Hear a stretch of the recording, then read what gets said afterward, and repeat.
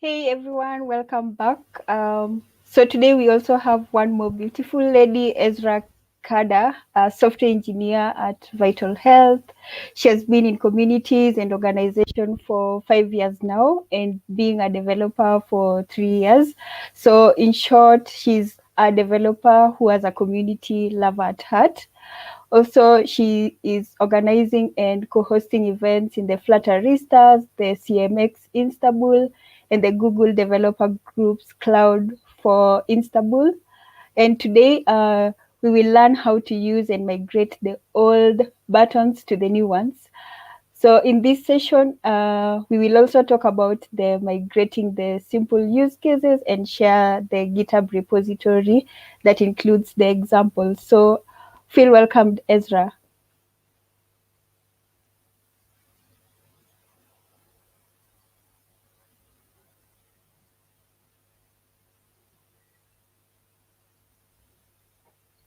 Hi, Hi, Marin.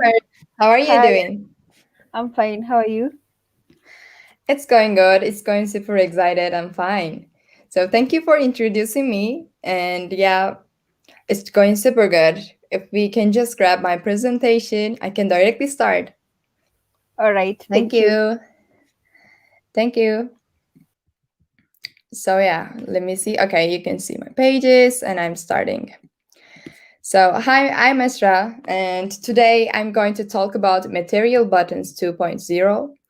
And this content and examples actually belong to and were prepared by Harris Sammingen for Flutter Engage to announce what is new. And Harris is a Google developer expert in Flutter, and he's a founder of the Learn Flutter code. And thanks to Harris, I will be mentioning what's going on with the new material buttons today. But first, let me introduce myself. And I'm Esra, 24 years old woman that changed her career twice to become a developer. And I started my life as an industrial engineer, just to switch many things and try out what I liked. And now I'm working as a Flutter developer for Vital Health Optimization Corporate. And meanwhile, I love building communities. Maureen already mentioned about it, what I did. But I want to add just one thing here. I would like to mention about Flutteristas before, uh, because it's quite Flutter focused conference, and we are welcoming worldwide community of people whose gender identity is either female or non-binary and have interest in the Flutter SDK. We would like to meet and welcome you to our community, so you can see our web pages and you can reach us via Twitter or you can directly DM me. So we had the Flutteristas conference first ever this year. We gave away many dashes, quite good, courses, books, everything. So we would like to welcome you. So yeah, I'm also organizing Google Developer Group and CMX Istanbul. It's about community management. So I'm switching it right now here. So today, what we will gonna talk about is actually here, as you see. We will start with introduction and basics, and we will literally start from zero. Then we will talk about the new material buttons and how do we use them. We will see examples, the codes, and videos about how it works. As final, we will talk about Flutter theming and its benefits, why we should use them, and how it helps us. Let's start. Yeah, here are our new material buttons: outline button, elevated button, and the text button. They all look same, right? Yes, and but their capabilities increased and they are much easier to use right now. Before diving into them, let's start with the possible questions you might have in your mind as a beginner, as a junior, as a new starter. So first question, what are the material buttons? So, material buttons are buttons styled according to material design. And you might be thinking, what's the material design, right? Because some of you might not be used or worked with the material design before. So, here we are. What's the material design in the first place? Material design is a design system created, let's say, announced by Google in 2014. And the main purpose of the material design is the creation of a new visual language that combines principles with good design and with technical and scientific innovation. So you can check the material.io to see all. And when you import the library, material.dart, that is actually the material design library that you will use. So you know what it is. But why do we need the material design in the first place? Why we have it? So the material design specification includes guidelines for everything. As you can see in the screen, it includes typography, grids, space, scale, color, and imagery. But material design goes a step further than just telling designers how to make things look. It's like enables designers to create intentional designs with hierarchy, meaning, and focus in their end result. So actually, in general, let's say it like it helps us to create a consistent design and user experience in the app and avoid building everything from zero. You don't have to create the buttons, you don't have to create the app bar from scratch actually. So this is a visual way to see what's old and what's new. So you might ask, is purple the new default color? No, of course not. It's not our default color. The old buttons are pretty dull and boring, as you can see. So if you want to create a button in the old way, you get the gray color.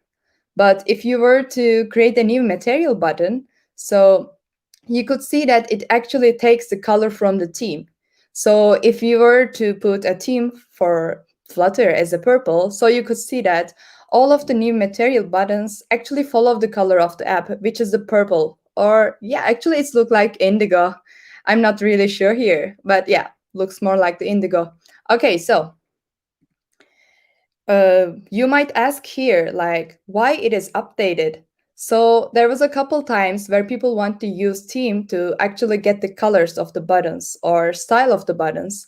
But there were certain issues that actually have been pop up when you are trying to do that. For example, here in this case, theme.text theme.button.color is ignored by raise button and flat button. But it's like I guess nobody likes to put in colors, style, etc. for every single button, right? Even though you can create global variable, whatnot, but it doesn't feel right. It's not really the good solution. So the objective of the update here is actually make the individual material button theme easier. Because when we make it in the old way, it actually doesn't really help. Super simple changes like text color and theme should be easy, but it's not. It wasn't. Let's correct it like that. Because there is some certain specifications that weren't added inside.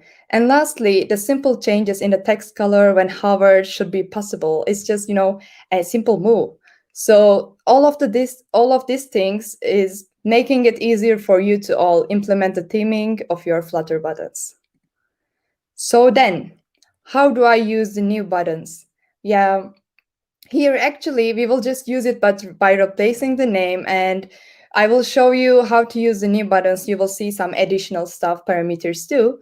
So I'm going to give you a little bit of code. Then the old button is here called flat button and the new button is called text button. So to create them, it's just simple. We are just typing them out. And of course, there is something more coming.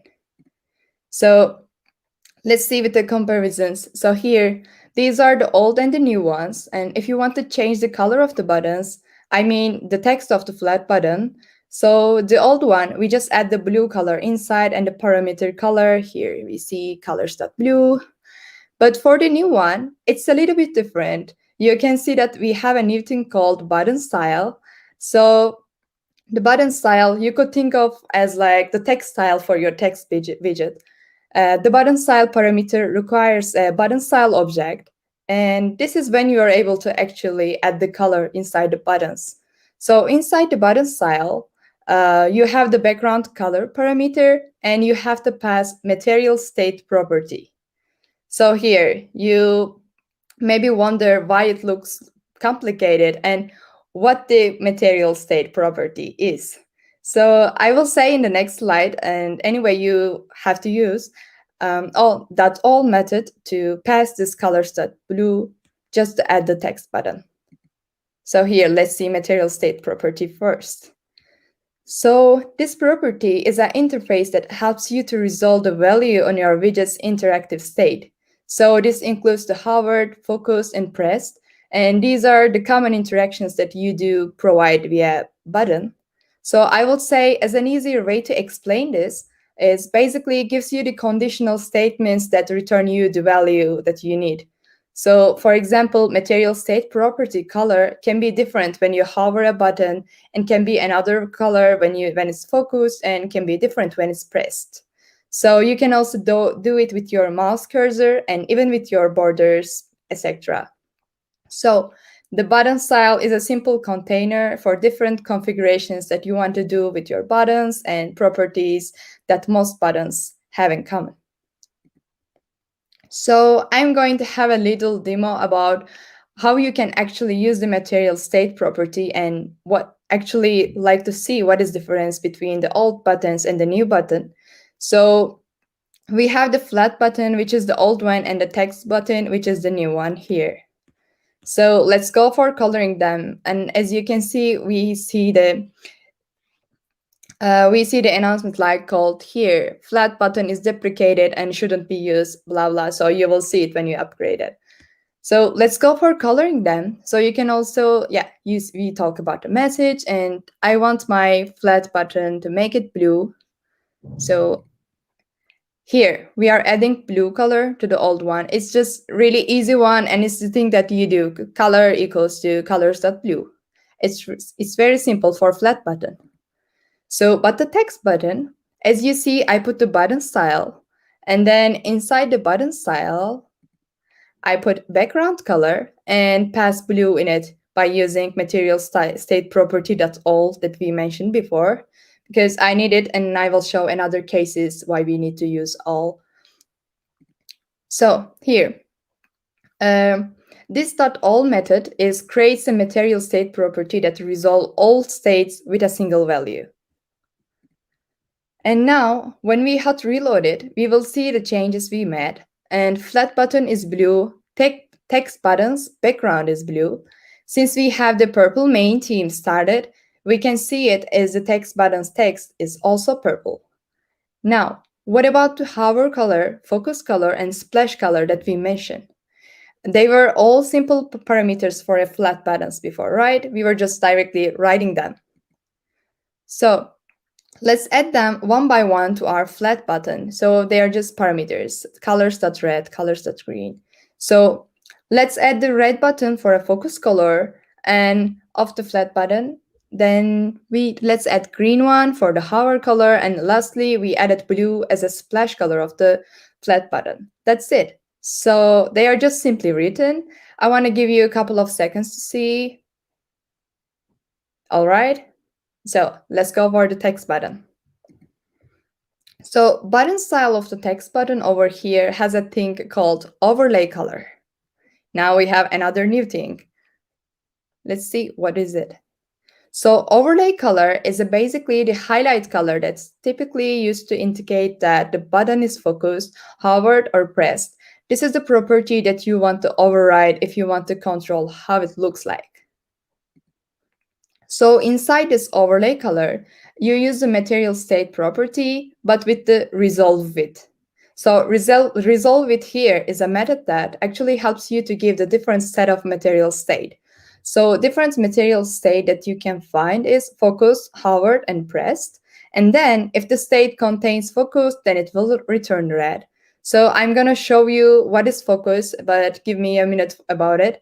Then if the material state is hovered, it will be green, and if it will be pressed, then it will be blue. So these are the different ways you can actually migrate from having flat the text button. So here, let's see this and what happens. Now, as you see, this is a Flutter web app. So the focus is here, basically the interaction that you want to do with a certain element and UI component. And when you are, just running around in the web page, when you press the tab, this selection is going for focus color. Let me just play it again.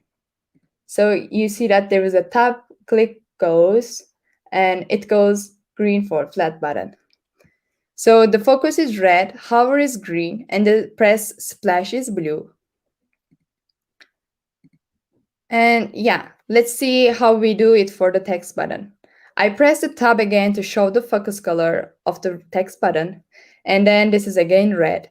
When we go over it, we will see that it's hovered to green, and lastly, when we press, we saw the blue shade color, which is very, very light, and that returned from material state to overlay color. So I can play it again when I'm talking about the other thing. So yeah, you can just have an attention of the text button. So if none of the states are containing the different material states that you need, so you can also write your own state, or you can just return null here. Null will refers to the widget's default, and so the text button's default actually. So you might think of that that's a lot of things that you need to do to just actually make the buttons change. And I just want to change the color when it's hovered. Isn't it a lot of work to put a color? So this question will just leads us to this question. So is there an easier way to style the buttons?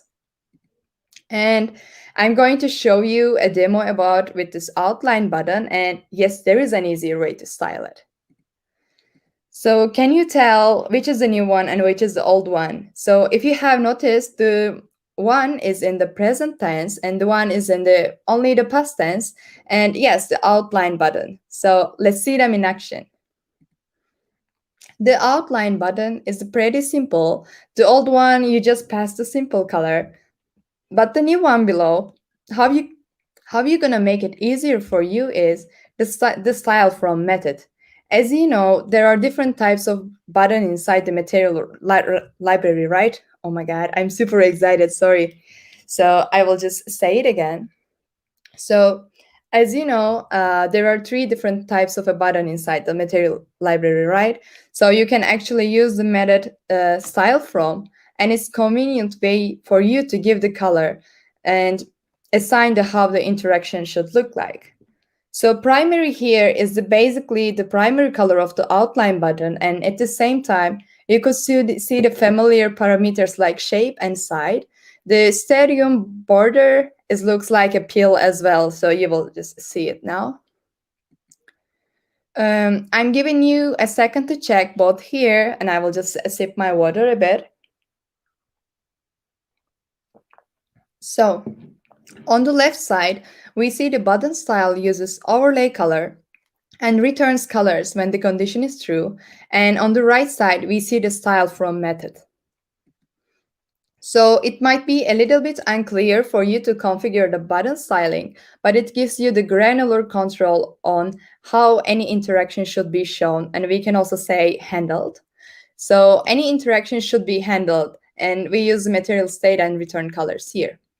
But for the style from, which I'm going to show after write this, it is actually pretty simple. It's a clearer way to configure button styling, and at the same time, I would say it gives enough control on how any interaction or different configurations or in different conditions how the buttons will look like. Button style is quite detailed control. So now we talk a little bit about how we can change the color and use the different properties. Next, can we share the button style through the app button style? Actually, yes. The answer is yes here, even though if it's a simple text style, so we're going to be using themes. So the themes are basically a way for you to make your app look good and consistent. And it's easy for users to use it. Users are using the app better when the app looks consistent. But as a developer, why you should care about theming, right? If you're working with the designers have this thing called design systems. So design system provides you a particular way to build an app, and it has a certain way about how it should look. So, and theming here will actually help you to fit into this design system when you work with a designer, because it allows you to share your typography, primary or external secondary colors across your whole app. So we need it for consistency. So the advantage is here, you don't have to recreate a style from scratch, and at the same time, it's consistent. It satisfies the needs of the designer's design system that is shared with you, and you can also do changes without going through every file, every single line that you need to change. That is the problem actually, initially.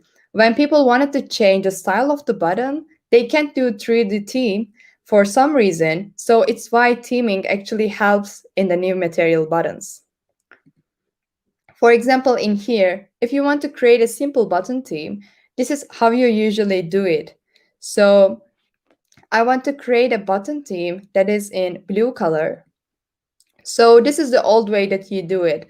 Then I want to make it a little bit fatter on the left and the right side.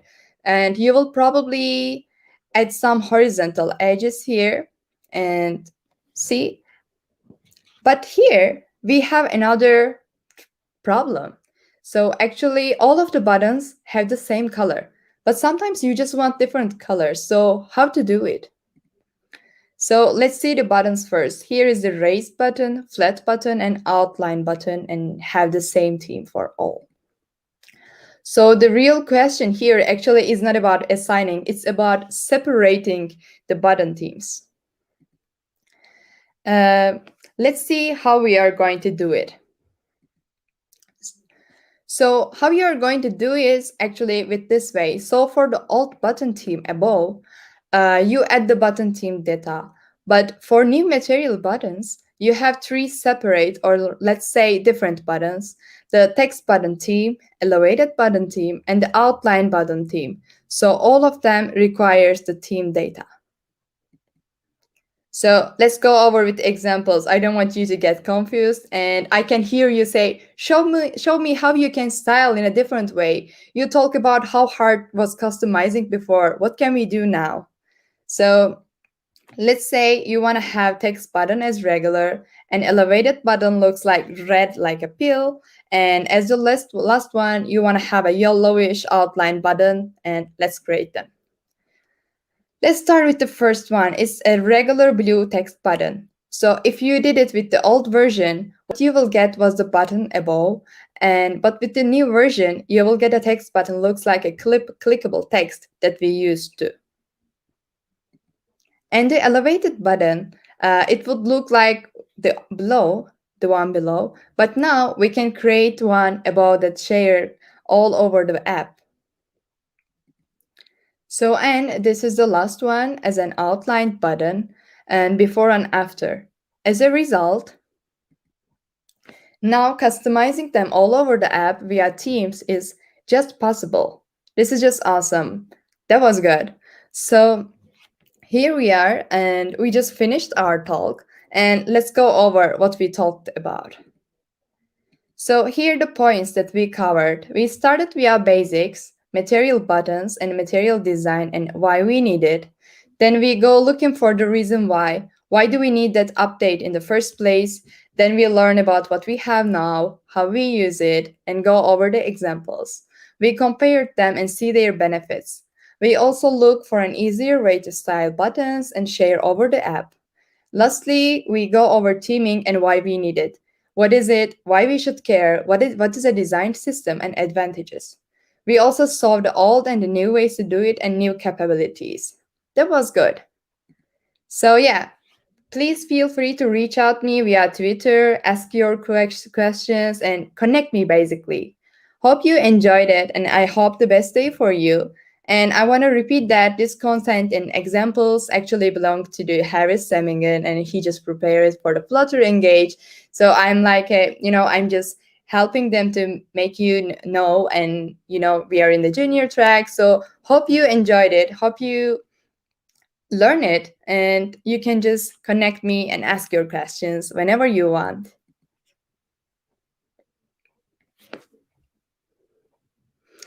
Let's see if we have any questions in the comments. All right. Thank you so much, Ezra, for the Yeah, wonderful thank you. presentation. It was a nice one. So there is one question. So someone is asking how Flutter is helpful. So how is Flutter helpful? Yeah, so actually Flutter is quite helpful. The reason why is actually Flutter is new, and it is something that you can just build with the community, and we have a really, really good community to just have and solve problems with. So yeah, okay, I'm still connected. I just checked my connection. So with Flutter, you can just use a one code base, and you can just develop cross-platform applications for Android, iOS, Linux, Mac, Windows, even Google Fuchsia, and it's really helpful for me. For example, I don't need to learn many other languages. I developed an app in web app, and now I'm working in a mobile application, and I just changed my job, but actually nothing changed. So how Flutter is helpful is kind of, how to say, it's kind of different question. It can help you in many ways.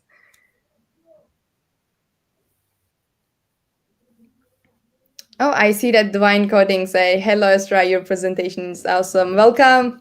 Welcome. Divine Coding is actually one of the really good YouTube channels that, she is just creating amazing, amazing presentations. Yeah, Jack, we have some more comments. Great talk. It was very insightful. Thank you so much. So, see, people like your talk. I think that we have to do some more talks as well in the future. Oh my God. Oh, if it's possible, I would love to join. I'm also quite excited the messages that Yes. I and it's just making things more exciting. Yeah, so we And have two more questions for you. Yeah, yeah, please. please. Of course, of I really wish that I could answer them. Let's see. I Hope think they we are can. not so hard. Let's try. What is the benefits of using the new button styles? So here is the benefits. Actually, we just talk about the granular control, we talk about the theming, we talk about handling the states that you need to. For the benefits, if you prefer, I can just go back and show it in the presentation, or I can directly just answer like that. So before, it was really, really hard to just the implement the way you want how it looks. And now we just have a kind of freedom to just assign it for the statements. We just have the freedom to shape them as we want. We just have the freedom of the just carry the team overall.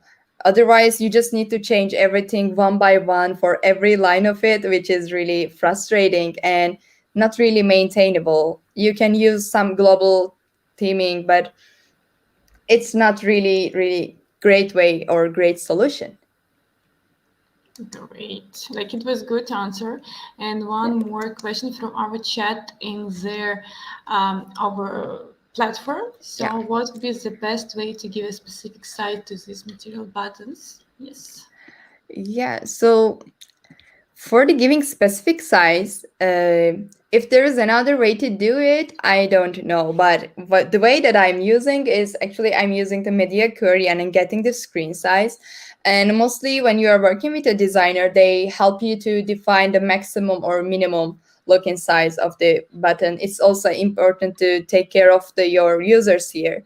If you are just having kind of age range is too high, it's like 45 to 65, yeah, you definitely need to design your buttons differently. The minimum height should be a lot much than the regular ones. So it's important to work with a really good UI UX expert here.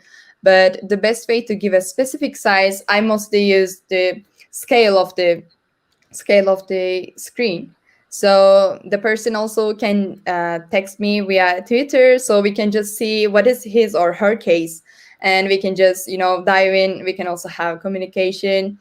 Also, everybody here can just jump on the DM, and we can network. Since it's not a face-to-face one, it's really hard to interact with you and get to know all of you. Yeah, I can get you. I know it. Even I'm sitting here Yeah. and I'm seeing all these comments and people, but still, Yeah, it's so hard I to really miss understand. them. I really missed having the face-to-face one. Probably I will be like, shaking from the excitement in the, scene. It will be really hard. Yeah, it's great. Though I think we, Yeah. for now, Mm-hmm. we don't have, I think, yeah, like some other questions that can be related to Yeah, topic. Yeah. I think yes. Pedro actually helped us to do, answer it. And he mentioned that constraint bugs widget. Yeah, it helps. So it's good that you listen his talks also. Yes, I need to. I just, have a break in the middle of the day of the work, and I will go back, but I will definitely watch the recorded ones. Yeah, everyone can watch it on YouTube, especially junior Yeah. Jack. So just it's really good that we have the chance. So I think Awesome. that for now we can say you not. I don't want to say a goodbye. I just want to say see you on our next see you on our next events, and yeah, see you soon. Yeah. And I think we'll do some small break because we have some more minutes.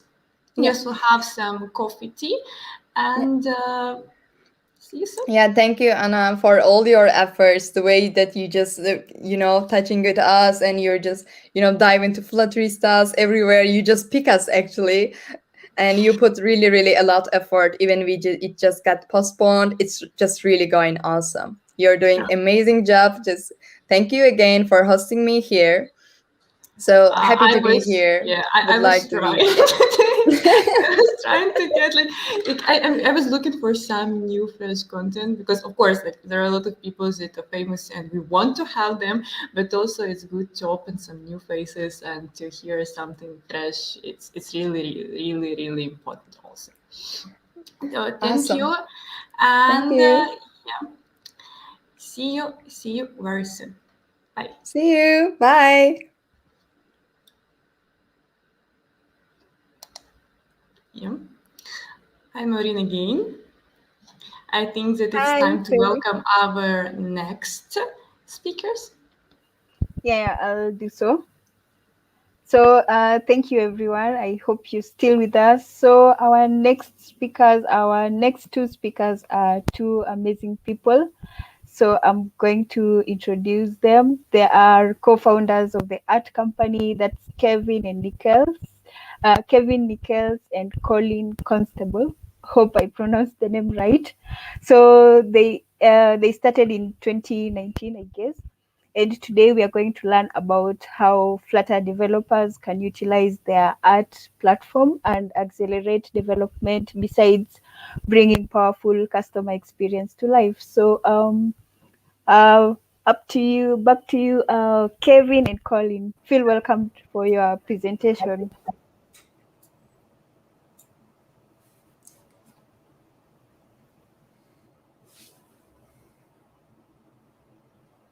So welcome. I think we have another person going to join us as well, Xavier. So here he is. So we're going to talk to you about what we've been working on. It's called the App Platform, providing end-to-end encrypted everything. But first, we should probably introduce ourselves. So let's introduce ourselves. Kevin. Hey all, I'm Kevin. I do lots of Kevin stuff at the ad company. Colin and I started this. We started talking about this probably 7 years ago. Got serious a little over 2 years ago and started a company. And yeah, we launched our open source platform a few months ago. And we're really hoping that you'll find this interesting and give us a lot of feedback. So I'm Colin. As Kevin said, long history with working with Kevin and startups and networking security. And yeah, looking forward to showing everybody what's going on. Xavier? Hi, everyone. I'm Xavier. I'm an intern that started with the At Company in June, and I'm just working on various projects and different things and getting used to the app protocol and working with it. So let's start with something that's, I guess, maybe obvious. If you've ever had to write an application and you want to make sure that everything's encrypted end to end, it's really, really hard. And when I mean end to end encrypted, I mean writing an application that even you, as the application developer, cannot see the data. So if somebody's sending messages or somebody's sending information about themselves, as a developer, we tend to use things like we've seen, I guess, earlier on, like Firebase, where you can actually dive in as an administrator of the application and actually see all that data. We actually want to create applications that don't allow that. So you actually can't see the data. Everything's encrypted from application to application. And the only people that can see that information are the people using the application. Nobody else can. So that turns out is really, really hard. There's some fantastic libraries in the Dart world, including Pointy Castle, but they're actually pretty tricky to play with. And so we started working on this a number of years ago, found it really hard, and we thought it'd be much more interesting if we actually created a platform that allowed this, that made it really, really easy. So, what if making end-to-end encrypted everything was really, really easy? So that's what we've been focusing on, and providing you a bunch of libraries and widgets that just are easy to play with, and yet actually on the wires are actually end-to-end encrypted. So, Kevin, how do you actually do that? So imagine it was as easy as storing some data and saying who you want to share it with. So basically, we have an SDK. You create a key and a value, and the key includes something like some identifier for the object you're storing, and then who you want to share it with, and these are all predicated on what we call @signs. And then an app namespace is also required to say which app you're using. And then the value could be anything at all. So you can JSON, you can store whatever. We actually doesn't really matter what you want to store. But you store a name value pair, and then you just call with the app client, you call put, and you put the key and the value as a string, and the platform will take care of everything else. It'll take care of all the key management, end-to-end encryption, also a full handshake to make sure that Alice is Alice and Bob is Bob, and that's it. So all you have to do is store some data, say who you want to share it with, and you're storing it on a phone. So the data is local on the phone, and we're using a Hive in-memory database at the moment, and you just store it so it's available. It's in memory and it's available, and that's it. You're done. So pretty easy. So that's what we're doing. But what exactly is the platform, Tim?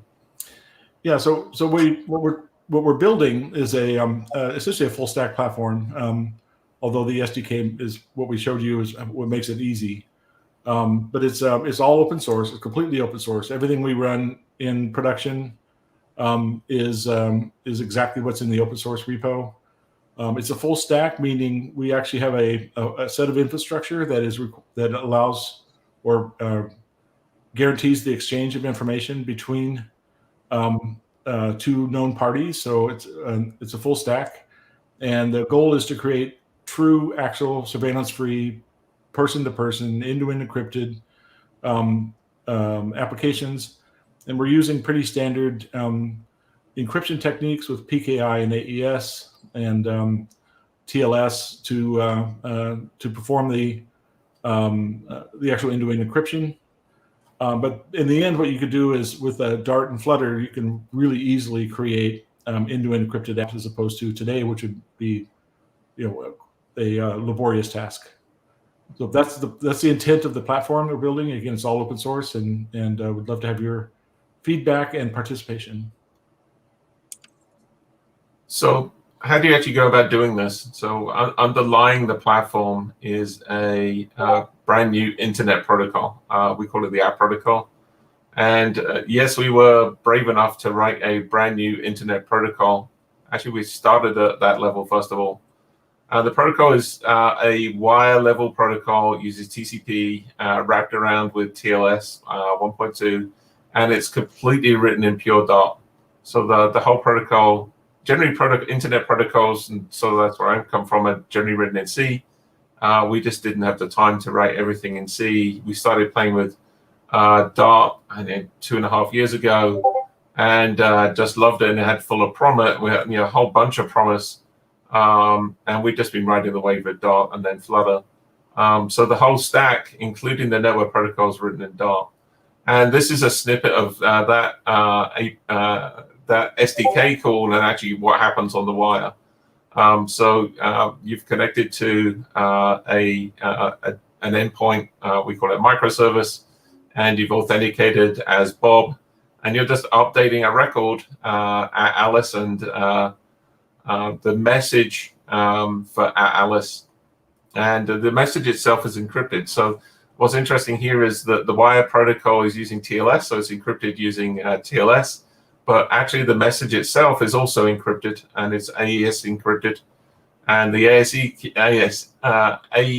256 key is also encrypted with Alice's public RSA key.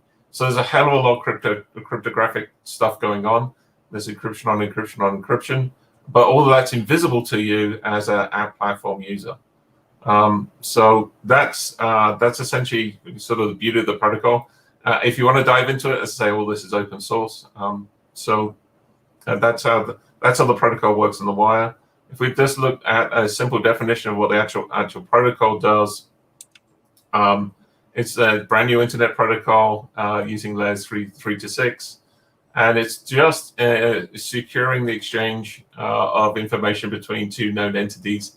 And those known entities are @signs. So you can see that I'm at Colin and Kevin's at Kevin. So there's a new identifier on the internet.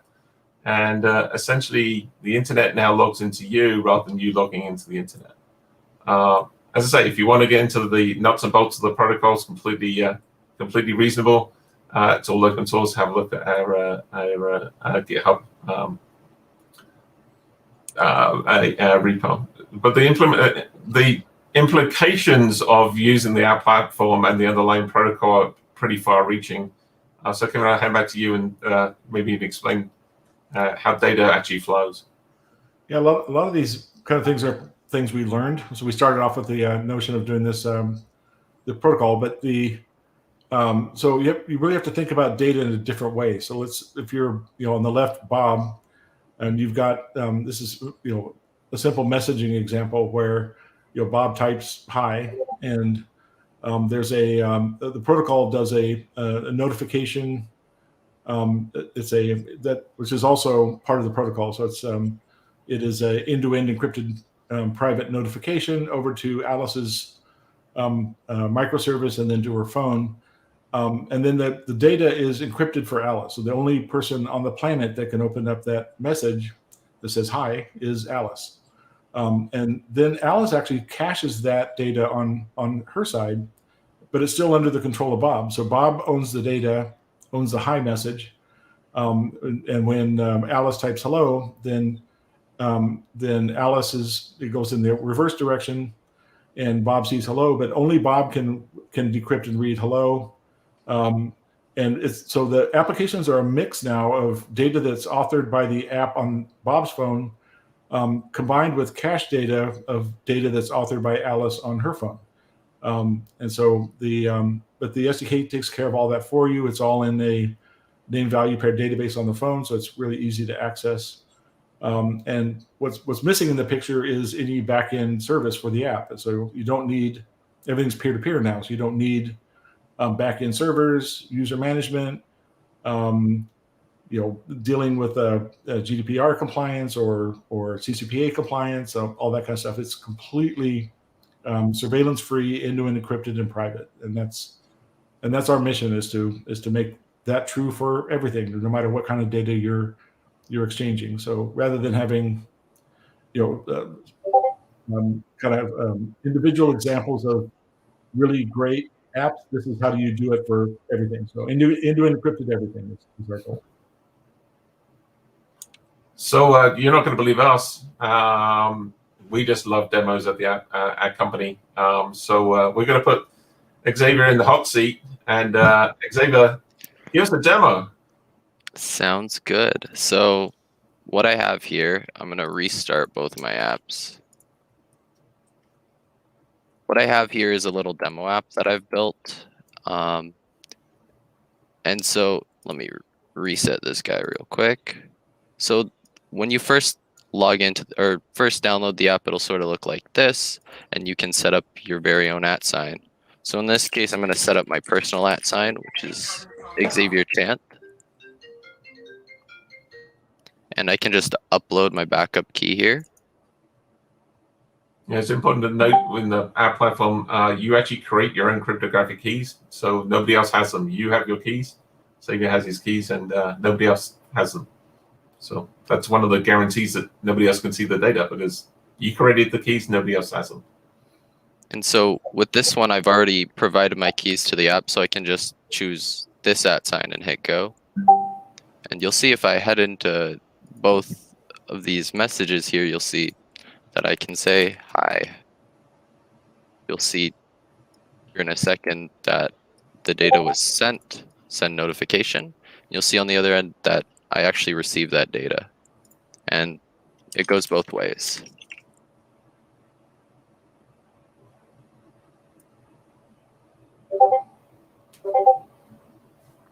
So I think what's really important is just to see the code. So I'll pull that up here.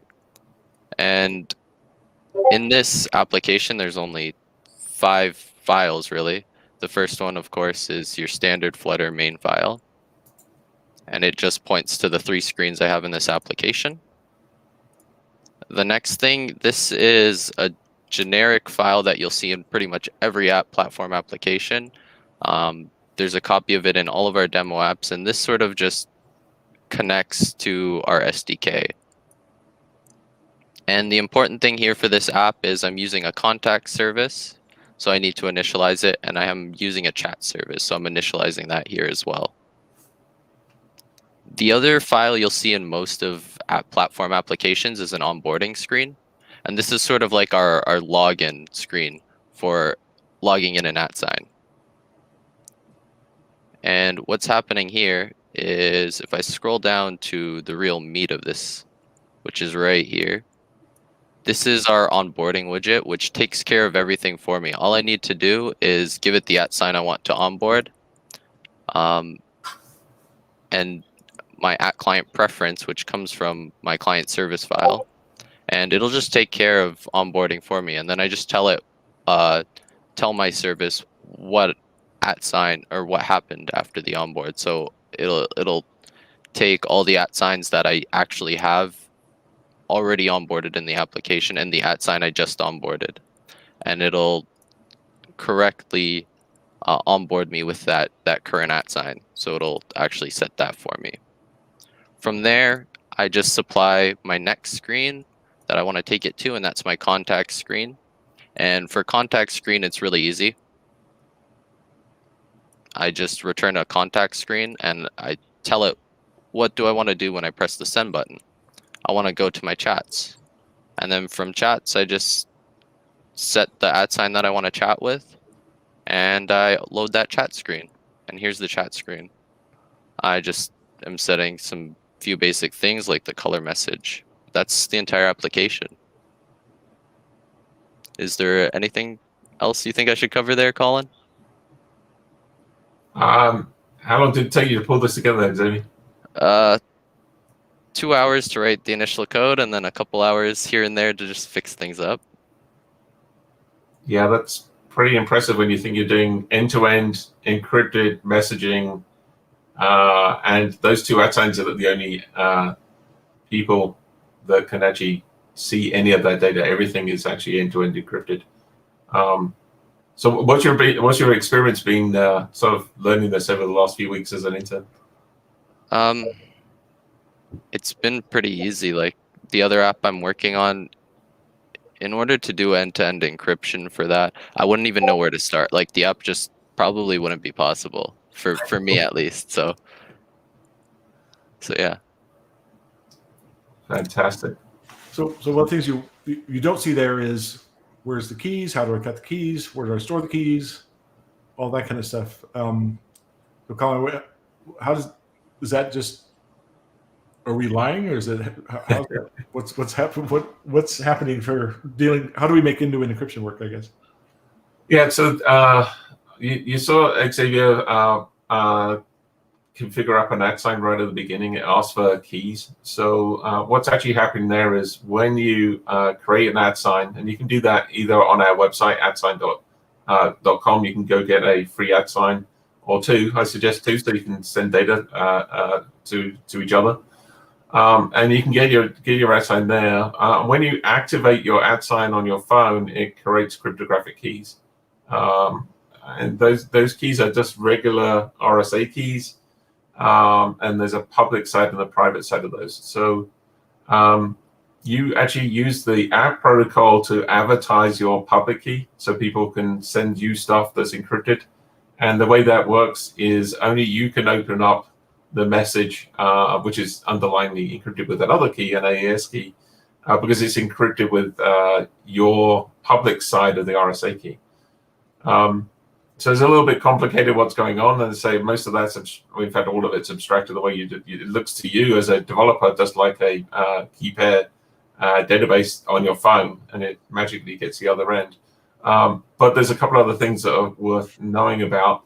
As an application developer using that platform, you don't need to have any concern about infrastructure, because all of that's handled for you. But there is infrastructure, and there's a caching, what we call a secondary server. So it caches the encrypted data, and it's a microservice dedicated just for one @sign on the internet on our infrastructure. And if you want to run it yourself, you can run it yourself as well. And that provides an always-on internet point of presence for your encrypted data as you share it. So there's lots of interesting stuff that's going on sort of underneath the platform. And I say it's all open source. So go have a look, ask us questions. And you can see, if you want to get started, we've got a get started page. Go to @sign.dev. It's new as of yesterday. So we've got a brand new @sign.dev website. Obviously, everything's on GitHub. We have a whole bunch of libraries, and more importantly, as you saw with Xavier's code, widgets. So you can get a whole widget that does chat, a whole widget that does onboarding, a whole widget that does contacts. And what I haven't mentioned is something that what we call hyper-connected apps. So I'm going to finish with that maybe Kevin, you can just go through hyper-connected apps and what that is. Well, actually, the one thing I wanted to make sure everybody knows, so as far as where the keys are stored for your encryption keys, they're actually stored on the keychain on your mobile device or desktop device if it's available. So the keys are in a protected enclave trusted root on the device. We decided early on to be very mobile focused. Because this turns out to be the best place in the world to store your keys. And the desktops are catching up, and so we're providing support for desktop as well now. Web interfaces are a bit of a challenge there. There's no good place to manage keys on a browser, so that's to be something we're hoping for in the future. And we do have some web integrations that we're working on right now that we'll be releasing. But the important thing is that when you set it up, we take care of all the pain of cutting the keys, storing the keys, backing up the keys, restoring them if you need to, and then synchronization across all the devices.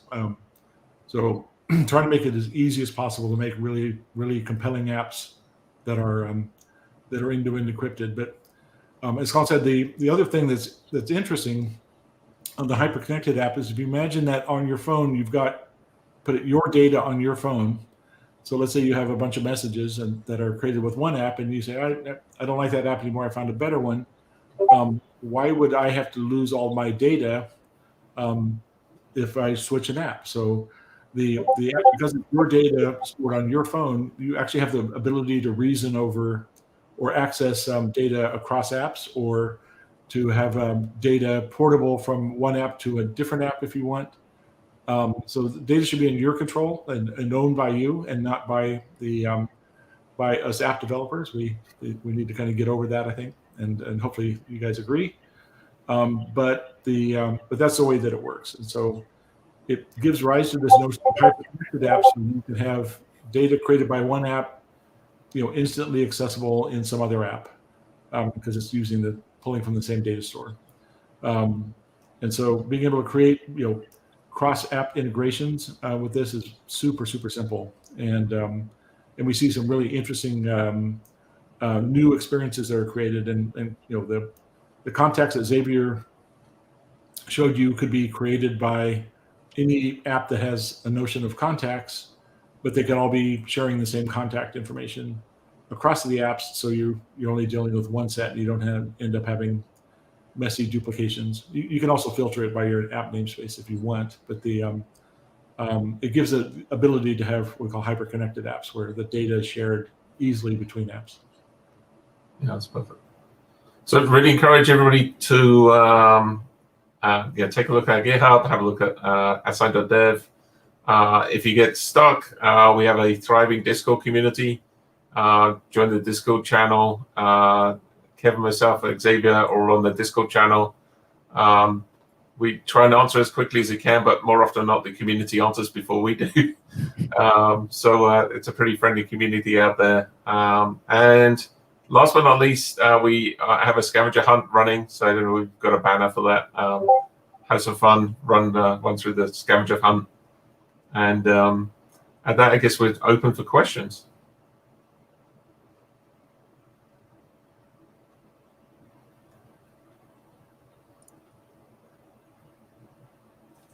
So if anybody has any questions, I think you can put them in the comments, and we're happy to answer them. Hi. Thank you for your speech. Thank you for your topic. It was really good. I'll add the moderator here. So we have for sure 2 questions for you. Let's see. You can see it on the screen. What scenarios would you use end-to-end encryption? So my answer is everything. Everything should be end-to-end encrypted. It's crazy for it not to be.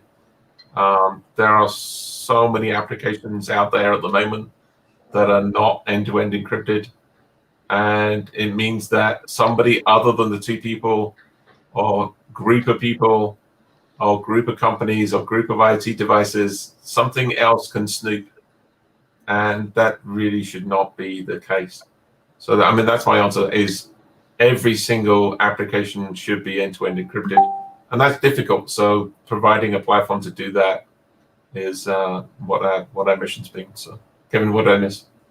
Nothing. So end-to-end encryption is just part of delivering what we call privacy-first applications. So if you imagine that if people are using your app and they feel safe that their information can't be stolen, can't be hacked into, can't be surveilled and used against them, or used to monetize them, or in ways that you prefer not to have happen. We think that's super important, and we really want to have a world where people feel safe online. And if you assume that everything that I do online is end-to-end encrypted, then I might feel safe sharing things that otherwise you wouldn't. And one of our examples in what's called a Buzz app, people tend to share things like Wi-Fi passwords and that kind of stuff because they know they can share it with their family and nobody else can see it, and nobody else can ever get access to it. So I think the benefit is end-to-end encryption is one of the things we do that will help create an internet where people feel very safe and not attacked at every turn. So that's kind of what drives us, if you will. Great. Would you like to add anything else? Okay, then our next question will be here. So why should developers use the ad platform? I think we should ask Xavier that because he's a developer. It's pretty easy. I don't have to think about back-end anything anymore. It's all taken care of for me, right? Not only do you benefit from the end-to-end encryption, but you just get a whole suite of things available to you, a whole set of tools just from adding a few widgets to your application. I didn't have to think about anything. In terms of the chat, I just put a chat screen there, and it was sending messages, it was receiving messages for me. So Great, because we have two more questions from our audience. First one, I'll show only half of, and I'll read another part because we could put all sentence here. So, however, turn encryption for messages is not that hard. The main problems are addressed in routing of messages along with messages, metadata from the burst time flags, etc. And exact question is that you didn't mention any of these. The other problem is contract discovery. How are you solving this? It was the main question. Yeah, so end-to-end encryption maybe it's not that hard.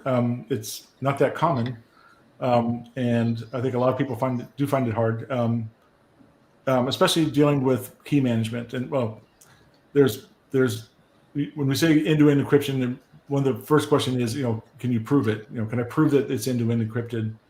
And so if the server is storing the keys, it's not really end-to-end encrypted because at a change of a mind, you could then access all that data. So key management and letting people manage their keys is a part of it.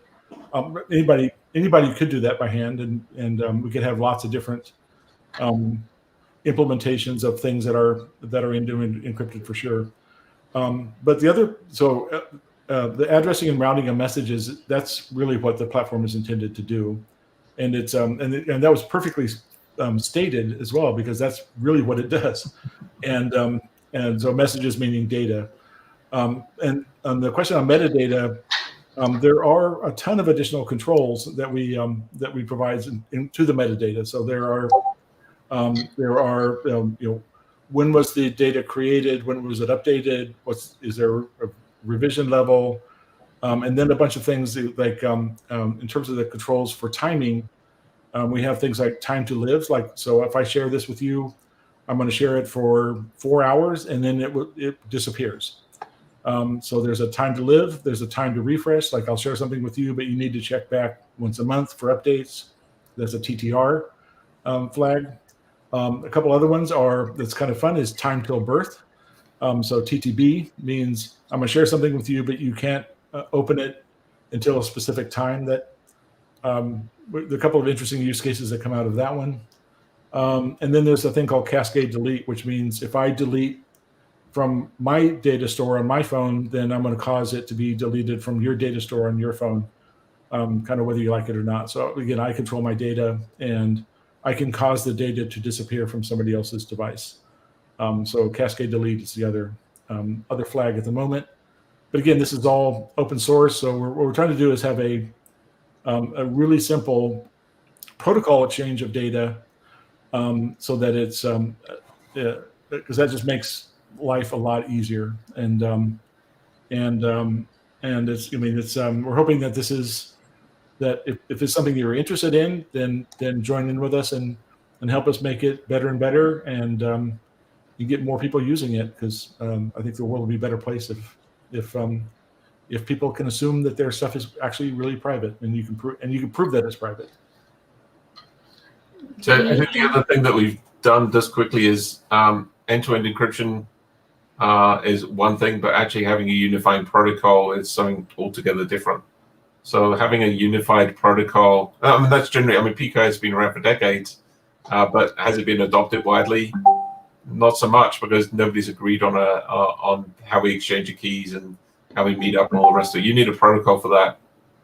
So that's all we started. We actually started with writing the protocol, and then eventually build ourselves up for a platform. I think many people before us have started at the top and gone down, whereas we started actually with the network layer and built ourselves up.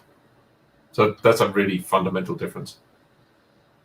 And there's also lots of other things that you would have to do it properly, meaning, how do you deal with server certificates, client certificates for SSL. So there's so we take care of all of that stuff as well, and keeping them, automatically refreshing them so they don't expire, which turns out to be quite a pain in the butt, actually.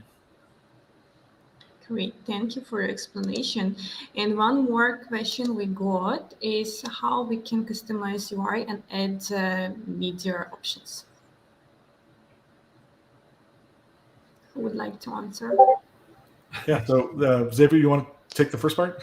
Right now. So yeah, I'm actually in the middle of working on that. That's the next big thing on my list right now is I'm writing some design docs, and I actually just did a demo earlier this morning on how we can improve customization in our UI, and my goal is that you just say, oh, this is how I want my button to look, and throughout all of our widgets, your button will look exactly how you specify, or for whatever other component or widgets you may have in the application.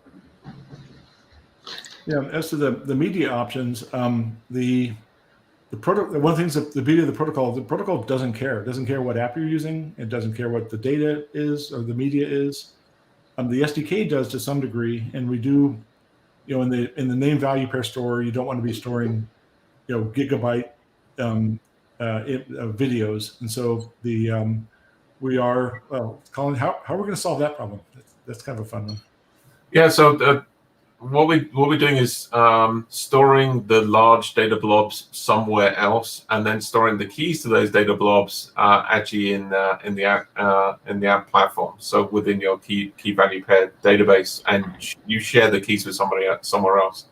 So at the moment we've got a file sharing app that we're working on called Atmosphere, which uses a stream between two devices. So chat that we demoed to you is just one widget.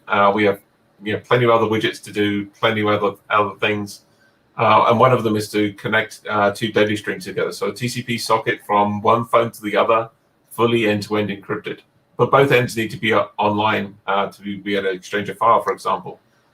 So we're actually worked with a developer who put together something called filebin.net, and he's been working on a version 2 of that. So filebin 2, you can find it on GitHub.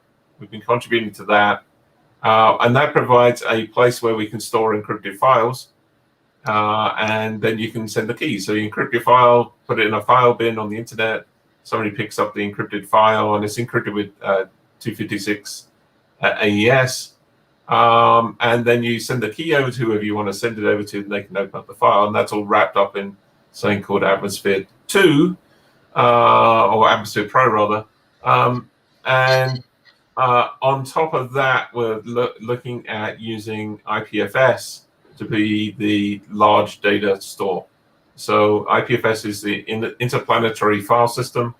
It's being used very, very widely in the blockchain world to store large data objects, and you have hashes on the chain. So perfectly good protocol to use on the internet, and we're seeing it more widely adopted. Actually, the Brave browser now does native IPFS. So if you haven't looked at IPFS, take a look at it. It's a very, very interesting protocol, and I think over time it will start to usurp the HTTP world. So yeah, you gotta keep an eye out on that one. So sorry, really simple question, very long answer. It's okay. I think I have one more question for you. So this one, is it possible to get some sort of controller so that we can use our own custom UI while still getting the good part of the ad platform service? So. Yeah, sure. So it's everything's open source, and so we have a bunch of stuff on PubDev. Those are packages that you can put into your pub spec and just go. If you want to do more, then feel free to. I mean, everything's completely open source, BSD3 licensed, so you can do whatever you want to with it. Take whatever bits you like and use those. So we don't. There's no restriction. So the best way to do probably what you want to do is to go down to the into the GitHub repo. We've tried to architect everything in a super modular way with a lot of things are specified by an interface class and an implementation class. If you want to change the persistence layer out, you can take Hive out and replace it with something else, so long as it conforms to the interface specification, or change that if you want. I mean, it's completely up to you. And then hopefully if you do something really cool, contribute it back. That would be we'd be really grateful. But it's everything's free and open for you to get to. And just to point out, everything's written in Dart and Flutter, like the whole stack. Everything's written in Dart and Flutter. So you're already halfway there if you're a Flutter developer. Just extend it. What we found with developers we worked so far with is they do exactly what's being suggested here. You create their own custom UI, and then realize some of that UI actually would be useful for other people. So they turn it into a widget, and the widget is becomes part of the collection of widgets that you can use on the app platform. That's how the contacts widget you saw earlier happened. The contacts was actually part of an application we were building, and then the developer said, "Hey, contacts would be really good as a separate widget." Yeah, it would, and so that's where the contacts widget came from. Okay, so I think like last, I don't see any question other. So that was the question. Also, our message delivers through push messaging or some other custom protocol. Both is the real answer, because you never actually share directly anything in the app protocol. What you basically do is notify somebody that there's something that is available for them to look at. There actually is there's a couple of other things you can do with the notify to send other information in there. So yes, and both, and yes, it's all built on top of the app protocol. So there's no dependencies. So if there are no dependencies with iOS or Android push notifications. This is completely separate from those things. So it's a near real-time notification system, and those messages are really to notify you that there's something you can go pick up. Great, thank you for answer. I also want to remind that we have small contents like clear your hand, so please scan QR code and just answer for some question and receive good rewards from that company. So just leave for some seconds for everyone who wants to get some really good rewards. Just to scan this QR code. I know that they can't see me. I'll do like this.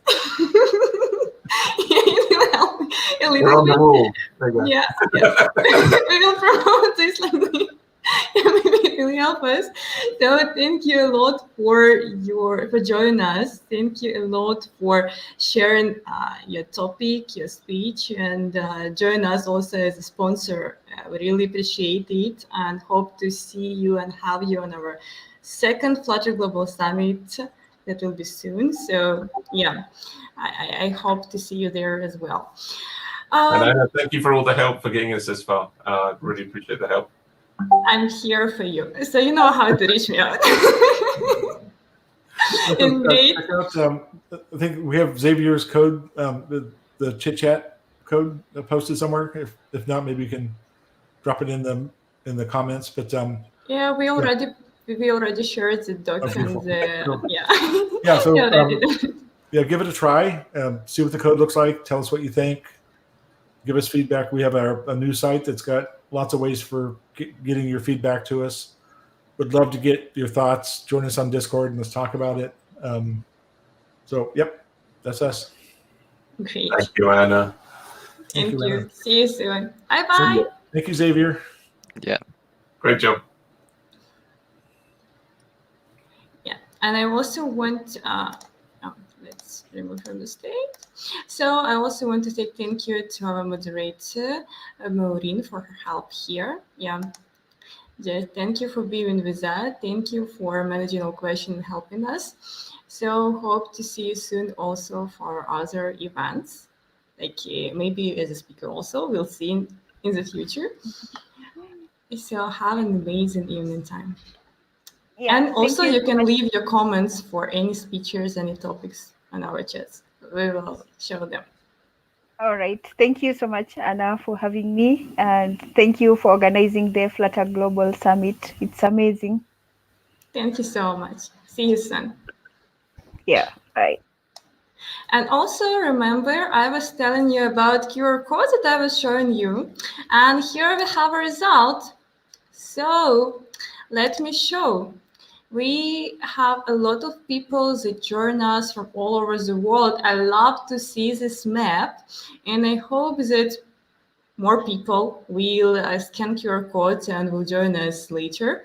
So, and to see more people, more these dots on our map. Thank you for sharing. Thank you for being with us. Also, I think that it's time to have just some. I'm not talking now about coffee or tea. I'm just talking about some food. So it's time to have at least something. And thank you for being with us for this long, long time. And we will come back, I think, in 15 minutes. So thank you so much, and see you in 15 minutes.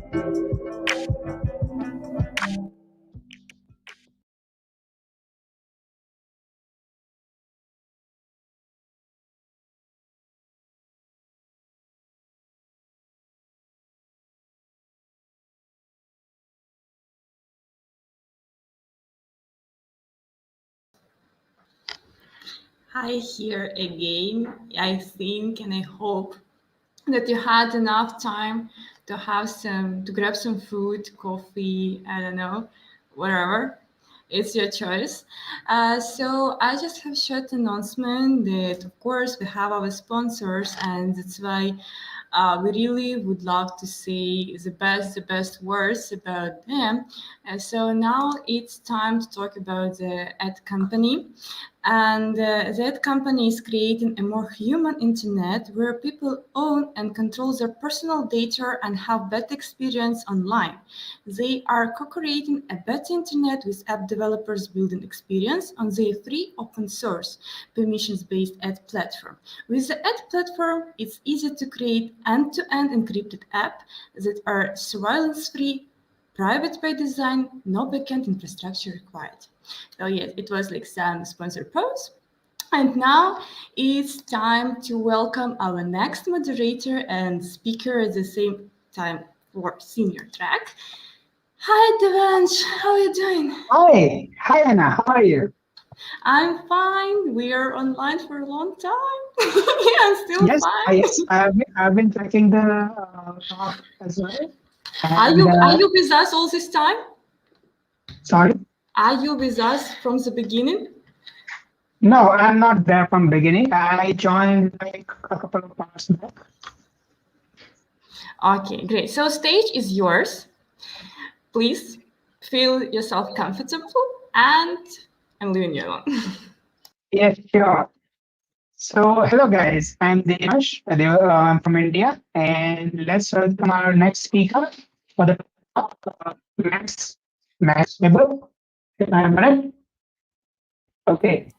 Hello, everyone. Hi, Devash. Thank you very much for welcoming me.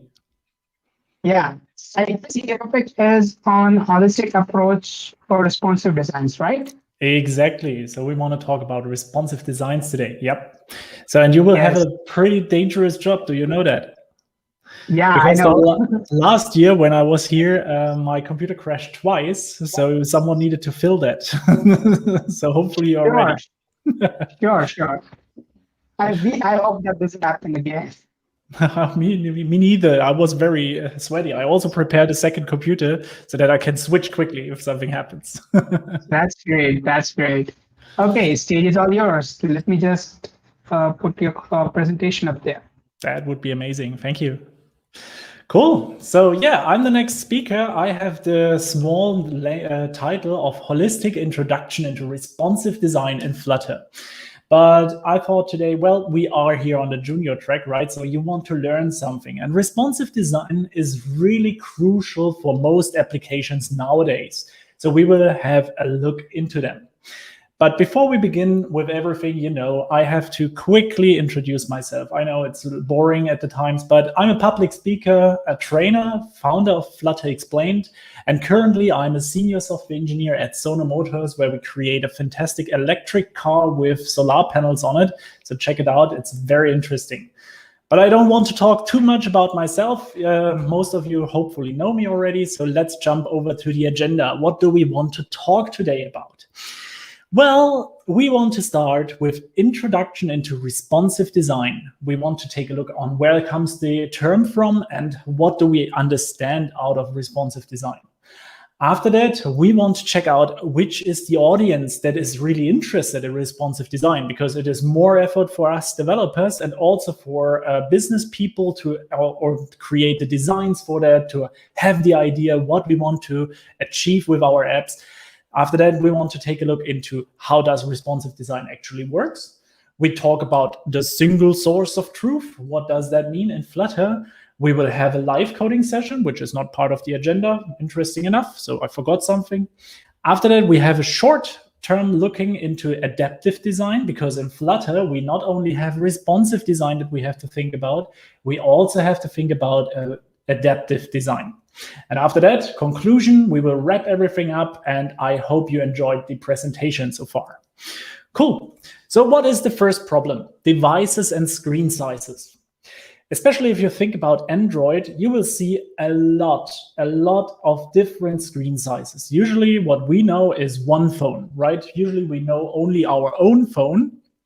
And that makes it pretty difficult, because we always think as developers, hey, this one phone, everything works perfect on it. So why should I care about all the others? So there's also a watch today, right? I don't have one, but if I would have one, that would it look like? And it not only brings us a very small device size where we have to put all the information in, we also have to take care about that the user can still interact with it. So, but we will come to that even further, but you see already the challenge is large. And then we have the opposite side, right? We have the phone, but on the other side, we have my smart TV that is in my living room. So that one needs to run with Flutter too, right? I want to have my Flutter apps on that one. So how can I make all that space useful and interesting for our users? And also here, interaction is a real problem, but we will talk about that. Okay, so this is the problem, right? We have a lot of space or we have no space, and we have to take care of that. And we don't want to write always an own app for that. So we don't want to create a new app for the watch or a new app for the Apple TV. We want to take care about the designs here. And in 2010, Ethan Marcotte had a great idea. He invented the term responsive design. And he gave it 3 techniques that will be very important to create a combination of them for this responsive design. One of them is fluid grids, fluid images, and media queries. Of course, in his time, he didn't know anything about Flutter, and most of that was inside of websites. So you can see already in the source down here that it's coming from the MDN. So it's the learning platform for CSS. But if you think about fluid grids, fluid images, and media queries are still valid nowadays for Flutter and all the other languages as soon as we think about responsive designs. Fluid grids, if you have ever seen Bootstrap, for example, you will have like grid system where you can have flex boxes and stuff inside where you want to arrange everything as liquid as possible, so as easily changeable as possible. Fluid images, so an image shouldn't be static and large, because before then the web was really with large images, nothing was scalable, everything was just amazingly large, and that was a problem. And media queries is a helper to create breakpoints in our app. We will take a look on how we will implement all of these inside of Flutter. But first, what is the larger audience? People usually use their devices. That means if you have a device at home, you usually have 1 or 2 or more, then you will have sometimes a small device like I on my phone. You will have maybe a desktop PC. You will have large screens with 4K and everything. Some people work on iOS, some people on Android. But at the end, you want that all these people are happy with your app. So what do we do as developers usually? We create a focus. And usually we focus on the apps, on the devices that we have at home or that we can simulate easily. So we create these focus and we move that focus around these people. But as you can see already, we always lose some of these guys or some of these people. And that would be a shame, because all of them, if you are interested in payable customers, for example, all of them would be an interesting source. And if your application reaches all of them, you have the largest and biggest impact with your application. So it's not important that they only have a benefit. It's also important that they can reach it and they can interact with your application and feel the UI and UX that you have taken care for them. So you are responsible to make them happy, to have that on all devices. Okay, now I talked already a lot, but let's have it a little bit in action. So how does responsive design actually work? Well, for that, I want to go with you into gallery flutter.dev. In gallery flutter.dev, and I open that one up. Let's see, I can move that around. And here in the gallery, you can already see a lot of demo applications for Flutter. Also, the whole website is written in Flutter. So that is also one of the things that I put you in the examples at the end of this talk, because then you have an idea where you can look at to create and find some ideas on how to create responsive designs in Flutter. So what's the idea here and why are we here actually? So it's a website, right? So what I can do is I can make it small. I can smaller and smaller, and you see it already, these images inside here getting also smaller, right? So if I move that slowly, smaller, we have line breaks here inside. And if I make it even smaller, whoa, what happened now? Now, instead of the whole app with all the smarts, we don't have enough space for that anymore to show all these categories, for example. So we the Flutter gallery created a breakpoint at this edge, and I'm probably thinking it is around here. And with this breakpoint, we get a line break and it changes the whole view. Now we have the categories still on the app, but our interaction with them changes. So now I have to click them to open them up, to see all the different ones, and it takes way more space on them. So if you want to inspect that, of course, we have the dev tools. We can create like this toggle device toolbar. This is now on iPhone, on Chrome. And here you have the possibility to select even different devices like iPad, for example. Now you can see, hey, I can scroll a bit around, but you see already it stays in this size. So that is still not big enough to make it large. But what we can do is we can turn the iPad in that case. And you can see already, here I have again enough space. So on the iPad, if I take that into landscape mode, we will see the website as is. And this, in the nutshell, is responsive design. And you find that in nearly every website in some kind and some way. One of the examples is, for example, Wikipedia, even though it is not the best user interface, but you will have a lot of responsiveness inside of it because it's very plain. That's pretty cool. So you have a lot of examples. You now know, hopefully, what responsive design actually is and what the idea behind it is. Okay, so now getting to the challenging part. How do we make our Flutter apps responsive? And now we're coming into a very difficult topic for beginners, because now we will talk a lot about widgets. If you don't know what a widget is usually like a component in React Native. And if this doesn't tell you anything, everything in Flutter is a widget. So whenever you create a class, you want to create something in Flutter, like a text field or an app bar or a scaffold, all of them are widgets.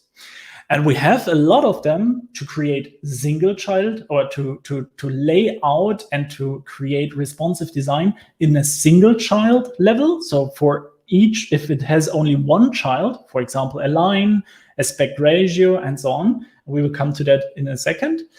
And on the other side, we have also the possibility for multi-child widgets. Okay, what does it mean, multi-child widgets? We want to nest always a component or a widget inside of each other to create Flutter, right? We compose our UI part by part. And I guess that's why I moved so fast. From the multi-child widgets list, you probably know already the column and the row. And this is pretty awesome, because with them, you can already create a lot of the user interactivity that we want as a responsive design. Maybe a column, we have a column from time to time. And if we are getting too small on the screen, we want suddenly a row. And this helps us already to get like an idea of that. Then on the single child ones, we have, for example, align. So if we have a container and we want to align somewhere our element, we can do it with that. It would be fittest most to the position absolute inside of CSS. We have the aspect ratio, which takes care, for example, if we think about images, that we always want to show in a specific aspect ratio, like 16:9, which is pretty the standard nowadays for TVs and monitors, or 4:3 in the old times, and something like that. So the image will always keep that sizing and increases with that. So if it has more space, it will take it in that aspect ratio. Then we have constraint box, where we can set the constraints for the lower element. So if we have a container in this constraint box, we can give him a max width and a max height, and a min width and a min height. And the idea behind that is that we create a constraint for the part that is inside of it without changing anything of the surroundings. Then we have the custom child, layout, expanded and flexible, which are also very good, because expanded and flexible we use usually with columns and rows. And the idea here is that an expanded element takes as much space as it can, while the flexible one tries to be as close to the child that it contains. And all the others that we have here still, you can, of course, the layout builder, sorry, nearly forgot about them. Layout builder is very interesting because it gives you the constraints of his surroundings down to the next child element. And with that, we have, for example, an updated view where we can have the different widths. But we will take a look into that in the live coding. For all of them, you will find something inside of the Flutter documentation, of course. So I highly recommend to check out each of them and try and play a bit around with them. But I want to take also a look into the list view. The list view is a scrollable container that we can create. The grid view is nearly the same, but we can create a grid out of it. The custom scroll view is more or less the underneath these two that are working there. And the stack, for example, are things that we put on top of each other. So if we want to have something like, I don't know, an image where we want to have a text on it, for example. Cool. But this is, of course, a lot to digest, and I understand that. So that's why I want to go quickly away from it. So we will have a look into some of them during the live demonstration, because I got today 40 minutes and I want to fill them also, that you have the most out of it. And I hope we still have some time left, and it looks promising. Cool. Then let's talk a little bit about single sources of truth and what I mean with that. For example, styling. In order to make it easier for you to keep your app clean and also create, how do you call it, some aligned CI system or design system that you can always reuse elements out of it, Flutter and Dart and also I would recommend you to create a single source of truth for styling, for example. So that keeps inside like sizing and breakpoints, insets and paddings. So that means if you have like a margin or something, you would always use these different insets that you always take from one single source of truth. So if this one is changing, you don't have to change it everywhere in the app. So you don't search for 1,000 paddings. So you only change it in these insets. You also can, of course, calculate inside of them because, of course, they are now all const. But what you could also do is add like the visual density, what we want to do today. Also, what you can do is have the corner radiuses, for example, inside such classes and single source of truths, shadows, strokes, font families, sizes, styles. And the last thing that I really liked is animations. So the timings for animations, and I also added here the example for that. That means you have for all the animation that exists in your app, a different time frame that you can set as a duration. And with that, you have all the different parts in one area. And if you change it, the whole design system will change, and all the different parts of your application will also behave the same way. Without that, you have to take a second look or even be afraid that something missed. Of course, this is very important. If you use something like that with the single source of truths, it is also in the responsibility of you that you use it everywhere. So you need to be consistent to make it really work. But it works because we have some example project where people doing that. So if you really want to, you can do it. I promise you that. Cool. Device information. Sorry, I have to quickly order my monitors again that I see the presentation view. But here we are. So device information is also some part of these single sources of truth. We have here device logic and screen sizes. We will create today inside of the live coding these things, like where we want, for example, to break our application. If we take another look into the demonstration that I had from the Flutter dev. Let me quickly check if I find it quickly. Here we go.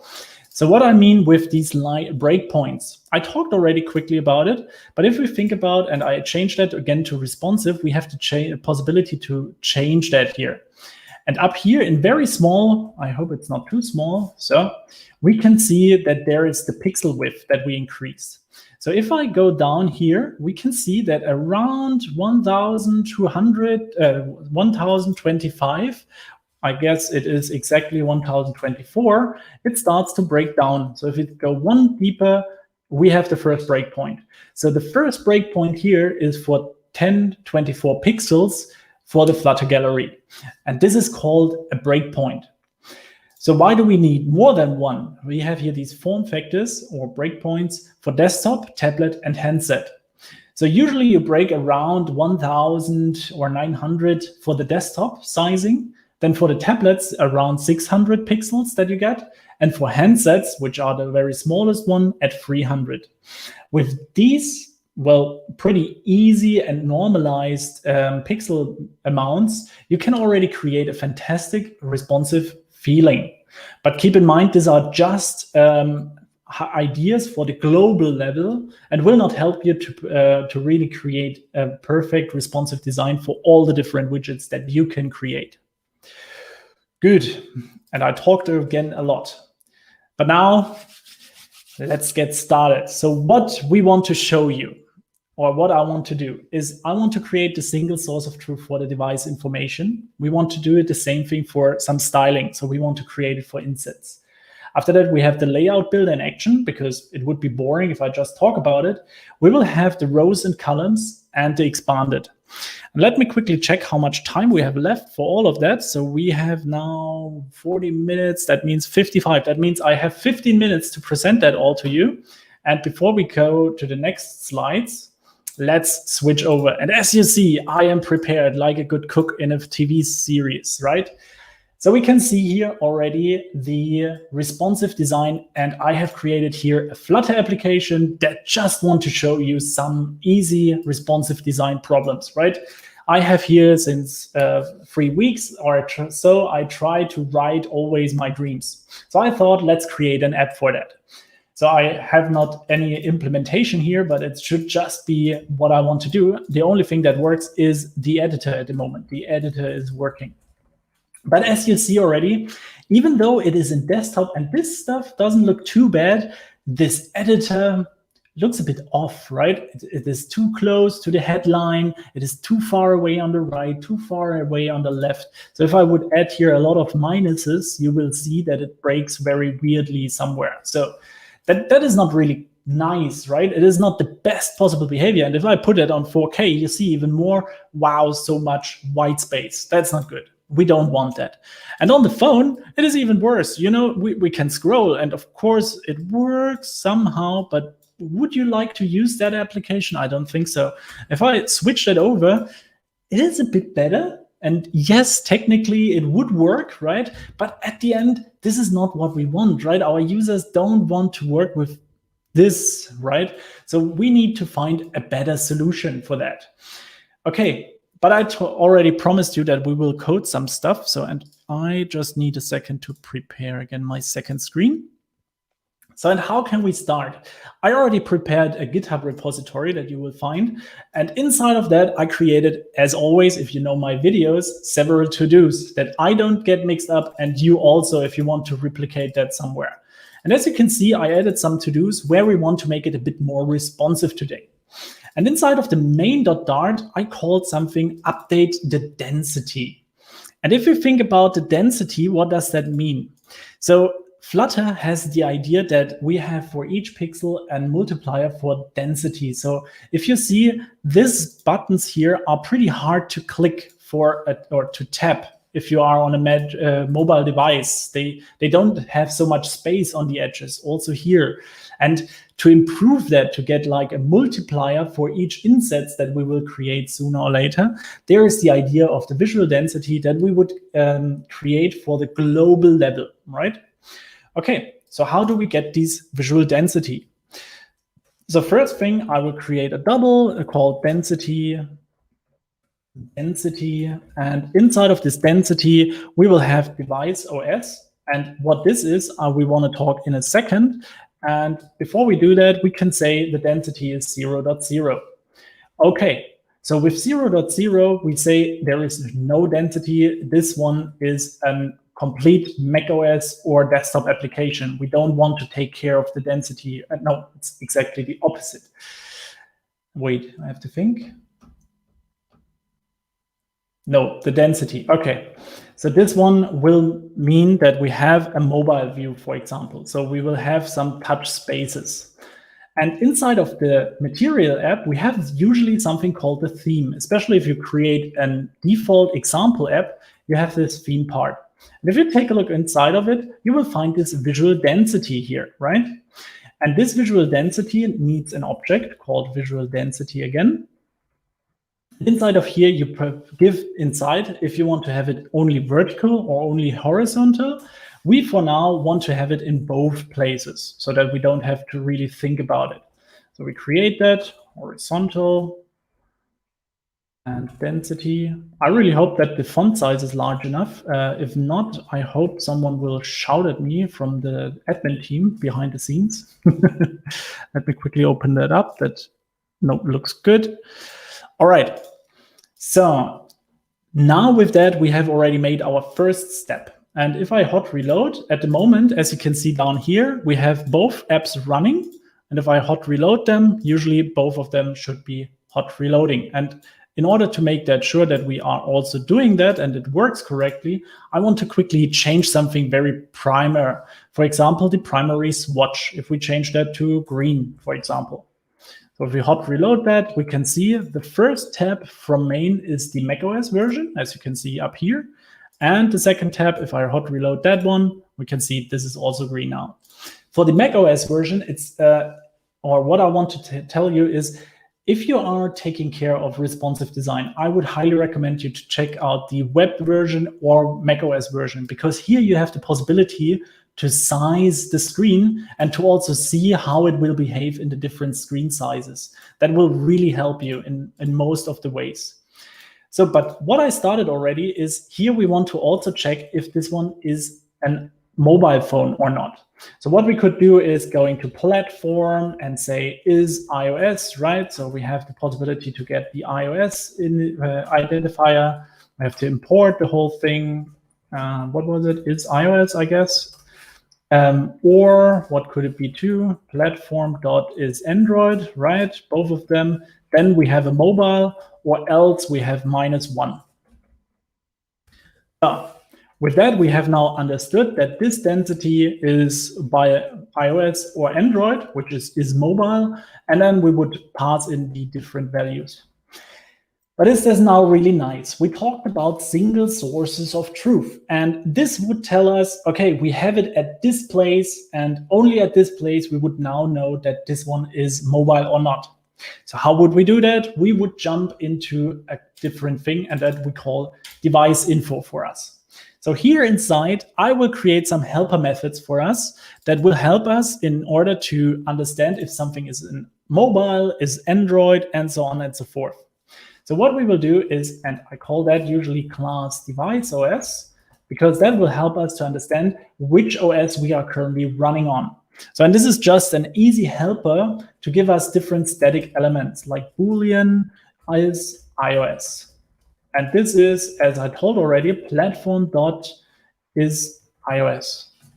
Yep. So I think I have to import some stuff, but we come there. So let's get it from IO. Perfect.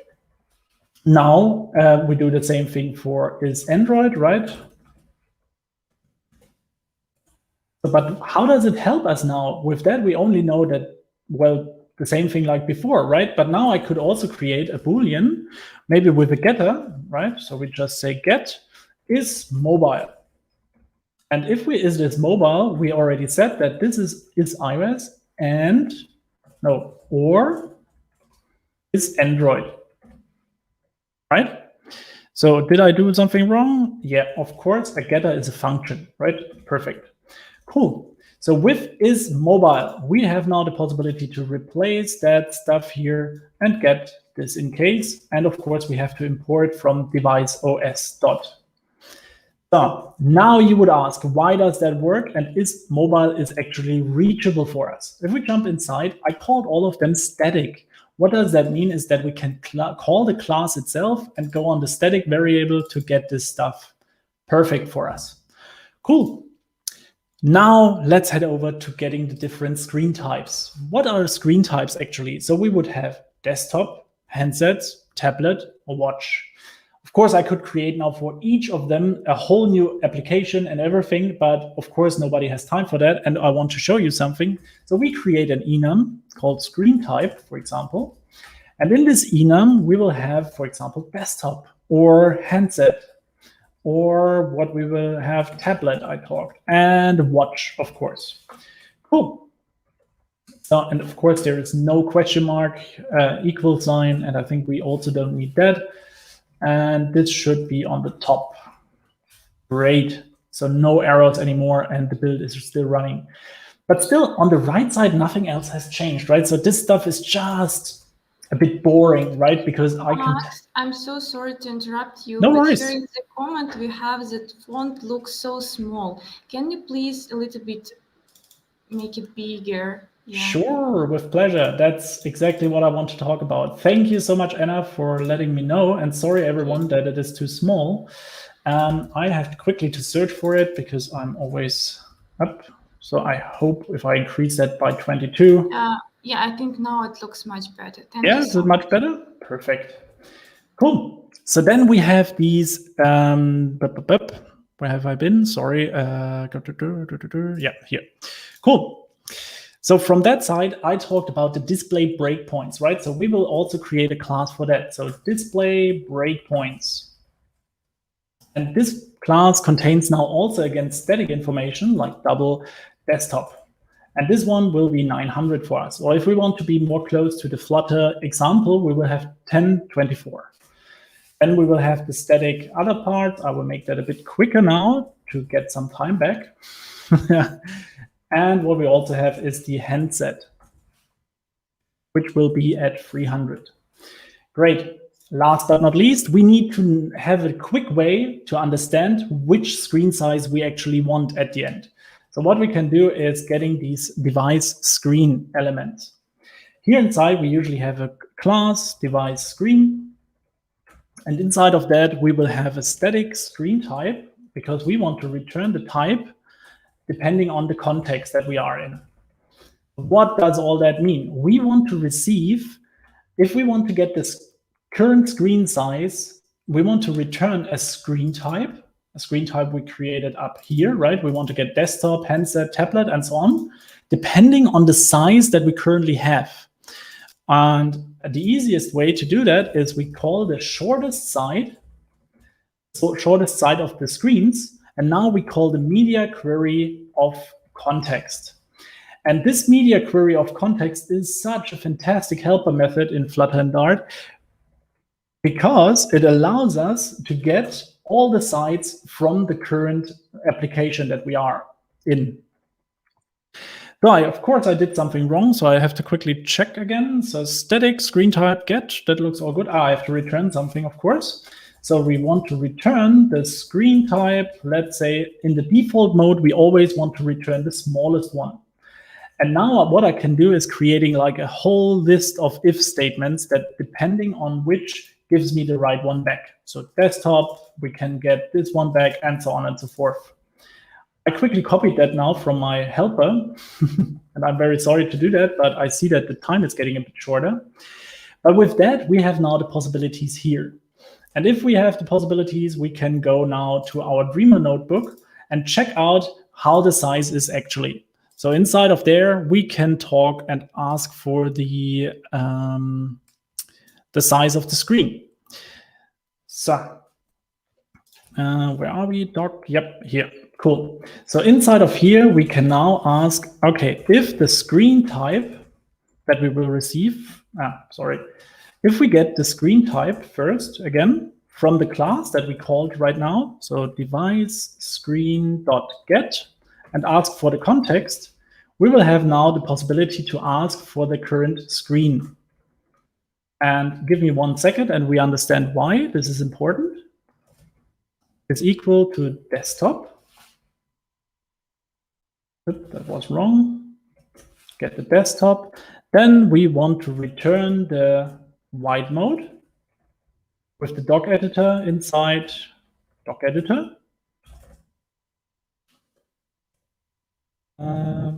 Here.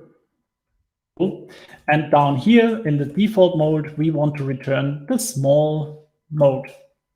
That should work out of the box. If I hot reload both of them, something changed. And that is because if I go larger, oh, did we found a bug? No, we didn't. We called for the shortest side, right? So if this is too short, we have to make that one also bigger. And only if both of them work, then it's big enough. So quickly looking at the clock, I forgot, I lost track of it. So 40 minutes, that means 55, right? Okay, one small thing we can also put inside, I guess. So that means on the right side, we have that editor that I said, right? And we don't have enough space. And the reason of that is pretty interesting. So if we take a look into the white mode, this super editor that I use from Zipper Deck Super Declarative. He's also a YouTube channel that I highly recommend. If you check out that one, you see that the max width inside is set to 600, and this is fixed, so we have to override it. So how do we do that? We can wrap that one in a layout builder. This layout builder wants to get a builder. Whenever you hear the word builder in Flutter, that means that you get a function inside of it that receives a context and something else. So we call that here builder. And if I press now here and let that override for it, you see already it creates a function for me with context and constraints. Perfect. Inside of this editor, we can now use the max width and say we want to get the constraints. And here inside, we can ask for the width up. And with that, if I save now, you will see already that inside of macOS, it changed completely, right? If we take a look here, it has the space that we wanted before, but here inside, it takes the space that it gets. Now we didn't have the chance to take a look into the different insets, but I hope you got the idea on how we approach usually responsive design in Flutter. With that, you have a lot of ideas and you can take a look into the GitHub repository. If you have questions regarding all of that and of course other stuff, please feel free to reach out on me on Twitter. So, but next step, we have more problems. We have the interaction. What does that mean? Well, a watch is pretty small. We have a wheel on the side and we have touch display. Then on the other side, we have the possibility to swipe on the home screen. We have today's drawing tablets. I don't know if you knew that, but the pens are getting smarter. Then we have, of course, mouse and keyboard. That is pretty default, right?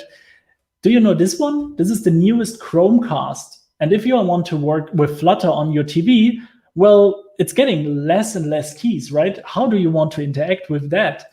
Also, of course, gaming consoles. This is a combination of buttons and also a touch screen.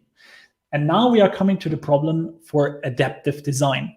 So in Flutter, we don't only take care of different screen sizes, we also take care of complete different OSs. That means macOS, Windows, Linux, mobile, of course. And in the future, we will talk about fuchsia. I'm very bad in pronouncing that word.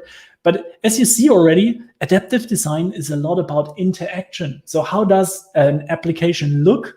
And not only from a UI side, but also how is the UX side? How can we work with it and it feels native? And this is pretty important. So mouse, keyboard, drawing board, touch. We have different hosts like web, mobile, desktop, and all of them want to be covered. And all of them have their living, right? And also their allowance to live. So what does that say to the conclusion? We have a responsive design of the one side, and I'm very happy that we have that nowadays, and our websites don't look bad anymore.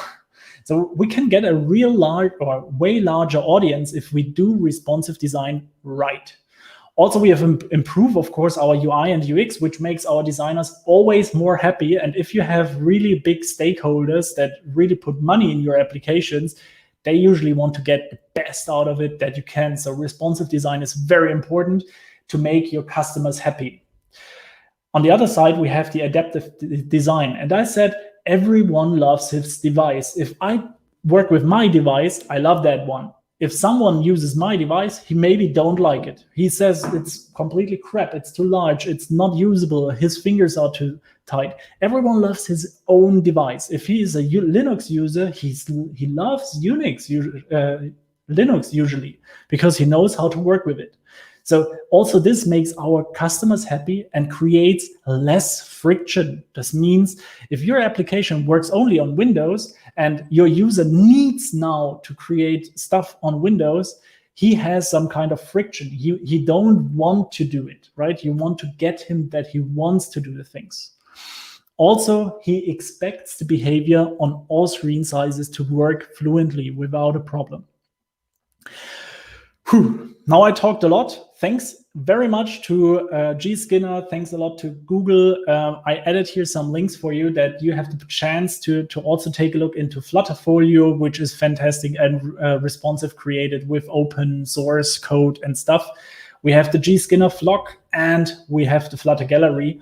All of them I can highly recommend to check out if you want to know more about Flutter responsive design. And now there is only one thing for me, and I think that will be also a part for later. I have questions and answers. All right. So I think I'm hopefully pretty good with the timing, but Anna, please let me know if I'm wrong. You are amazing with your timing. Yeah, it just like exactly minute by minute. It was so good. And by the way, we have a common Q&A section that will be after 2 more speeches. So Yeah. we will have there. So we prepared already questions that were asked in our chats. Oh, great. Yeah, so we have it here. Thank you for your presentation with amazing, perfect timing. And Most welcome. it's time to present our next speaker. So Cool. Thank you. I talk Max.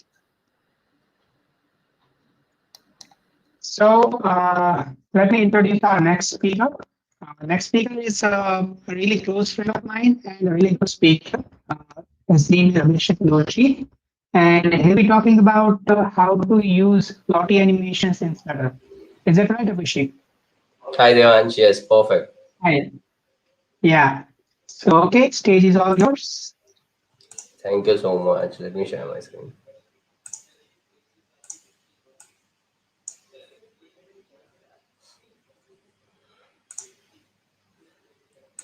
Okay. So I hope the screen is completely visible. So starting our session, the topic is, of course, as Devansh said, adding love to Flutter app with Lottie Animation. I hope like till now, all of you would have enjoyed the journey of Flutter. So it's time to add some love. Like boring apps, no one would like to use, right? So we need to add some animation to it. We need to add some great images or something to it so that users do like your app.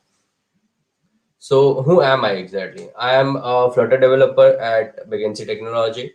I am organizer of Flutter Valsad. I am also the co-organizer of Flutter India, and I am a hackathon enthusiast, participated in lots and lots of hackathons where of course I used Flutter to win many of them.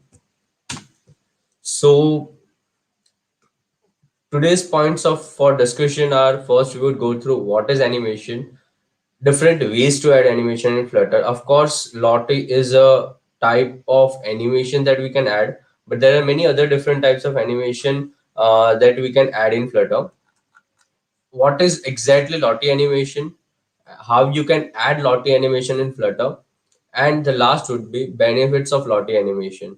Because like if you are adding Lottie animation, there should be some benefit. There should be, some plus points of Lottie that we are going through this session today. So what is exactly animation? Many of you have already added animation, already have worked with animations in Flutter, because animations are pretty common in Flutter, and it's a great way to optimize, or you can say make your app very real and very awesome looking. So to just define animation, when multiple images are manipulated in such a way that they appear to move, is called animation. Of course, you can see this question mark and exclamation mark. This is a type of animation. Then the intro of mine that was present in the presentation. Uh, Let me just quickly go through that.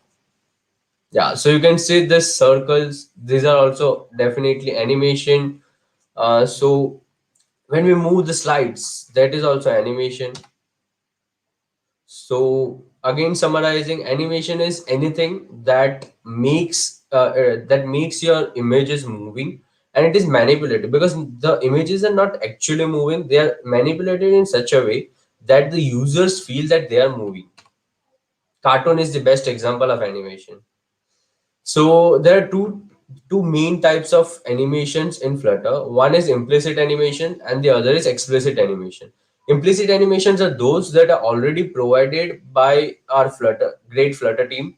We already have few widgets that allow us to add animation, and the explicit animations are those that we add from you can say outside package or some different way.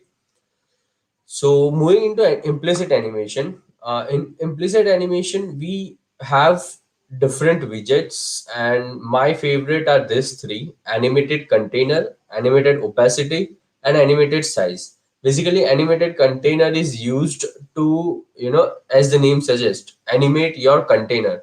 So the all the properties that are available in container, they are also available in animated container. The only addition in animated container was is to add the animation. The next is animated opacity. Animated opacity is like, if you want, let's say I want this implicit animation to, view after some time, fade in or fade out transition kind of thing. So you can do that with animated opacity. I'm sure Max also mentioned something about opacity. So yeah, we do have animated opacity. Third is animated size. This is basically to animate the entire size. Like, let's say I want this square to animate when after every 1 second. Make it big, make it small. So that kind of animation, which depends on the size of the widget, that can be done using animated size. So implicit animations, as I said, they are already present in Flutter. We don't have to do anything outside of Flutter to add this. Of course, explicit animations are provided using different packages: animation controller or twin animation. Now, animation controller, most of you might have used, because this is the most common way we developers do animation in Flutter. Animation controller is basically a class which allows you to animate anything. Like, if you want to animate a text, you can do that with animation controller. If you want to animate container, of course you can do that with animation controller as well. If you want to animate your logo, you can do that with animation controller. So animation controller is like, Joker of Flutter. You can use that card anywhere in Flutter for animation. The next is twin animation. This is very popular because it is easy to use. Twin animation also depends on animation controller. It Under the hood, it uses animation controller, but it is much more easier compared to animation controller. And the third is different packages. We do have a package, animated text, which animates the text. We have many different text animation packages. We have many different UI packages that allow animations. One such package that we are going today is the Lottie animation. So what is Lottie exactly? So Lottie is a library that allows renders After Effects in real time. It uses animation data exported as JSON files. So this is of course technical definition. If saying in layman terms, Lottie is a type of library that converts the designer's animation into Flutter usable animation. I heard one term, developable animation, developable design, which means that the designers that design the UI or that design the animations, they are expert in designing, but they are not expert in developing the same in real time, right? So what do they think is that what we have designed is easy to implement, but when we as a developer look at the design, we really get frightened. Like, I personally really get frightened when it comes to animation, because it becomes pretty difficult to add all the animations that the UI designer has provided to us. So basically, Lottie animation converts that designers After Effects animated file into a JSON file, which we can use in the Flutter directly to render the animation. We don't have to do much code. Of course, we do have to do some code, but not much code, which other like animation controller or twin animation requires. So, how to add Lottie in your app? Like, we discussed what is animation, we discussed different types of animations. Now, we also discussed what is Lottie animation. Now, how to add this Lottie in your app? Like I said, it is easy, but how to add it? So, first and the foremost thing is to, of course, add Lottie animation in pubspec.yaml to pubget. And the simplest way to add Lottie animation is just this code snippet, which says lottie.asset, and it takes a string parameter, which is the path of your JSON file, Lottie JSON file. Now you can't use any JSON file in this. It should be specifically created by the designer or by the After Effects app, which supports the Lottie animation. So this thing which says that Lottie.asset and takes the path, this would render your animation for life infinite time. Like it won't have any time constraint. It would continuously be rendering your animations. So let's say I have this circle, right? I hope you can see this circle, blue circle. So I want it to continuously moving like this. So for this, I can use Lottie.asset directly. Now let's say you want to add animation, but you don't want to do it for infinite time. Like if you want it to be specifically done when the user interaction. For example, when the user clicks a button. If we give a real example for this, let's say you are developing an application which includes a video record screen. So what you want to do is when the user clicks on record button, you want the record button to animate completely so that the user gets to know that the video recording is in progress. So that can be done using Lottie animation along with animation controller. So yeah, this is how you can do on a button click. So whenever it's the same class Lottie.asset. You have to pass the path of your JSON file. Along with this, you have to pass the controller, animation controller, which will be you know which will be responsible for controlling the animation. You can pass the height, of course, like the animation would be of infinite length, or let's say the designer has constrained that length, but you want it still smaller, then you can of course pass the height. And the main callback that is being used is onloaded. So what this will do, onloaded is responsible for loading your animation. So let's say when the user clicks on it, this Lottie.asset gets rendered.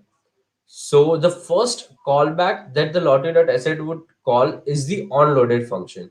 Now what inside I have done is Lottie animation controller dot duration, which is the extension method, equal to composition dot duration. So exact, if I want to summarize this, I have assigned the duration that is of the Lottie animation to our animation controller. So let's say the animation is of 3 seconds, then our controller will now be executed for 3 seconds. If you have already used animation controller, you would be aware that whenever we initialize the animation controller, we also need to add the duration. So that's what we have done here. We didn't initialize it with any particular duration because we don't know what duration exactly the animation control the Lottie animation would have, right? So what we have done is when it gets loaded, we assign the duration of animation Lottie animation to our animation controller. Yeah. So moving forward, let's first see the exact code for this. So I already have developed the code, right? So before this, let me show the output of this so that you will get to understand it more better way.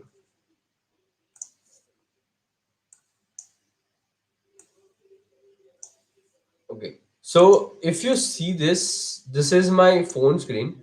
This is the first page of my app. In this, I have done the infinite animation that we saw in the slides. Whenever the app opens, whenever the app runs, this is the first screen that would be visible, and it has an infinite animation. So let's say you want to, you are developing a splash screen and you want your logo to animate continuously. So in that case, you can definitely use this infinite animation. Now, whenever I click on this floating action button, I would be moved to the next page.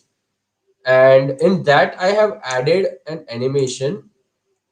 So I move to the next page. Here you can see there is nothing, just a text button over here which says press here. So what I have done in this is that whenever I press this button, the animation would start loading.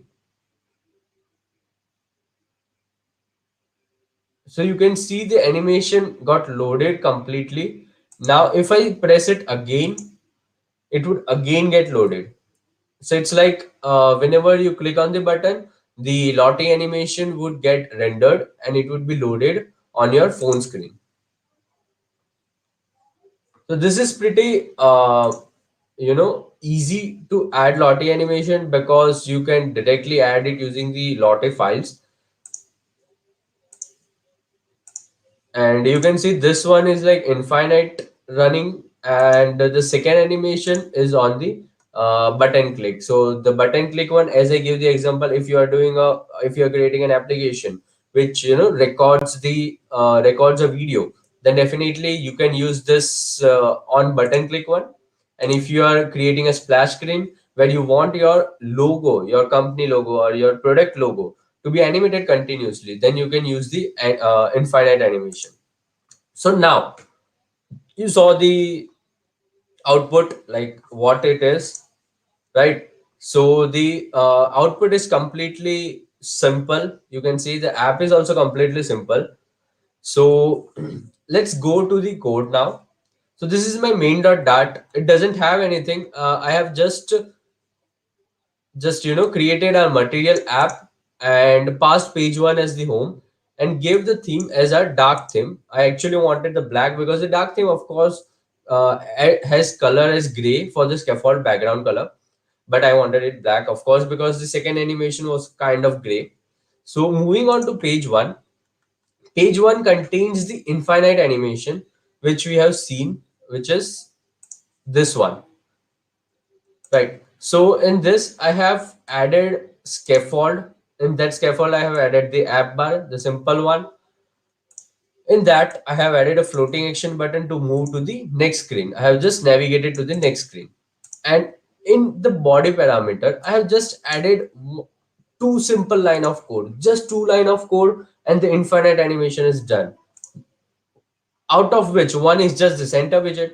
The next is lottie.asset slash lot, and in that I have passed the JSON file. Now if you wish to see this JSON file, how does it look? So it looks like this. I never understood what it means. If you do understood, then definitely tell me in the comments so that I can also get to know how this works. So basically this is the Lottie file. You can see for the infinite animation how long the Lottie file is, right? So imagine if you as a developer start coding this infinite animation, how long the time would take. On the other hand, if we are using Lottie, it's just one line of code, that is lottie.asset and the path. Now how did I do the second page, like on the button click? So in the page 2, we have same stateful widget. I have created an animation controller and named it as Lottie animation controller. It's a simple animation controller. No other package is used in this. No other library is used in this. It's just a simple animation controller that we use normally. In init state, I have initialized it the way we usually do with the animation controller. I didn't pass, if you notice, I have not passed the duration here because, as I said during our slides, the duration is needed. We don't know the duration before the Lottie animation would be rendered. So how would we initialize it with a duration, right? So whenever the Lottie animation gets rendered, at that time we have initialized with duration. So in the code is pretty simple in this as well. We have one scaffold app bar. In center, I have a column where the first child is the lottie.asset and the second is text button. So moving to the first child, which is lottie.asset, the same way we have passed the file path, we have passed the controller. I have added the height over here.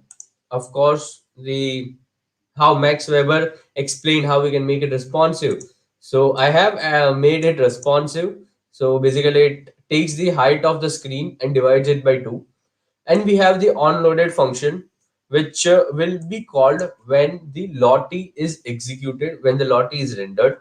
And as I said, the what we have done in this is that we took the extended method The double dot is extended method. So we took the extended method of the animation controller and assigned the duration of the Lottie animation to our animation controller. So now our animation controller would be executing for the duration of the entire Lottie animation. And now I want to, this is done, but this won't be rendered until and unless Lottie animation controller is started, right? So what I have done, on press of the text button, if Lottie animation controller is completed, then I am resetting it and then forwarding it. This is the way we usually do in animations, right? We start our animation controller as soon as whenever we want. So it's just simple. I have done Lottie animation controller dot forward, so it basically starts rendering your Lottie animation. It starts your Lottie animation to animate. Now when this would be true, like when your Lottie animation is completely rendered, which means the Lottie animation is completed, it will reset the Lottie animation controller, so the controller would get back to the initial value, and again it would be forwarded, so again you will get to see the again the same animation. Like if I show you again, when I first clicked, the Lottie animation started. Now if I click again, that won't happen because the Lottie animation is already running.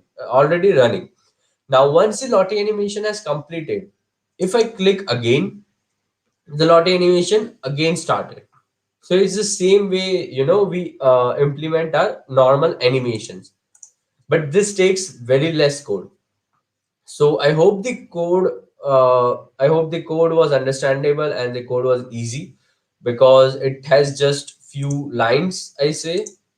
So moving forward with our presentation now, what we covered till now is what is animation, different types of animation, what is Lottie animation, how we can add it into our code. Now, let's say we have added our Lottie animation, but what is the benefit of Lottie animation, right? So the first benefit is easy to use. As you saw, the amount of code that was used is very less on compared to, like, if you develop the same thing using our normal animation, it would take a lot of code. Second benefit, can add complex animation without much code. Of course, the first and second, both animations were a bit complex, like the infinite animation and on button click animation. The both are a bit complex, but they are easy to add without much code if we have Lottie. Third is wide range of animations available for free. I would take this point later in our slide. The fourth benefit is doesn't occupy much memory and create load on app. So basically, as we have just one animation controller and we are not doing anything on that animation controller, we are just forwarding it, resetting it, and at last canceling it. So it doesn't occupy much memory. And the fifth and the most favorite and the best benefit of Lot is it bridges the gap between the designer and developer. So making it more understandable, if the designer designs the same animation that we had and gives you directly to implement it in your Flutter app as a Figma file or as an XD file, you would go crazy developing the same animation, right? Because the designer would say it is easy to develop. You would say it is not possible in Flutter. So the gap between designer and developer would be, bridged with the help of Lottie. So this is the fifth most benefit. One more benefit is that Lottie animation is not just available in Flutter; it is also available in React, Angular. Yeah, I guess this both languages also it is available. So like if you are not working on Flutter, if you are working on any other languages, then also the concept remains same, the things remain same, Lottie remains same, and of course the benefit that the code remains less. So as we saw that there was a JSON file for both the animations, right? So where can you get this JSON file? Like if you are developing, if you are working alone, you don't have a designer, or if you are doing freelancing and you don't have a designer, but you want to add animation, so you won't be sitting and doing designing in Figma or XD and then converting it into Lottie. No, you won't be doing that. But we can get this Lottie animations free from lottiefiles.com. I would show the website within a few seconds. There are much more benefits of that website as well. I would show that as well. So you can get this JSON files from lottiefiles.com, and I have also downloaded both the animations from there itself. Okay, so as I said, we have the lottiefiles.com. So let me quickly go through that. If you open lottefiles.com, and you definitely will need to sign up or log in. Without that also, what you can do is, let's say I want to you know I want to search for an animation for the blue tick or for a tick icon. So I'm just searching for tick, and you can see all these animations are available. Now I like this one, so I can simply click on the download. In download, you can see there are multiple options where the first one is Lottie JSON. So this is how you can download the Lottie JSON. Now let's say you don't want to use Lottie, but you want to use this animation. So you can simply download it in the form of GIF and use image.asset to load that GIF. So this is also one one option which you can do. Now let's say you want to edit this JSON file. That is also possible. And if you want to preview the JSON file, that is also possible. Yeah, so you can see here we do have an option for preview. So if I click on preview and drop my JSON file here,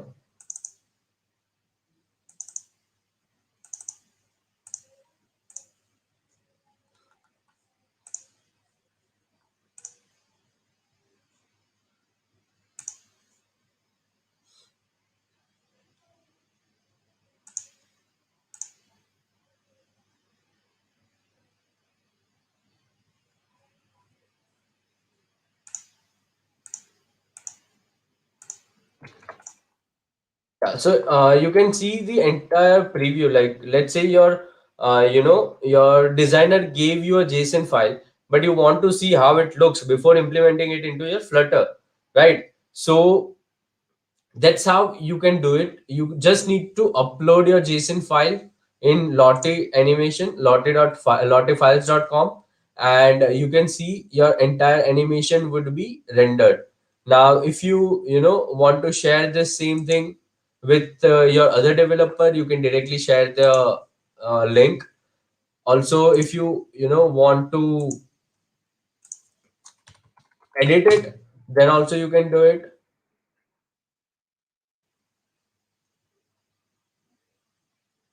So inside design, we do have editor option. So if you go to editor, and again you will have to upload your JSON file, or you can browse it. So just upload your JSON file, and you will be redirected to the Lottie editor. Yeah, so you can see I have been redirected to the entire editor. If you are a designer, you would be, already been familiar with this layout, the layers and the colors. Let's say I just want to, change the speed, then I can simply increase the speed, and then again download the same Lottie file, export as Lottie file. So I hope you loved Lottie, and I hope you understood how Lottie works, how you can add animation in your Flutter application without making your app more increase in size, and how it is very easy to use the Lottie and add the animations in your Flutter application. If you have any questions, definitely ask. You can ask in the chat section, or you can ask in the common Q&A session. just taking one question as Gulshan Yadav has asked, do this JSON file can also be generated by Figma? Yes, of course. Lottie is basically an extension. I don't know much about the designing thing. So basically, Lottie is available as an extension or maybe as a library in Figma and Adobe XD, using which you can convert your animation into a Lottie JSON file. So yeah, that can be done.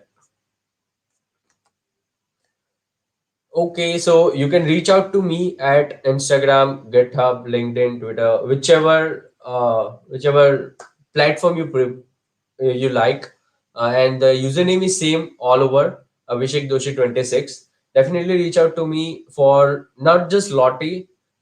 If any questions you have regarding Flutter, I would be really happy to help and answer them. And Yeah, yeah, thank I you think so much, Geekle.us and thank you. Anna Thank you. for organizing. We will have Q&A section after one more talk, and we'll have common Q&A section, so it will be time for answering all questions that we have in our comments. Sure. So, yes. I think that it's time to leave our stage and ask our friend, moderator Devansh, to join. Yeah. So we'll ask you to join our Q&A section as well. Hi, Devansh. What do you think about this talk?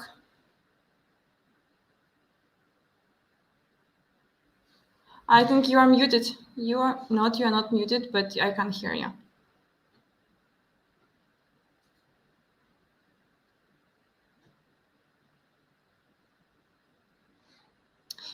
Just a second. I think you have some problem. So it's not like I can take it over. So our next speaker will be Sarah Fulmer. She prepared her video. So we have a recorded video.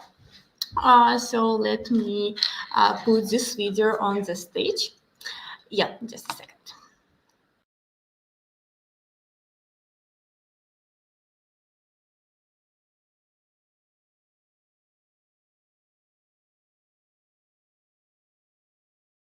Hi, my name is Sarah, and today I'll be talking about generative 2D art in Flutter. So let's get started. What will you learn today? First, I'll go through a basic definition of generative art and provide a couple of concrete and inspirational examples to get a bird's eye feel for the topic. Then we will slowly build up the basic tools of how you can make your own generative art in Flutter, both static and animated. So what is generative art, and why are we talking about it? Well, it's a kind of art that has been created with the use of something called an autonomous system, either in whole or in part. An autonomous system in this context is one that can independently determine various features of an artwork that would otherwise require decisions made directly by the artist. For example, a random number generator is a simple autonomous decision maker. So, but why? I'm sometimes asked, why am I playing with generative art at all? And it's a fair question. But the answer is actually very simple.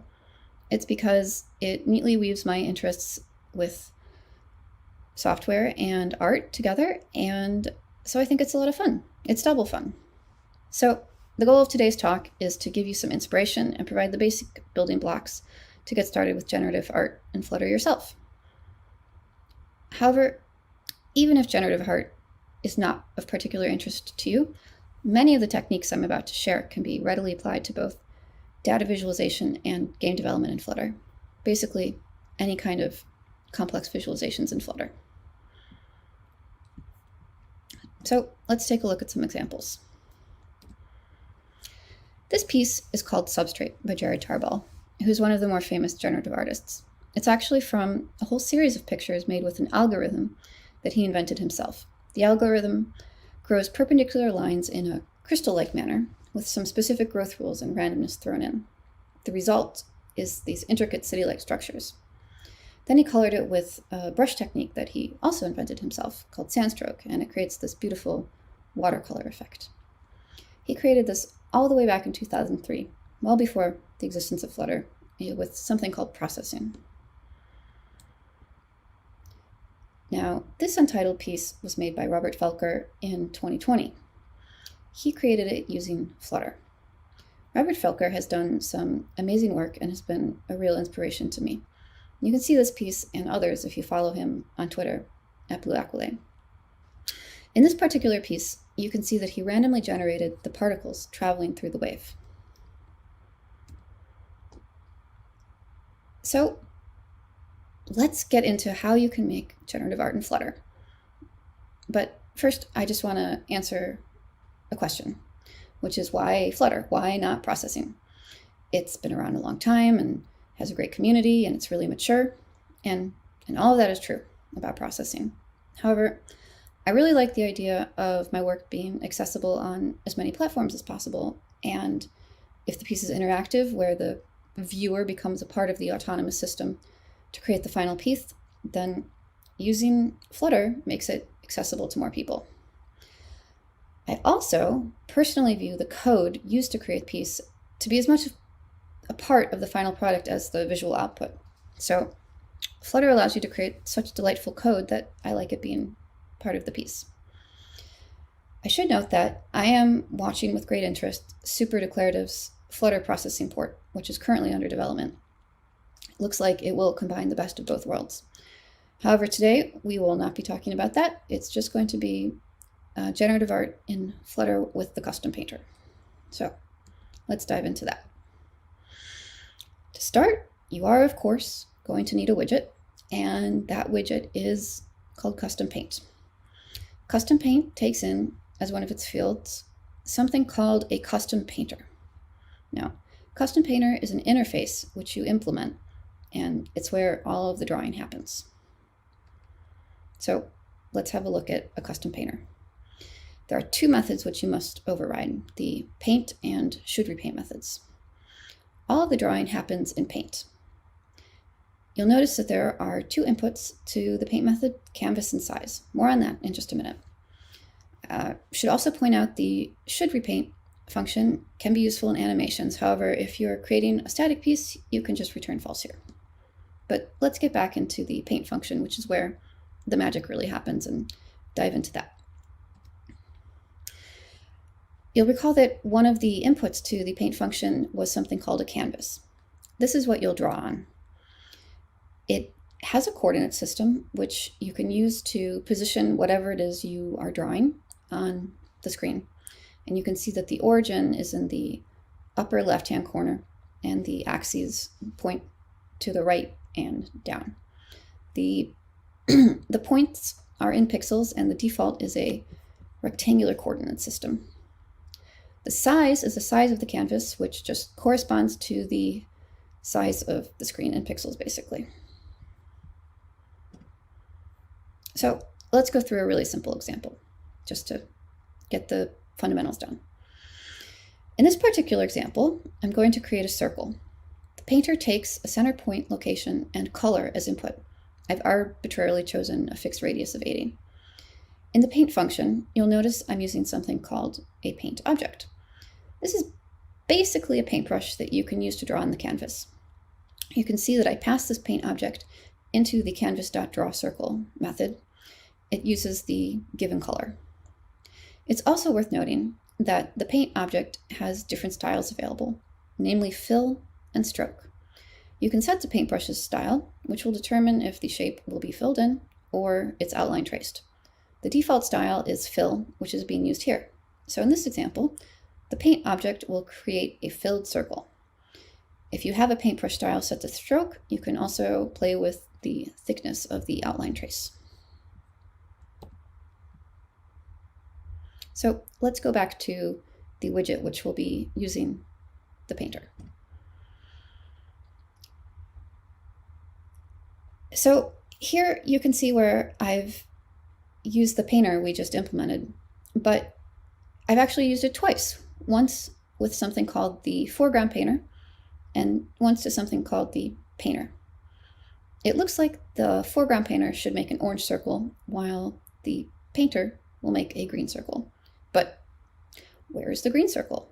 And why are there two painters here? These two painters represent the background and foreground of the image. The foreground painter paints, well, you guessed it, the foreground of your piece. This is perhaps more helpfully named than the painter, which is painting the background. In this example, it looks like we have lost the background layer. This happened because it is hidden under the child layer, which takes a widget, not another painter. So you can think of it as 3 layers that are stacked on top of each other. On the top, there is the foreground painter, in the middle is the child, and on the bottom is the painter. So the green circle here is hidden under the blue container child because it's completely opaque. So if we wanted to see that green circle, we would need to do something about that container. So now I'm going to introduce you to another useful tool in your generative art toolbox, which is opacity. There it is. Here I have made the container 50% opaque with the handy with opacity method. So now the middle layer is transparent and we can see the green circle there. It looks a bit more turquoise here because it's being mixed with that blue transparent layer on top of it. So now that we have these basic custom paint and custom painter principles at hand, let's move on to generating some art. Before we dive in anymore, I should just point out that all of the following examples make pretty heavy use of the Dart math library because it contains pi and the trigonometric functions. It also has a pseudo-random number generator, which is the autonomous system I use for all of the following examples. So let's start really simple. I'm going to create a grid of points in space. But in fact, there's no such thing as points in Custom Painter. So instead, we're going to just create teeny tiny circles. So here I have drawn these points or tiny circles in a grid. And we can imagine that these points are at the center of a plane of regular square tiles. Tiling, or the repeating of similar elements in a plane, is another very handy tool for generative art, as we'll see in a minute. Here, I'm using a simple square grid for my tiling, but it should be noted that tiling in general can get more complicated and interesting very quickly. For this talk, however, I'll be sticking to regular square and hexagonal tiles. This looks like, well, it looks like maybe one of my old notebooks. It's calming, but it's not very interesting, and it's not really generative. So let's spice things up a bit. What if, instead of points at the center of each tile, we put lines? And furthermore, what if the directions of the lines was random? Say we used random.nextbool to determine the direction. Well, in that case, you would get something like this. I'm using the exact same grid here, but instead of dots, I have placed randomly directed lines. I think it's pretty cool. It looks like some kind of abstracted basket weaver textile. I have to admit, I stole this particular idea from Tim Holman, who has an excellent talk on generative art with JavaScript. A link to this is in the slide notes, and I do highly recommend watching this if you find my talk interesting. Not only did I steal the horizontal and vertical line design from Tim, but the diagonal one as well. I actually think this one looks even cooler. It's like a maze, or yeah, a wacky maze. But as they say, there is nothing new under the sun. Tim Holman got his inspiration from Bell Labs, I think. This is a picture from 1962 and some of their work from the creative use of computer graphics department. You can see in the example on the right that they were using some kind of autonomous system to create generative art all the way back in the 60s. It's pretty cool. Now, before going any further, I want to share a cautionary note for you. The paint method in your painter will get called many times for each call to the custom paint widget. This means that you should not do your randomizations inside the painter, inside the custom painter. Instead, those random values should be passed in. Otherwise, if you calculate the random values inside the painter, you'll see many iterations of the random variables for all the calls to paint for each build before it settles. It creates this undesirable flickering effect. So in all of my examples, the random variables are calculated outside the custom painter to avoid this. So let's have a look at another example, or rather, shapes. So far, we have looked at points and lines on our tiles, but what if we made shapes instead? There are a lot of built-in shapes you can draw on the canvas. You can see some of them listed here. You can also create your own custom paths. More on that later, but for now, let's just tile some circles and rectangles onto our canvas. Before we had teeny tiny circles and they were uniformly colored, but what if we drew bigger circles and gave them more interesting colors? Well, in that case, you get something like this. Here, I have layered 3 circles of constant radius, but randomly selected their colors from a predefined color palette. It's worth noting that if you want to randomly select your colors, you should not randomly generate 3 values between 0 and 255, which may be your first instinct. In fact, the vast majority of RGB values are shades of brown and gray, and it's not very pretty. So instead, you want to create your own palette of colors that you think would look good together and select from that list. Flutter actually provides the material design colors, which is a nice starting place if you are not sure about creating your own color scheme. I'm using this here. Well, this is certainly more colorful and interesting than the points from before. It's nice. I feel like it could be a tablecloth or something. But I also think we could make it more interesting. So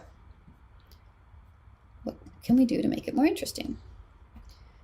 In this example, I have started to mess around with the radiuses and the opacity, in addition to the colors of the circles.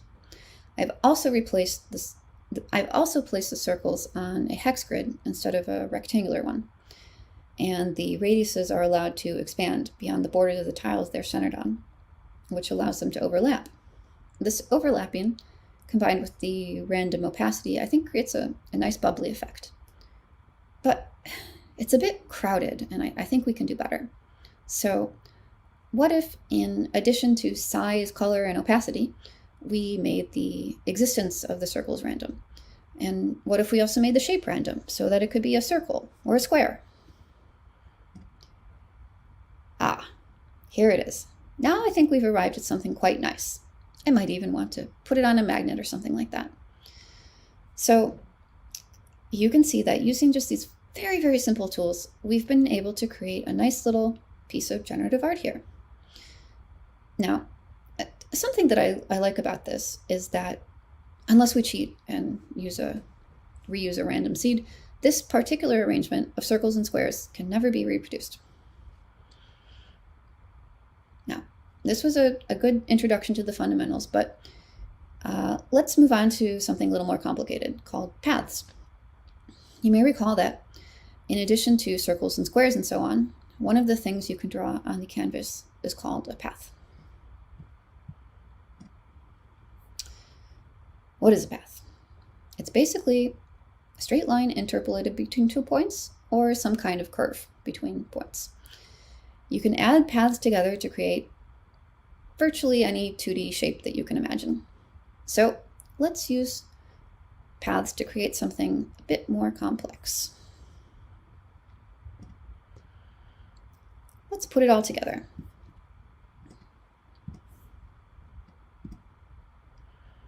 In this example, I've used Bezier curves to create some flowers and put them together to create this kind of digital origami paper. The flowers are just a circle in the center with a Bezier curve used to create the petal and some basic trig to rotate the petals around the circle. The background is a tiling again of arcs to create a wave effect. The waves were put in the background painter, aka painter, while the flowers are in the foreground painter. And the little controller there at the bottom is the child. And yeah, the controller is just something I made for fun to let you use different color schemes for the flowers and the background color. So The generative part of this is the position of the flowers, and as well as the size. The size distribution is also random. And the end result, I think, is pretty nice and origami-ish. But all of this has been static. So let's move on to animations. Okay. So you want to make animations. There's a lot of ways you can do that in Flutter. If you want to move your widgets around, expand or rotate them, or do some kind of interesting page transition, this is not about that. Those can be done with so-called implicit animations, and there are many great resources on this. Instead, I will now be talking about explicit animations, which is a more kind of bespoke animation that you can control at a lower level inside the custom painter. So how do you do animations in custom painter? You need a progress value, or a point in time of the animation in progress. The painter can then draw the appropriate image as a function of that value. At 60 frames per second, you will then see your beautiful animation running on the screen. Again, this will make liberal use of Dart math, or Darth as I call it in my head. So let's get into the nitty-gritty here. At the widget level, you want to use something called a single ticker provider state mixin. If you wanted to have multiple animations, you would use a multiple ticker provider state mixin. But in this case, I only need one. But what is a ticker provider? It's basically a clock that ticks and generously provides you the value of these ticks. You can use it to keep track as you run through the animation. This is passed to your animation controller, which can be used to start and stop your animation. You can see that I also have an animation object here, which in this case is a tween double. A tween is something that does the hard work of interpolating between a set of given values. In this case, a double tween defaults to interpolate between 0 and 1 over the duration of the animation. I can extract that value, which I will call the progress value, and pass it into the custom painter to create the animation. So let's see that. Oh, right, before we get into the painter, we have to somehow get our animation going. And for that, we use the controller. In order to start or stop your animation, you can use some of the aptly named methods in your animation controller. If you wish to play your animation just once, you would use controller.forward, which takes you to the end and stops. If you want to loop and repeat forever, you can use controller.repeat. At some point, you want your animation to start, so you can either do this automatically in init state or tie it to some kind of init input event. Here I'm using a play pause button, as you can see. So what do we do with this controller, and how do we get it to our painter? I'm taking the controller value, which is the progress value, and passing it into the painter. And you can create your images as a function of that progress value, which again is 60 frames per second, turns into a beautiful animation. So now we're in the painter, and I have access to the progress value. This is actually quite a simple example to just demonstrate this principle. All I'm doing here is using the progress value to calculate the position of a small circle as it travels around the circumference of a larger circle. Let's see what that looks like.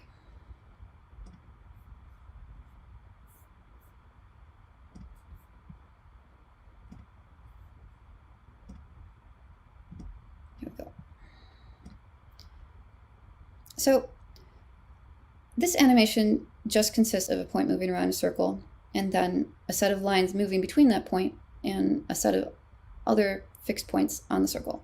There's no calculations for these chords, it's just lines drawn between the fixed points and the moving point.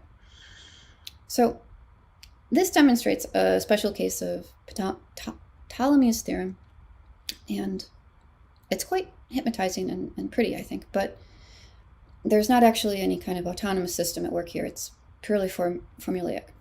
So I would argue this does not really qualify as generative art. I just wanted to illustrate the really basic tools we needed to get started with generative animations.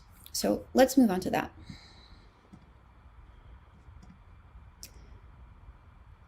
So earlier we showed a line growing with draw line, and a circle with draw circle. But what if we wanted to trace the growth of a path and not just a simple line, show the growth of a spiral or something like that? If you have a more complicated path, you would need to do something different. In this case, you need path metrics. This is an object that you calculate from a given path, which contains all kinds of information about the given path. It includes whether the path is closed, its tangent vectors at a given point, the length, and more. Here, we're interested in the length of the path at a given point. This is actually not trivial to calculate for complex curves, so it's nice to let path metrics do the heavy lifting for us here. The other side of this coin, though, is that path metrics is quite computationally intensive, so use it with care. Anyway, you can take the path metric data and use it to calculate a path up to a given point and paint that. Do this again at 60 frames per second, and it looks like you are having a growing curve. So let's take a look at an example of that.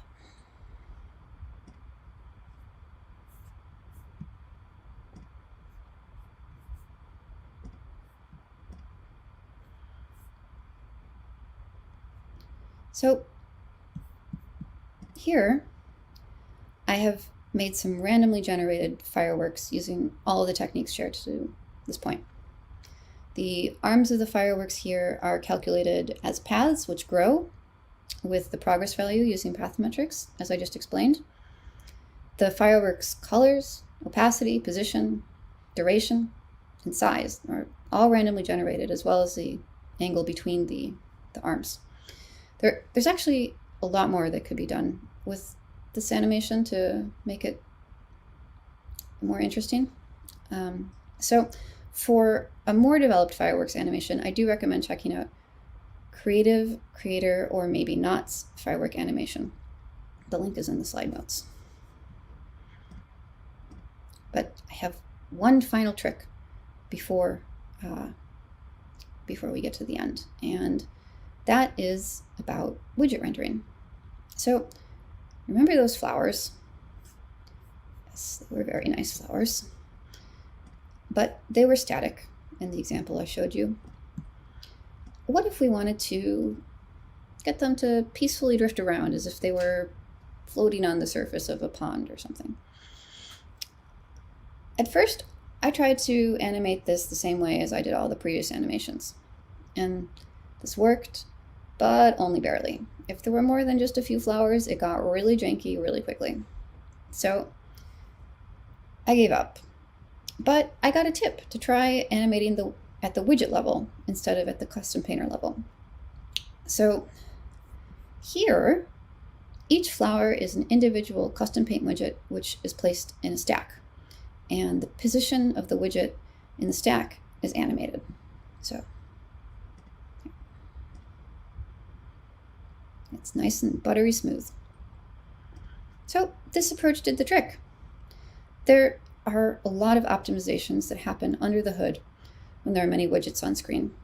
Custom Painter does not get to use these, so I would recommend taking advantage of these optimizations if it's appropriate for your animation.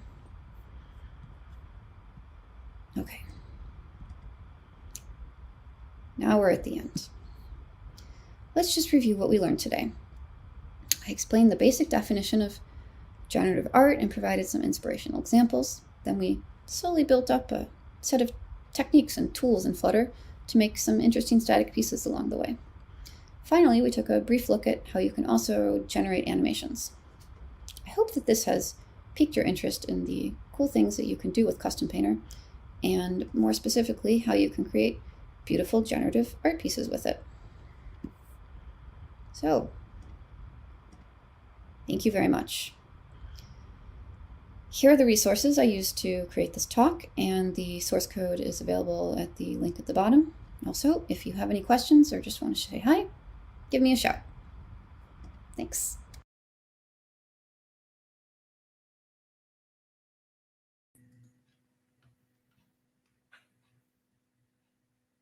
Hi.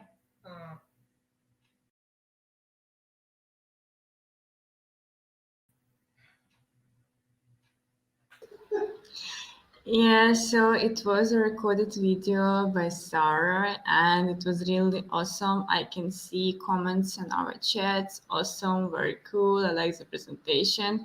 So thanks, Sarah. So Sarah now, like, he has limited access to her internet connection, so that's why we'll have Q&A section without Sarah. But she will be able to answer for any questions that you will ask during the Q&A section of our chats, especially in YouTube. So feel free to ask them, and Sarah will ask you individually there. Yeah. And I think it's time to ask to the stage our speakers that will really answer for all questions that you asked. And if you still have time to add more, just let's make their work harder. Let's ask them some really crazy questions.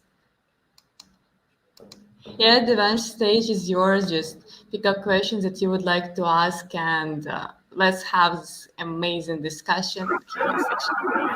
Sure. Am I audible now? Yeah, we can hear, but there is some noise in the background still. Okay. Now it's better. Yeah, now it's better. Yeah, you can go for it. Yeah. So basically, let me just put up some questions in front of you. First of all, I have a question for Max. Yeah. What do you think about libraries like Responsive Builder by Phil Stacks? Question is on the screen right now. I think they are pretty valuable. There are a lot of these good packages, not only from Phil Stacks, but he created already a very good foundation with a lot of tutorials that you can check out. And he also created videos for that, I think, especially for the responsive design part. But also Rody Davis created, for example, the responsive scaffold that I would recommend you to check out, but also native widgets, like, for example, the navigation stack or, navigation grid or something. I don't have it. Navigation rail. Sorry, navigation rail is the name, and all of them are pretty valuable for responsive design. So highly recommend them if you have the time to check them out. Yeah. Sure. Actually, I haven't heard about navigation rails. I'll explore it myself. Okay.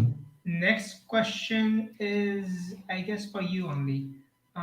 When possibly we'll be able to completely integrate Adobe XD designs to website made by Flutter? So it's probably a general question.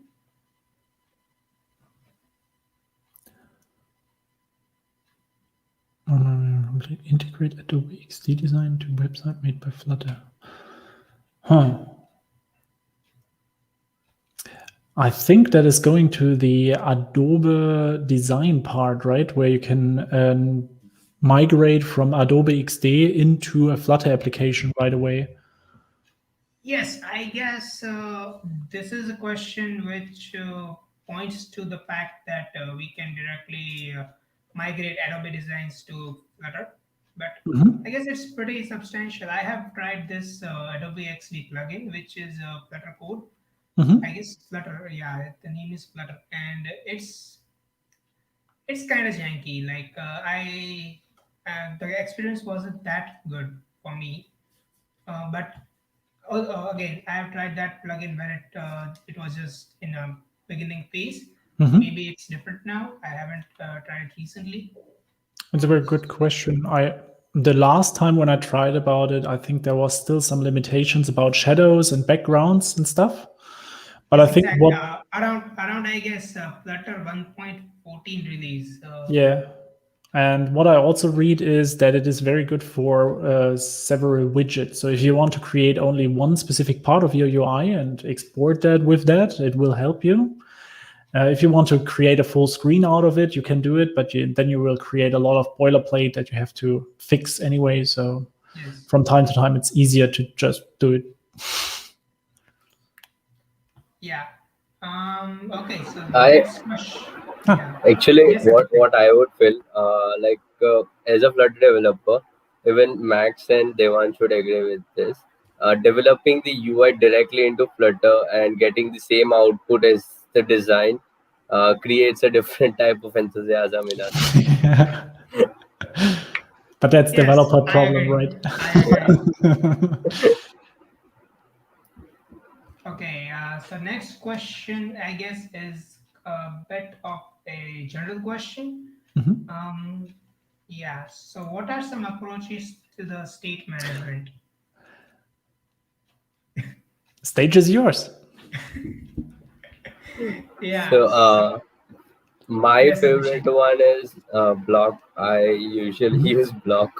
I tried with Provider as well, but didn't like it much. I Mhm. also like the GetX. That is also good. I used GetX, but not for state management, but Mhm. for the dependency injection. But yeah, for state management, I usually prefer Block. Yeah, fantastic. So you decided at the beginning for block and then you stick with it? No, I started with Provider. Mhm. Then, according to the company requirements, I moved to Block. I learned Block, and I really felt Block was much more easier compared to Provider, because Block is like, it we can compare it with real life, like adding event to the cannon, getting out the state. So like that's the only concept of Block. Mhm. So that's how I usually explain Block, like adding event from one side, you will get state from the other side. Did you already migrate it to Qubit from time to time? No, I tried with Qubit, but I still felt that Qubit is taking much more code compared to Block. Mhm. Yeah, Okay.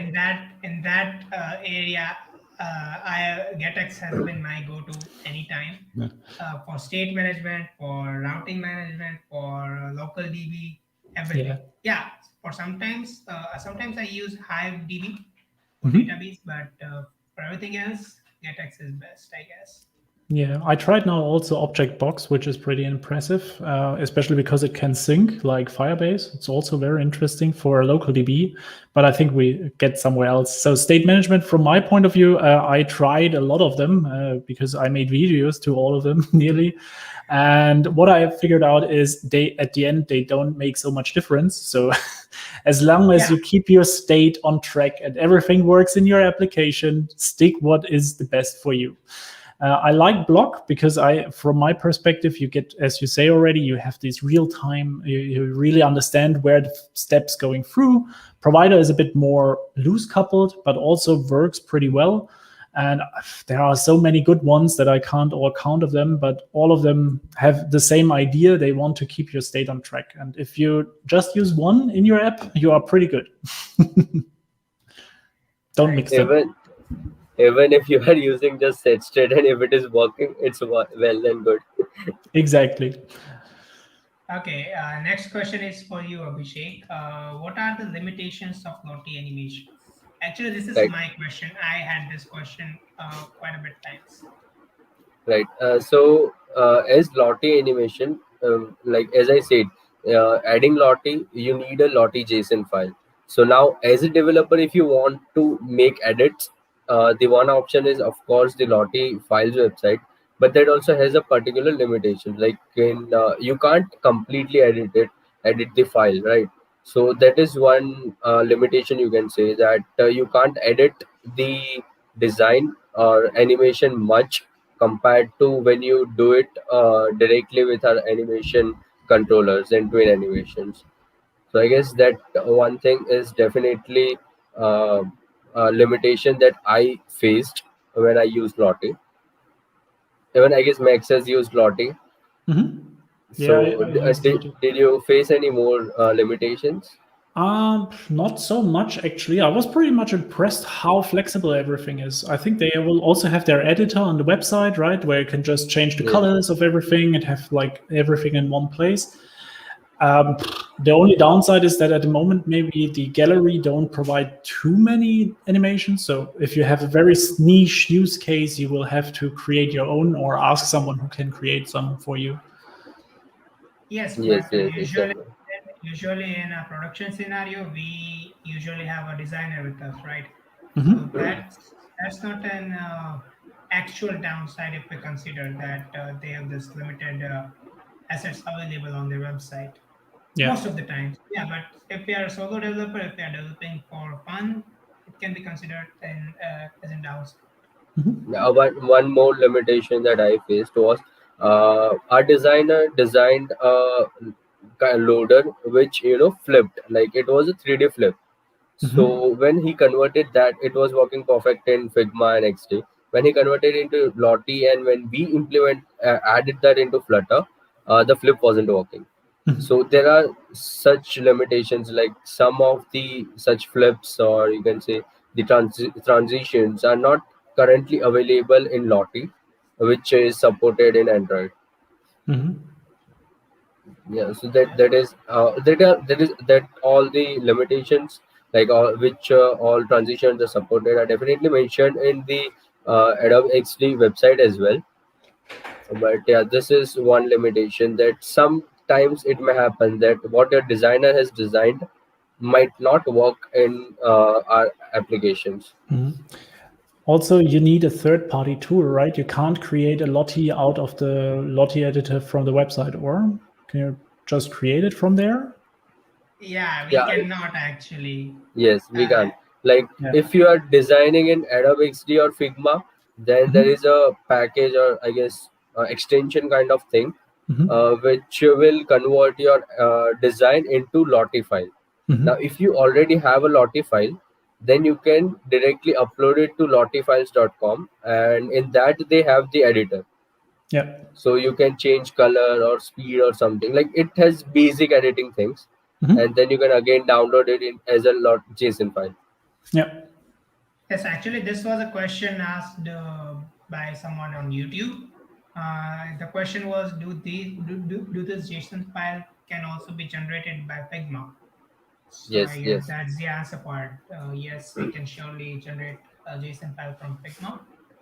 Okay, so the next question goes to our Max. Uh, this is a question from YouTube, and it should be blinking on this. Which is the best way to get the screen size with Layout Builder or Media Query? Very good question. So for the screen size, I would always go for the media queries because media queries have the information about the whole screen. The layout builder is something that creates inside of your widget tree the next constraints. So that means you will have already a widget wrapping this layout builder. And even if it takes the whole screen, it could be that it gets composed somewhere. So suddenly it doesn't is anymore the whole screen if you think it is. So I would always go, if you want to get the real device screen size, to receive it via the media query size, and only the layout builder if you really want to juggle things inside of a widget or inside of your widget tree. Okay, by the way, a question that I had, basically Mhm. not a question, but a suggestion if Flutter team, if it is feasible. So that was that we usually can't access media query dot off context. That is, we can't access the context unless we are on home page or the home of the material app or Mhm. any other app. If we are trying to access media query dot off context method before initializing the material app instance, it will give us an error. Yeah, that's true. So Yeah. why so? And I think they should provide some sort of solution out of the box where we can get the screen size without initializing material app. What would be the benefit of that, if I ask? So you would Nothing. have not really, because Flutter is creating the app with the material app, right? As far as I know. Yes. Actually, what I believe is that Flutter already has access to the screen size after the run app method, Mhm. technically. And if we want to, like just get the screen size, and if we are not using any default default Mhm. app classes that they are providing, there is a material app or Kubernetes app, and we are implementing our own class, like let's Mhm. say foo app.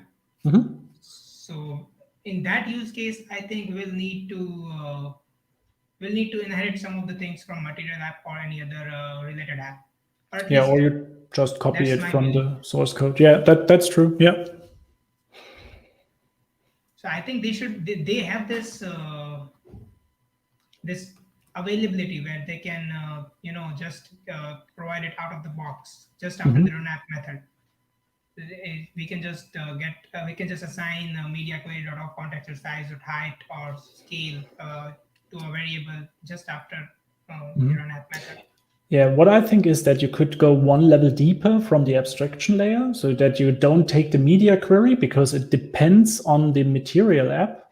But you could go inside of the media query and check how they did implement the information on how to get the screen size. And that you copy that more or less and create your own abstraction layer for that. So you can use that beforehand. So that's the good thing about open source of Flutter, right? You can always check it out and copy it if you think you can do it better in any place. So just as a recommendation. Actually, this is a nice idea. If we can do this, in fact, I'll try, and if it's possible, yeah. It would be great for a blog post. So let us know. Yeah. Okay. One more general question from Sorry, you. Devansh. Yes. Yeah. So, Max, even I have used two packages for responsiveness. One is ScreenUtil for specifying the sizes, and the second is responsive framework. So yeah, they two are also pretty good. Like responsive framework, you need to specify after what pixels you need to change the layout. And in ScreenUtil, it's basically like it adapts. Like let's say you are using ScreenUtil.set height and you are giving 10 height, then it would take the height 10, the 10 value depending on the screen sizes. So, I've seen it, I think. Yeah, that's also pretty cool. Yeah. Okay, one more general question, and I think Max will be able to answer this really well.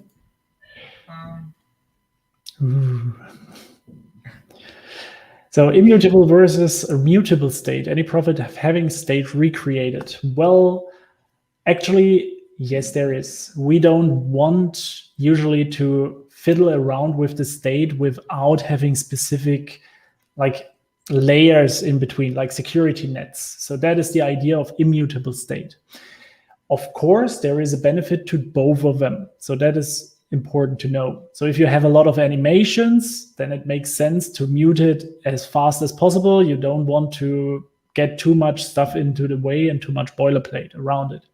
But if you want to make an application that reacts on user inputs, and believe me, we are pretty slow, even if we try to be fast, then the immutable state is perfectly fine and it keeps your app in a better shape in general. So it is better maintainable over a long time because you can check out where the actions come from, you know where the state has changed. I think the best example here is Block or Redux for that stuff, because you can really see where your changes coming propagated into the state, and after that, where the effects coming to. If you mutate the state itself, that could happen to side effects that you can foresee. So for example, you would inject from the side, change your state, and suddenly the state management around it wouldn't even understand where that state come from and maybe cannot react correctly to that state. Sorry, I lost my voice. Okay, I guess the next question is pretty general one. It's not related to the talks, but let's have it anyways.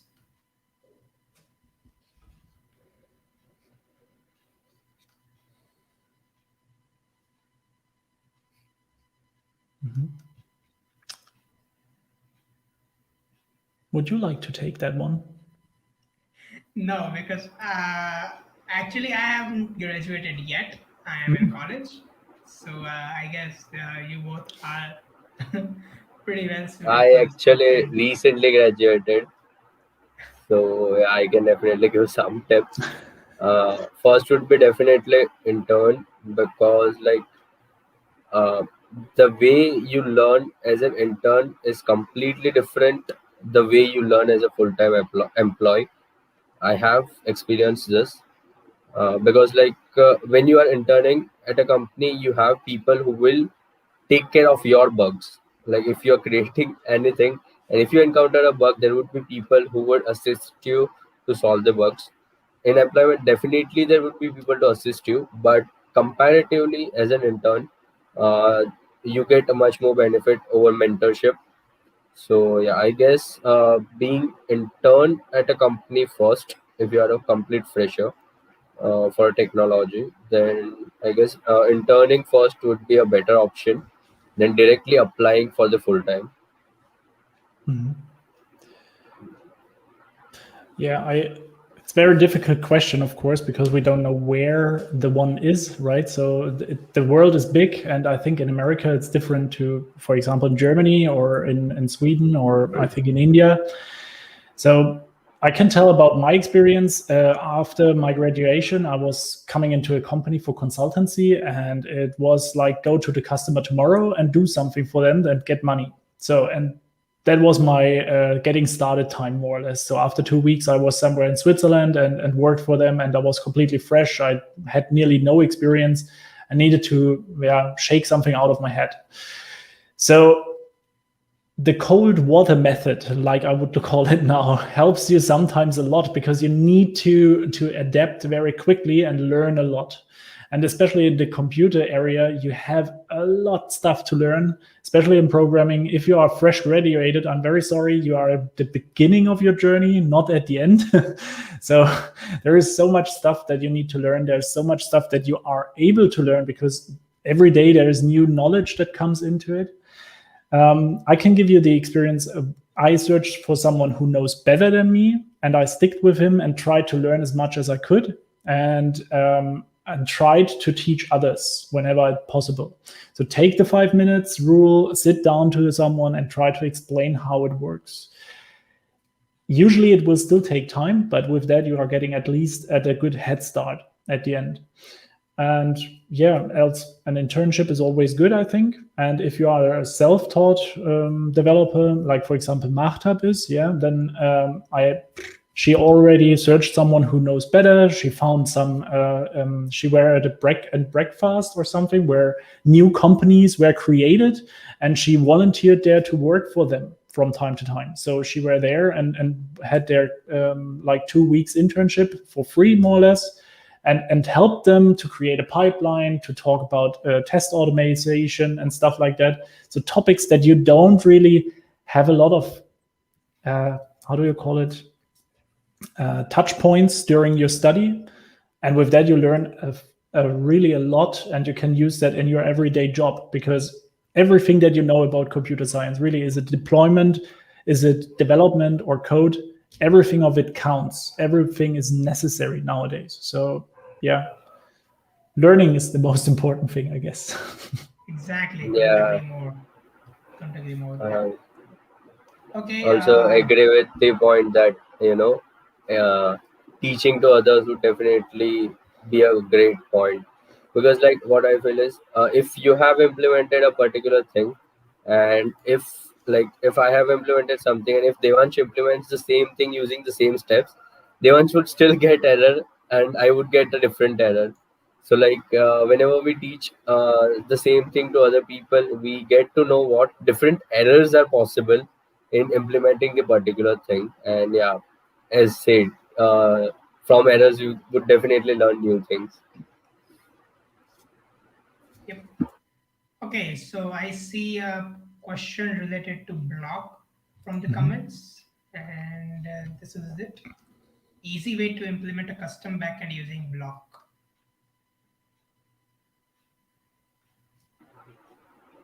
Easy to. I really didn't understood the question exactly, because Okay, block. the question Yeah. is that what is the easiest way to implement a custom backend using block? That's the second implementation of the question that the person has put up to the comment. Right. I guess. So as far as I understood, block basically you're going to use in the Flutter side, So if you are planning to create a custom backend, what will you do is like you would write your backend code in maybe Python, TypeScript, or some other language, host it to any server, free server if you are running alone, like Heroku or something. Then you will get a endpoint to call the API. So that you can implement it using block. Like you can have initial state, loading state, final state. Usually these three states are the main states that we usually have in block. So when the, let's say you are doing something on button click, so when the user clicks on button, you add the initial loading state to your block. In the block file, if you get the loading state, you call the API to your custom backend, and then yield the success state once you receive the, once you receive the API response. So I guess that's how you would be able to implement block along with a custom backend. I guess custom backend won't be playing any importance in this because every backend that you're going to implement will just return a endpoint using which you will get the JSON data. I guess I have the Mm, same yeah. understanding, I guess. Max, So, any other when I'm joining, it's time. So when I'm appearing here, it means it's time. Time is over. So thank you. I think it was the best Q&A section. Like it was my opinion. But see, it was very like active. We had too many questions and your answers were really amazing and really the best. I don't know what to tell us.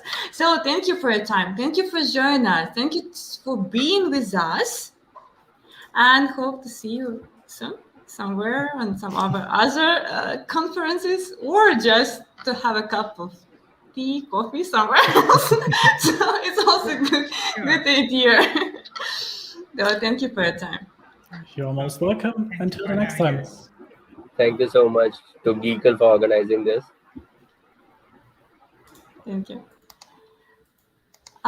So yes, and thank you, Devansh, for you for moderating. Like, okay, you left, but I wanted to say you thank you for being with us, for moderating all these Q&A sections, and to being with us. So just we have some. I hide it. So yeah, for being with us. I have just short announcement for all our attendees. First of all, I want to introduce one more our sponsor, Widgeters. They joined us, the first one, they believed in us and they wanted to support us. So Widgeters is a Flutter dedicated software agency focusing on delivering top-class Flutter application. They provide comprehensive technical guidelines that let you focus on business objectives while they are taking care of mundane engineering details. So visit Widgeters and find more information about them. And thank you a lot for sponsoring and supporting us. Yeah, it was my announcement. It was my time to do it. And I want to welcome our next moderator. Hi here, Vivek. Hi. Thank you for being with us. How are you doing?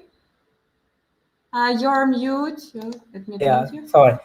Hi Anna, thank you for letting me here, and it's great that Geekle hosted such a big event. I can see the enthusiasm between attendees, and I can see how speakers are getting involved into it, and that's amazing.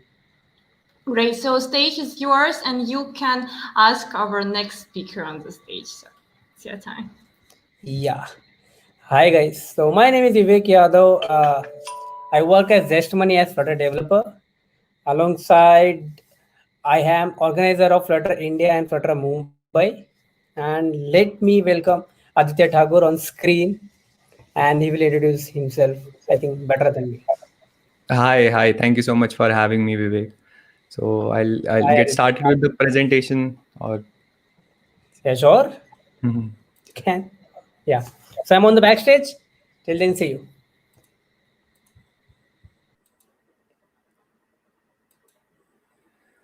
So hello everyone. I hope my screen is visible. So Today I'll be talking about the power of voice, building voice apps in Flutter. And I'm really sorry to Vivek, but I wanted to introduce myself. I had a slide on it. So I am a student developer and designer and have been working with Flutter for over a year now. So I've been working at this startup and we have been building social audio apps. So this is something that I want to share. How can you power your Flutter applications using voice? And I'm also a content creator, so I make videos on Flutter and I have a YouTube channel of my own with the username AdityaThakurXD. So let's get started with the session. Right, in the pandemic, as in after the pandemic happened, there were lockdowns and everything went online. People shifted to online platforms to connect with others, and as we grew more and more comfortable in the pandemic, we were initially using cameras and video calling to connect with others, but gradually, as we grew comfortable, these cameras were turned off. So people shifted to using voice. And this is when a number of startups were born, and a number of applications or big companies were using or integrating voice into their own platforms. So we of course know about the Clubhouse, which is a drop-in audio social platform, really big app right now, and there are other companies that are heavily investing in it. As in, there's Discord, which is with its stages. They have been using it really good. It's also a gaming app, so they use audio for voice communication as well. And with stages, like people can showcase their talent. They are having different talent shows where just using the voice, using the power of voice, people are interacting with each other. They are networking with others. They are building connections online. Similarly, there is Twitter Spaces, as in Twitter too has its own spaces, which is helping people network with others and just join in using your voice, talk to others, and network during the pandemic. So really interesting. How Yes, can we do something similar? just a second, editor. Like, will you share your presentation? I'm so sorry for Yeah. the interruption. So please start sharing your screen, and we will show forward and visit. Just. Oh, sorry, my bad. Yeah, Sorry. because we were a little bit more about it. Yeah. So yeah, please now stage is yours. Is it visible now? Sorry. So I'll like go again. So this is the session would be on voice. As in, I was talking about how, like after the pandemic happened, a lot of people were initially connecting through video calling with others, and gradually with the pandemic, people grew more comfortable in their own home. So cameras were turned off, and people were using audio to connect with others. So we are familiar about these apps, as in Clubhouse, which is a drop-in audio social platform that lets you basically use your voice to network and uh, like use it as a social app, connect with others. Discord has its own stages, and Twitter has spaces. So these are the apps or the companies that are heavily investing. So how would you do something similar in Flutter? As in, how would you build a voice app that basically lets you use it as a social audio platform, or in future if you want to integrate bots or voice bots in your Flutter application? So that is something we'll look at today in this session. We'll start with the audio streaming application using Flutter. For that, we'll see how to integrate real-time communication in your Flutter application. For that, we'll use the Agora SDK. And after that, we'll also look at voice bots with Dialogflow Essentials. So how to integrate a simple Dialogflow voice bot that would let you build a conversational UI. And lastly, we'll also look at Alan Studio, which lets you have conversational voice experiences in your Flutter application. So there are a lot of things that we'll be taking up in this session. We'll look at how to integrate them, and you can modify the UI or however you want to build your app accordingly. Before we go into that, I feel the theme of the whole global summit has been based around use cases, how you can use depending on the different case. So using voice inside your Flutter application would help you improve app engagement. It would make it more fun, and it would also personalize the experience. So the first use case could be building social apps that you have seen in the previous slides. So you can make social apps more impactful with people using live voice to interact with others, to connect with others. Or you could use it as or you could be making an application that needs that needs people to communicate with each other, as in a gaming app where you need voice chatting, so something like Discord to communicate with others.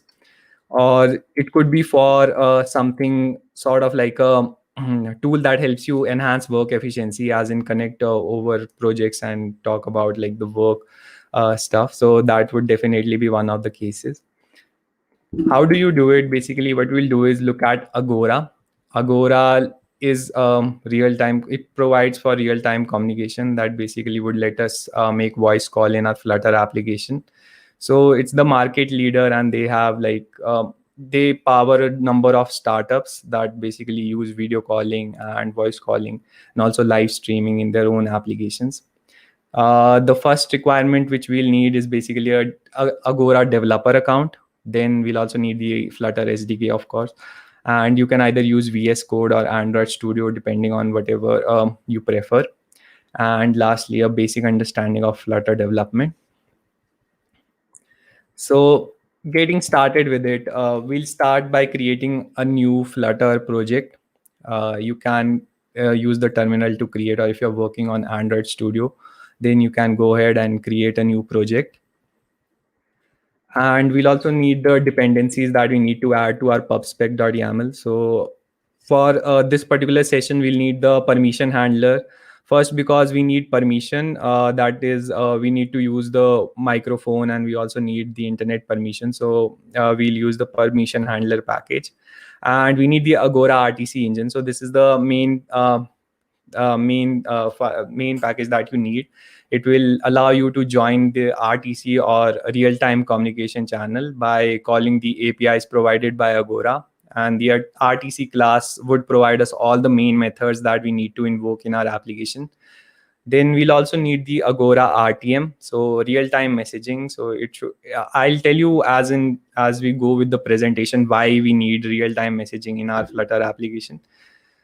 So these are all the packages that we need. And again, we need to add the permission. So Android manifest, you can add the internet permission as required. And also for the iOS, we need to add it to the info plist file, the microphone usage and the camera usage description. And that is about permission. So let's get started by connecting to RTC. So we'll be using this RTC engine instance to connect to the service provided by Agora inside our Flutter application. And what we have to do is basically create an instance of the RTC engine by passing in the app ID. So how do you get an app ID? Is basically by going over to agora.io, and new here, you will have to create a new account. Since I already have one, I'll just log into my dashboard. After you have like created your account, it should take you to dashboard, and here you need to go down to project management and create a new project. So you can give it a project name and start in secure mode with API ID and token. So when you create your new project, it should show up on your project management and under the different projects that you have. And you can copy the app ID by clicking on this eye icon, and it should copy the app ID for you. So this is how you can get your app ID. And I'll also show you, before we go into it, the project structure that I have here on my Visual Studio Code. So we have the main file, which basically has my homepage set to home here. Nothing much happening on this one file. But we have three different files, three different folders: screens, utils, and widgets. So widget has our user view widget, which I'll come back to. But utils is the one that has the app ID in it. So you can also create like a constants.dart file and save your app ID to that. But for this particular example, I'm using utils, and then we'll have two separate files. One would be call screen and one would be the home page. Nothing much on the home page, as in we'll only take the user's preference. as in the user role, if he or she wants to be if they want to be like a audience or a broadcaster. And the main thing that about the integration, as in initializing the RTC engine and using Agora, would happen on the call screen dot, and this is something that I will be focusing on. So on the call screen dot, the first thing that we'll do is basically create a stateful widget, and also use the different variables that we will be using. So I will be taking in the channel name, the username, and the role when this widget is initialized. So the channel name is something that we need in Agora to create a temporary token. So after we have like created our new project and also gotten like the app ID, we need to go over to the temporary token for authentication and input a channel name. So we can input a channel name and generate a temporary token. These temporary tokens are used by Agora to basically they are used like dynamic keys to authenticate the user that is joining the channel. I showed you like how to generate a temporary token. It is simple. You can input the channel name and get your temporary token from there. So coming back to the integration part, like after we have imported the different packages that we need, you can import them as you go, but we'll need the RTC engine and we'll need the material for now. These two you can import at the starting, and you can get the other ones like the user view and the utils as you proceed with the tutorial. So we have initialized a stateful widget, which basically has the different lists that we would be using. There are the different like one is the is login, is in channel, and the users list, and the different clients. We need the RTM client, the RTC channel, and the RTC engine client. So what I'll do is inside the init state of my stateful widget, I'll initialize my RTC engine. So I have called this function called initialize, which basically first checks for if the app ID is present. So if you do not have an app ID, like if you do not create a project and enter an app ID to show that the app ID is missing, and you'll have to put in the app ID in the settings or the utils, and after that it would initialize this Agora RTC engine. And how we can do that is basically by creating a method which would first create an instance of this RTC engine, and it would first create this RTC instance of the RTC engine and then enable since Agora is also used to do video calling inside the Flutter, like it's also used for video calling. So we'll disable video first using this instance of the engine, and then enable audio, and also like set the channel profile. So we are using channel profile.live broadcasting since people will be talking live. And then we also have the engine.set client role, which uses widget.role. So inside our homepage.dart, what we have is a basic interface which would let the user select if they want to proceed as an audience or a broadcaster. So they can decide their role, and accordingly this instance would set the client role to that. So it would set it to widget.role. And then we have the different event handlers, as in this is the basic of how you can connect to RTC. After like you have created an instance, you can enable audio, set channel profile, and set the client role, and then join the channel by passing in the widget channel name. And we haven't passed the token, we have passed null instead. So this is like how you should create an instance and connect. So if you are working on a production, like temporary tokens are only valid for 24 hours. So in a production environment, you'll need to deploy your own server to generate these tokens. So you will get a token from the server for your client, and then join an RTC channel and publish audio and subscribe to the other clients that are there on the Agora SDRTN. And to get more control over your app, Agora provides for RTC event handlers. So these event handlers are callbacks that are triggered when a certain event occurs, and you can define them for different events, as in in this particular one, we have event handlers for a join channel success, when a user successfully joins a particular channel, or when they leave a channel, or if they are offline. So we have different event handlers defined for it. And we'll also be using different callbacks to connect the users as well. So what happens is, I had previously mentioned that we'll also be using the RTM package. So what we are doing is basically creating an instance of the RTM client, and then using it to log in into the Agora RTM. And then what we'll do is basically map the different usernames with the UID auto generated by the RTC SDK. So we are using the username that a user would input when he's entering the channel. We'll map it with the UID auto generated by the RTC SDK. The reason is simple, because in this particular app, to talk to someone or to call someone, what we'll do is, instead of calling them by their ID of number, we'll be using their name instead. And that is why we need the RTC RTM package. So when a user joins the channel, we'll use this instance to send a message to everyone in the channel, and we'll use the different callbacks to create the list of users that are present in that particular channel. And before like a user enters, we'll send a peer to we'll send a message to the different members on that particular channel to get like all the list of users that are there. And if when a user leaves, so we'll remove him from that particular users list, and we'll modify the user's data. So this is like a difficult concept, as in this is a little bit advanced concept, as in you can use mapping. We are mapping these usernames with the UID, which would be a little bit difficult to explain in this particular scope, but I would definitely recommend checking it out after this session, as in going over how the mapping is done. So we are using simple callbacks to map the different users, first by creating the instance of the RTM and using it to map the usernames with the UID, and then using those usernames to call the different users. So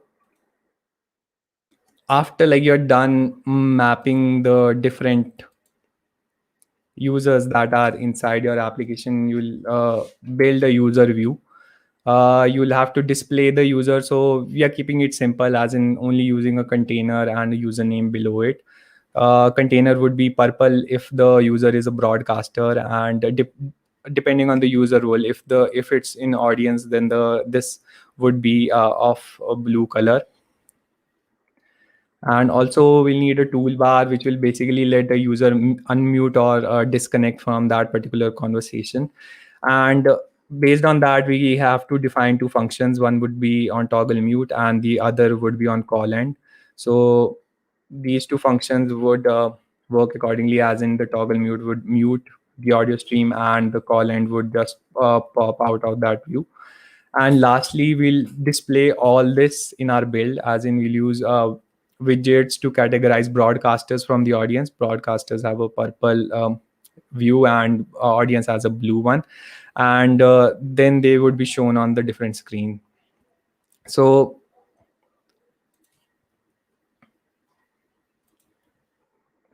we have defined the different functions, and then we lastly need the user view, that is the broadcaster and the audience, which would display all the different people that have joined in on the conversation. Now, if you were to build a social audio platform using this, you will need the Agora RTC engine that you can initialize and use it inside your Flutter application. For an app like Clubhouse, the different audience, the different speakers or broadcasters would show up on like at a higher level inside the application, and then the audience would come down. Or if you were building an app, something like that only shows up speakers on the stage, something like Avalon scenes that we have. And so you can just use the broadcaster showing up and build your UI accordingly. If you want to learn more about Agora's Flutter SDK, you can check out their developer guide and also look at the complete documentation for function. And they also have a Slack community. So if you have any questions, you can reach out to developers there and build your own real-time engagement app, like getting started free for the first 10,000 minutes would be free. So that was about how you can build social audio platforms by using the RTC engine in Flutter. But if you were to build like a voice bot inside your Flutter application, so for that you can use the Dialogflow Essentials, which is a development suite for building conversational UIs, like for building chatbots, voice bot, and like it can support multiple channels in over 20 different languages. So to build with Dialogflow, what we'll need is basically to create a Dialogflow ES agent. So you can go over to dialogflow.cloud.google to create your own Essentials agent. And the setup is really simple. As in, you'll have to create a new agent, give it a name, and specify this agent name, and do not select Meta agent and click on create. Then you would have to configure the Dialogflow. So you'll click on the gear icon in the left menu next to your project name and enable beta features. So we need these beta features if you want to like use the knowledge database and other features on the Dialogflow. And after like you have created an agent in Dialogflow, you'll a Google Cloud project for it would be created in our Google Cloud Console. So you will have to log into the same Google account on Dialogflow and select the project from the top blue bar. Search the Dialogflow API in the top blue bar and click on it. So after you're done, you'll manage, and we'll need the credentials from it. So this is how it would look, as in you'll go over to the Google Cloud Platform, search for the Dialogflow API, click on manage. Then you'll create credentials and choose a service account. So you'll have to specify a service account name. For example, in this case, I'll go with Flutter Dialogflow, give it an ID and description, and click on create. And after you're done creating the service account, you will click on the keys tab and hit add key. So this is the add key button, and you'll have to create a new key. So select a JSON key and rename it to credentials.json and save it somewhere. So like you can create it and save it somewhere on your hard drive, because we'll need this key to integrate Dialogflow inside our Flutter application. So coming to Flutter, you can again get started by creating a new project. You can do it using the terminal, or if you are working on Android Studio, create a new Flutter project. And we'll again need settings. We'll need to configure these settings and permission. So we need the mic, internet and record audio permission. So you'll have to modify them in app source main and Android manifest.xml file. And since we are working with audio recorder library SoundStream, so it requires a minimum SDK of at least 21. So we'll have to change it inside the Android app build.gradle in the default config block. So you'll have to change this minimum SDK to 21. And we'll also have to add the dependencies. So we'll need the SoundStream, the RxDart, and the Dialogflow gRPC packages. And we'll also have to load the credentials.json file that we downloaded in the previous slide, added as an asset inside the pubspec.yaml. And then we'll move on to integrating it inside your Flutter application with Dialogflow gRPC. So you'll get a service account, create a Dialogflow gRPC instance. So service account, it should load root bundle.load string and pass in the asset file name. And then you'll also create a Dialogflow instance via service account and pass the service account to it. And then we'll move on to making a stream detect intent call. So what you will have to do is pass, create an audio input config with the bias list to bias the model. And we are using a sample rate hertz of 16,000. And then we'll make a streaming detect intent call. So you will have a response stream, as in after you detect intent, you'll get a response stream. And this response stream can be finally used to listen to the incoming transcript and detect like the user query based on it. When you'll just start, so there aren't much intents defined. So you'll have to also model the Dialogflow agent as in based on your use case. So developers can create these intents by training phrases to train the underlying machine learning model for the Dialogflow essentials. So when a user would write or say something to the dialog chatbots, it would refer to these expressions and match the intent. and based on that it would produce some output. And going over to your project, you'll find the intents and you can define the different. So there is also already a default welcome intent already present. So if you'll say something, it would have a default response for a few of these words, as in hi, hello. And you can also connect like an online knowledge base. So this is like an important thing that you can do for your Flutter application. So if you already have like FAQs or articles from CSV file or online websites or even PDF files, so you can use them, pass knowledge from these documents and find like automated response from your own chatbot. And to configure them, you can define one or more knowledge bases, which are basically like collections of these knowledge documents that you can do. And that is about like the dialog flow. Instead of like going for instead of going for integrating like Google Voice, you can instead create a custom voice bot for your own Flutter application. You can use the different FAQs or CSV files or even questions from PDFs to have as knowledge base for your voice bot. So it will be better able to answer these queries, and it would be an add-on for user engagement, as in people can ask their questions directly to a voice bot inside your Flutter application. So moving on to voice assistant, like this presentation would be incomplete if we don't talk about Alan. So it's a conversational voice AI platform that lets you create intelligent voice assistants for your app. And you can create a voice assistant or build a multi-modal interface like with two inputs, both speech and gestures. And it also the Alan Flutter plugin would help you integrate this voice experience inside your Flutter app. So the integration for a very basic demo app is really simple. All you have to do is go add the Alan voice dependency inside your Flutter application, add the voice package dependency. So import this package and then add the Alan button inside your main widget. You'll need the key for that. You'll have to sign up on the Alan Studio, which is really simple. And after like you sign up, this is how like you can add a Alan voice dot you can add the Alan voice button inside your home page. This is for a stateful widget, and you'll get a button something like this, and you can tap on it and say what you want to say, hello and thing like this. So you can search for Alan voice and you will get the complete documentation on its Flutter framework integration. And you can also define intents, as in how you want your chatbot to function on their studio. So that will make integration of a voice bot inside your Flutter application really easy.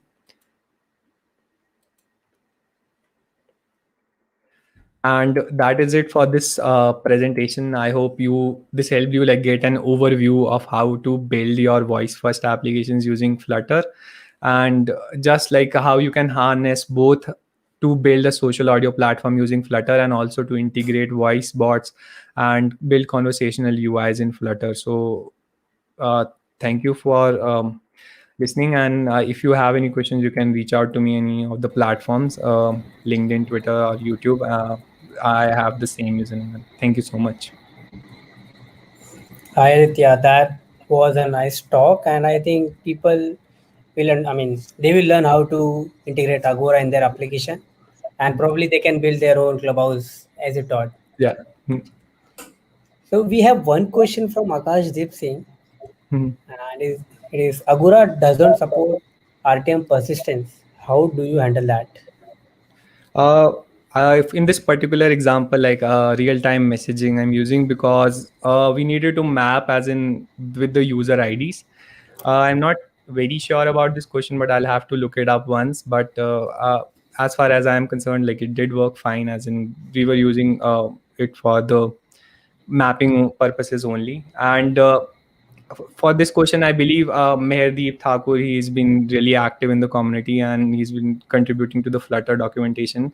So I'll definitely recommend like taking this question up once in the Slack community, because people would be better able to help there. Okay. So as you speak for power of AI, so do you think we should add a conversational bot, as you just saw, I mean, just to say it, in a clubhouse-like application? In a Clubhouse like application, I think that would be unnecessary. I feel like I think like it would be better in some healthcare type application where people need to reach out or ask certain questions, or it would be better in an application that you really want to connect with the users. For a shopping application too, it would be great if the voice bot can take in queries, certain queries, as in uh, when would the order be delivered, and it would definitely be a very great case to take up when building apps for people with disability, so they can instead use the voice bot to converse and use the application.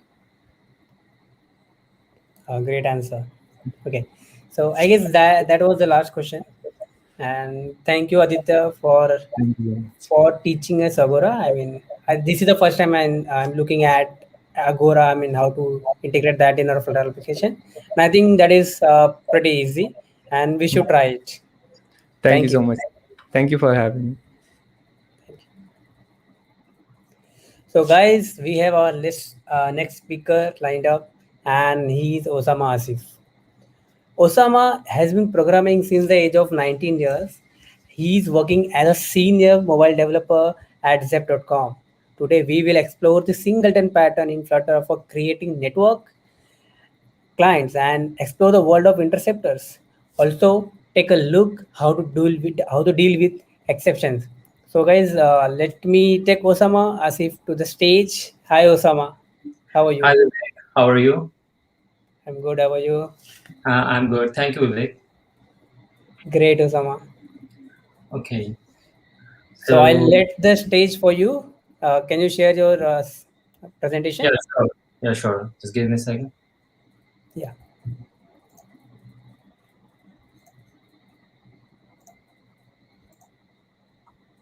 Okay. Can you see my screen? Yes. Yeah. Okay. Once more, I want to highlight that network calls are very important thing in mobile development, and you should not miss it. So Osama, stage is yours, and bye. Okay, sure. Thank you, Vivek. Okay. Hello, guys. So, as Vivek introduced me, that I'm Osama, and I'm working as senior mobile application developer at Zepcom. So today, as you know, that today we are going to explore the network calls in Flutter. So first of all, I want to say thank you for the Geekle to invite me here as a speaker. So the reason why I choose this topic, because I think this is the most important topic when if you are working as a beginner and if you are new in Flutter, or even or if you're a new programmer. So this topic is very important for all of the beginners, because in the beginning with this topic you will make a lot of mistakes in the beginning. So that's why I chose this topic, because I suffered a lot when I was a beginner. So that's why I chose this topic. So the network calls in Flutter. So our today agenda is, we will discover that what are the network calls, and we will discover that what are the HTTP sections request. Like we will discover the different parts of the HTTP request, and we will see, and we will take a look on the HTTP method as well, and also the implementation, how we can implement in Flutter. And we will take on the look on the network clients and how to deal with the custom exceptions, and how to create a custom exceptions. And also we will take a look on the interceptors, and all of this we will implement all of these things with the singleton design pattern. Okay, so let's start with the network calls. Okay, so what are the network calls? A network calls is a way, like a network calls is an HTTP request for your mobile application to the server side. Like if I'm making a request, if I want some type of data from the server, so how can I get this data from the server? So there's only one way to get this data. Like for this, we use the network calls, and we call in APIs. Okay, so whenever I need the data, I just made an HTTP request, or is there any kind of regular, but it's just an API. We just hit an API and we get the data from the server, and we show it into the client side in our application. So the network calls are pretty much simple. And the next thing is, what are the HTTP request sections? Number one is request line. Okay, so in request line, we define the HTTP URI and also and we define our HTTP method and also the HTTP URI protocol. Like my method is post, get, and put, and every and whatever you want to use. You can just put your method and just you just put your URL, like the, for example, google.com. You just append your URL and for getting the data. Like if it's a get request, then you just put the you just hit the get request and you will just get the data by just hitting in URL. So number 2 is the request header. Okay, so this is the most important part of the HTTP request. Like in this part, you define that this is my authorization token. And this is the format of the data that I want from the server. Like is the application data, application/JSON, or is an XML data. You just define all of the parameters in the request header. Okay, the number 4 is the request body. Okay, so if I want to send some data to the server, so how can I send this data to the server? So I have a body for sending this information to the server, and we mostly use this body in the put request and also in the post method as well. So we use request body for sending all of the information, for passing the information between the mobile and the server. Okay, so number 4 is the HTTP request with its 3 parts. Okay, when I combine all these 3 parts, I can make a complete request. As you can see here, in which I'm making a request line, I'm defining my request header, and I'm also defining my request body. So I think the HTTP request section is pretty much simple. Okay, now come on to the overview of common HTTP methods. I think you all are familiar with all of these methods. So, but I'm just giving you an overview of this common request. Okay, so number 1 is the GET request. The GET request is mostly used for retrieving data from the server. Like if I want some data from the server, I just hit in GET request and I get this data from the server. We don't usually use it for getting the data, and and we consider this request is only read-only request, like only for the read actions. The number 2 is also the most common request, the post request. The post request is used for passing the data from the server. Like I want to update my profile. I want to send some information to the server. Like I'm creating my profile. I want to share my data to the server. So how can I share this data to the server in a secure way? It's a post request. I just put all of the information in my body and just pass the information to the server, and the server will process all of the information on its side. And the number 4 is a put request. This request is also used for updating the things like I want to update my profile. So I just use these put methods. It depends on the backend developer, like whether it's they are using the post method for updating the information, or they are using the put request for the information. But the better way or the right way to do it for using the put request for updating the information. So because the put request is an idempotent, the idempotent means is that if I make 2 requests at the same time, so then it will consider it one. Like I just tap the 2 button. I just hit the button twice, so it will consider it once. And the number 4 is the delete request. I think the name tells you what the purpose of this request. So the delete request is for deleting the data, and it's also an idempotent request. Okay. Now we come on to the point, like how we can implement the network calls in Flutter.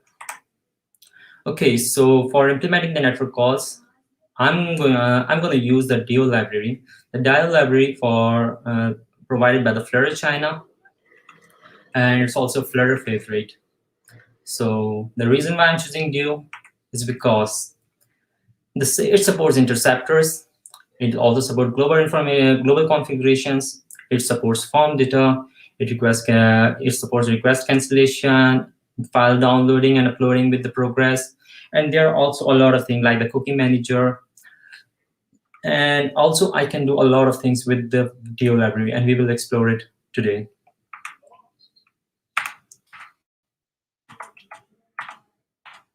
Okay, so these are the pros, but the cons is only one. The only con for using the DO library, because it's a third-party library, and I think the Flutter China is continuously maintaining the library. So I think there's no way to use this library. I think we can use it. We can use it like in our normal application, because the team is strong, the community is strong, and they are continuously updating the things. So I think we can use this library for our future applications. Let's take a look on the video.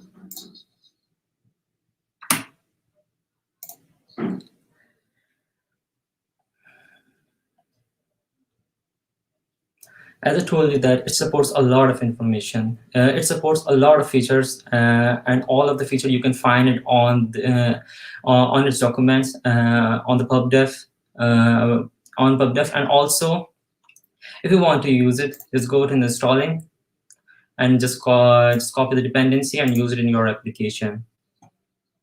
So here, these are the dependencies I'm using for this project. So just note it down for the important dependencies that I'm using in this project. So the number one is Geo, the DIO library. I'm using it, and I'm also using the Get It for the singleton design for making it in the singleton, and also I'm using provider.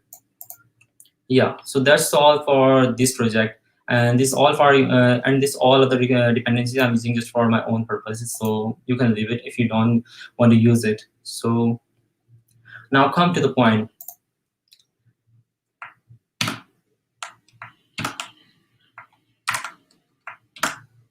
Okay, so whenever we can start implementing the network calls, so we need to make the network client first. Our first priority to create the network clients, like in which I'm defining my interceptors.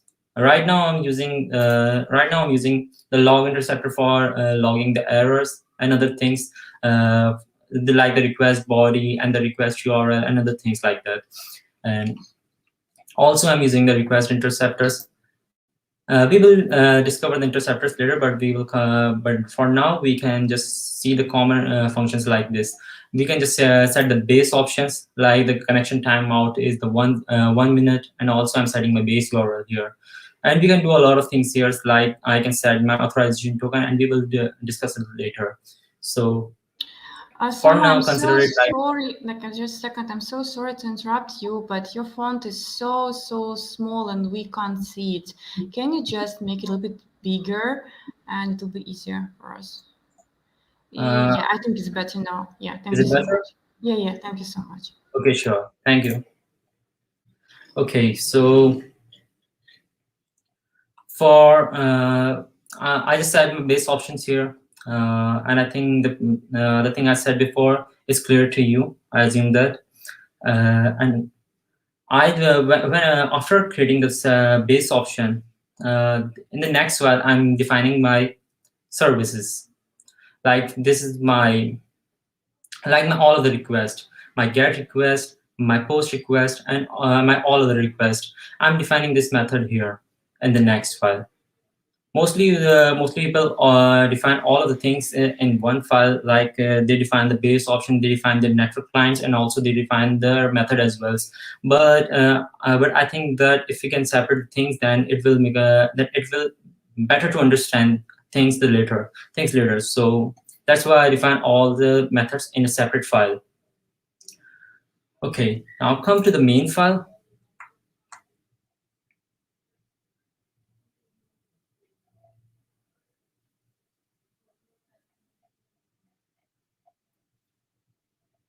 As you can see here, I'm making a singleton by registering it on a get instance. Like I just define my get instance here, and I'm registering my network client here.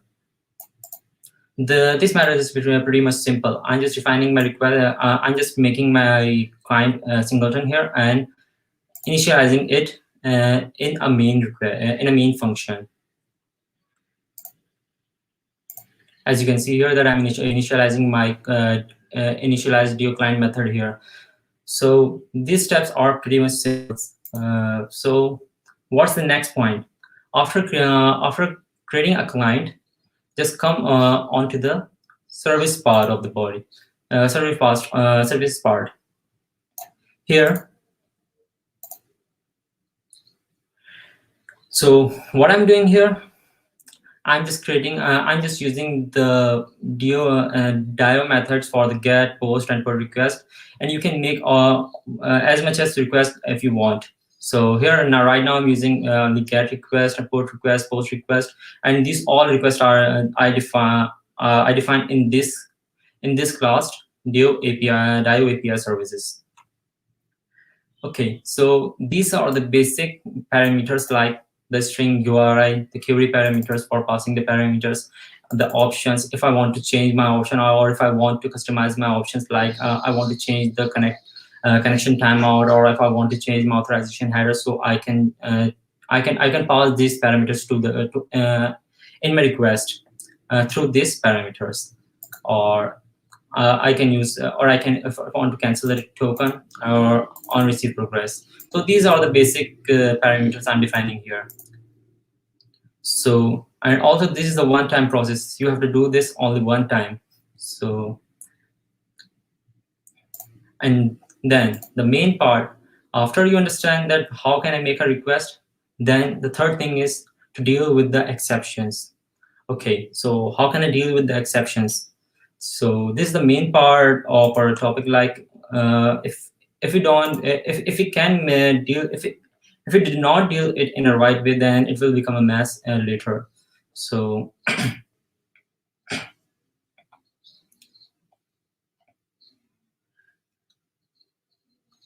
what I'm doing here, I'm defining my custom exceptions here, like this. If you can see this class, it's also it's using the it derived from the exception class, and it's an abstract class. So I'm just here defining my basic exceptions, like the fetch data exceptions, bad request exceptions, unauthorized exceptions, and invalid input exceptions. And I just define it once, and I'm using it again and again in all of the requests. As you can see here, if I'm getting come to the point here, yeah, this one. Just give me a second.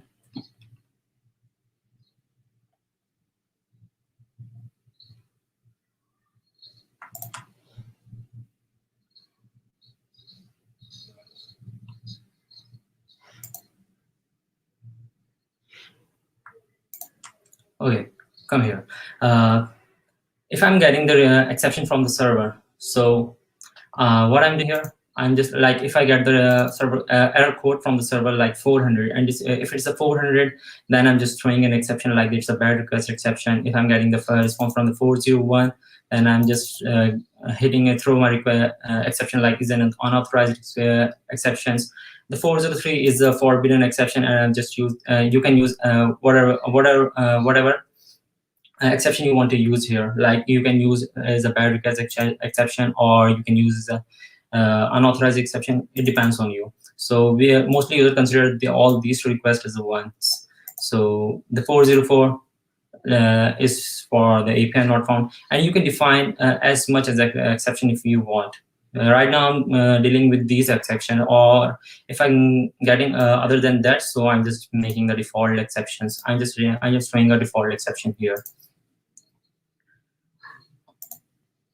Okay, so these steps are pretty much simple. So after this, now come to the network clients again. So the point that we left here is the interceptors. So for using the interceptors, the DIO give us an example here. Like the DIO said that if you want to check your token before the request, then you can use the onRequest method. And as you can see here, this is the onRequest method. If you want to check if like I'm making an authorization call. Like this is the private request. This is not a public request. This is a private request. For enforcing this request, you have to pass the authorization token in the request. So what I'm doing here, if I just set my on request, I just check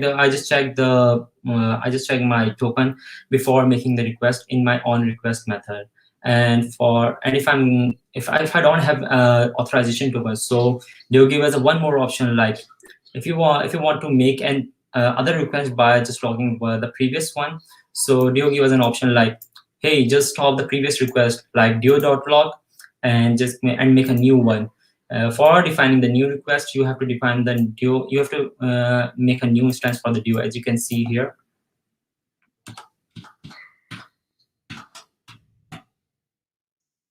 As you can see here, for defining a new request, you have to make the token duo.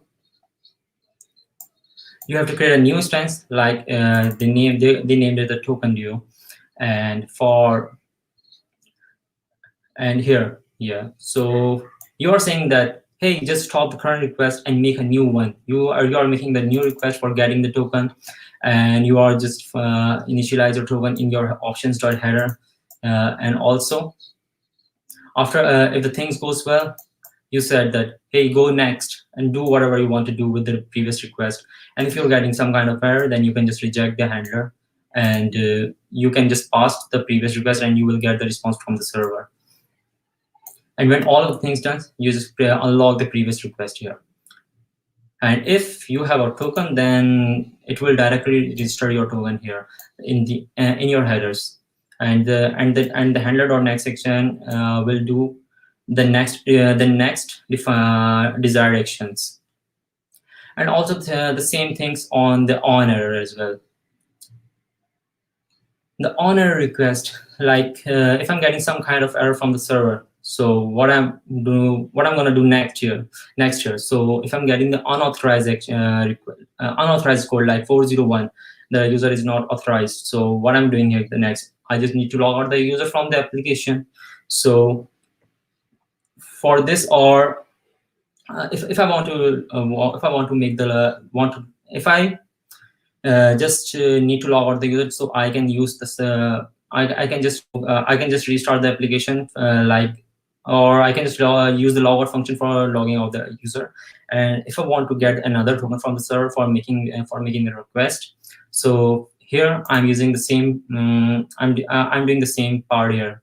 So what are they doing? If the token is not equal to the previous token, and they are just making the new request from the server, and they get the token and they set the token, and they just reset the token here.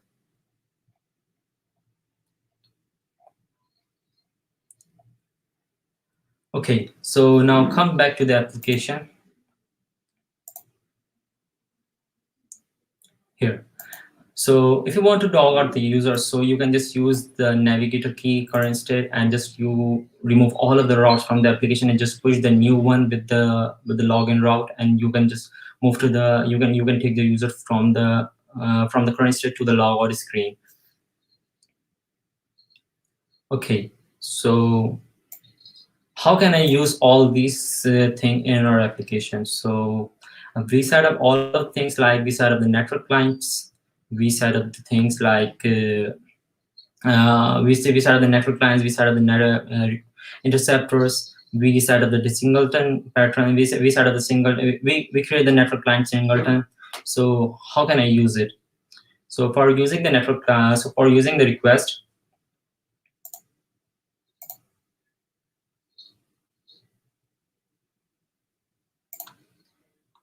here,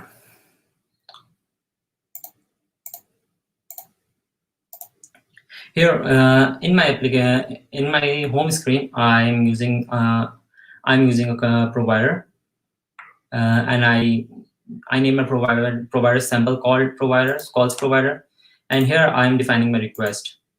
So here I'm getting the list of users by using a get request.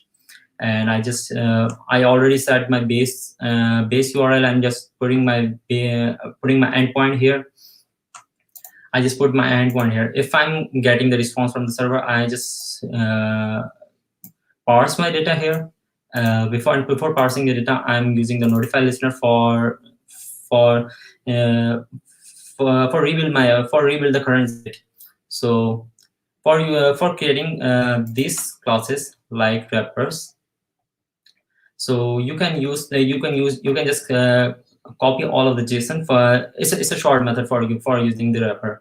You can just copy the current JSON, and you can just go here and just try JSON to Dart. There are a lot of I think there are more than 2 to 3 sites they can do your task easily. And you just paste your data here, and you can just name the class, and then you can use the functions like you can define your method like if you want use a from mem method or to mem method. You can make the property optionals, and there are a lot of things here that you can do. So you can just save your time by just copy and paste the things here, and just copy the code here and just paste it here and make it null safe here. Okay, so this is the pretty much simple thing, like and this will save your this thing will save your time if you want to do your work as fast as possible. So if you can use this if you want to do your work as fast as possible, so you can just do by this way, so it will save your time. So now come back to the point. Here I'm parsing my data, and I'm return my data here. But if I'm getting some kind of error, like if I'm getting any kind of error, so I just I defined the one variable here, and I named it error. So I'm just initializing here with the error, and I just hit the notify listener for rebuilding the state.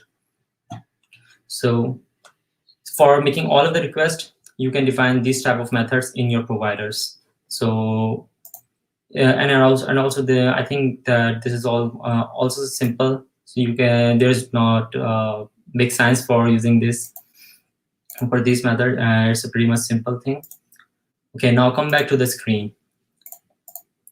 Here in the state, I'm using the stateful class. If you want to use the stateless, so then if you can use it.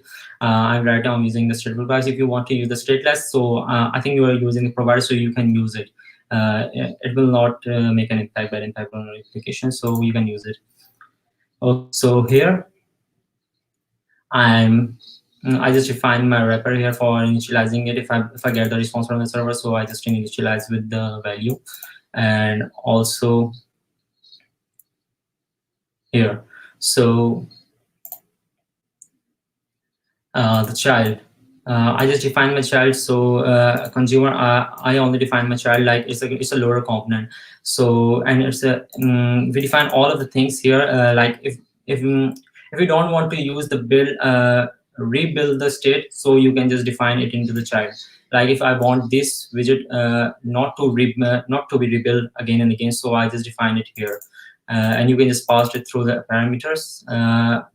Pass through these arguments, and you can use it like this. So in the show loader, like if the loader is true, so I'm just returning my child here, and it's a loader, simple loader component. And but if the state is not true, like the show loader is not true, so I just check that the user list wrapper is not equals to null or not. If it's not equals to null, so I'm creating I'm just building the UI here with the data. I'm just, as you can see here, I just initialize my user here, and I'm just populate my data into the screen for showing the client side, it to the client side. But if the data is equals to null, like if data is equals to null, so what I'm gonna do? So now the show loader is false and the data is equals to null, so I'm just showing my error component here. And this is also a pretty much simple, like I'm just showing whatever the error I'm getting from the server. I just initialize it in the variable error, and I'm using it here. So, and also you can use a retry method here. So now take a look on the application.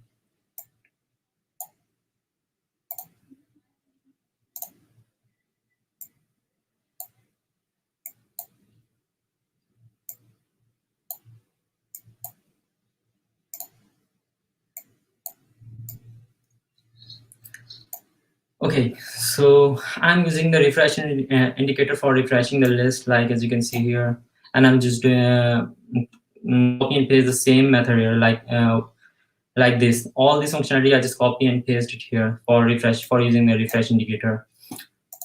So what's the initial state of it? I'm just restarting the application, restarting my application. The initial state is loaded, and when I get the data from the server, I'm just building my UI here. Okay, so but what if I'm getting some kind of data from the server? What will gonna happen? So what will be happen next? So just come into the network, my connection time mode to this, and I'm just restart my application here, starting my application here. As you can see here that I'm getting an error connection timeout here. And what if I'm just hit the retry? And it's again, because I just set the timeout timer is 50 milliseconds. So, and I pretty much believe that in this time you will never get the data from the server. So every time you are getting the data like this. So, but when I change it to the 1 minute, and I just restart my application,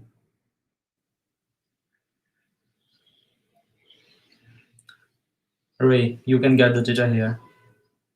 So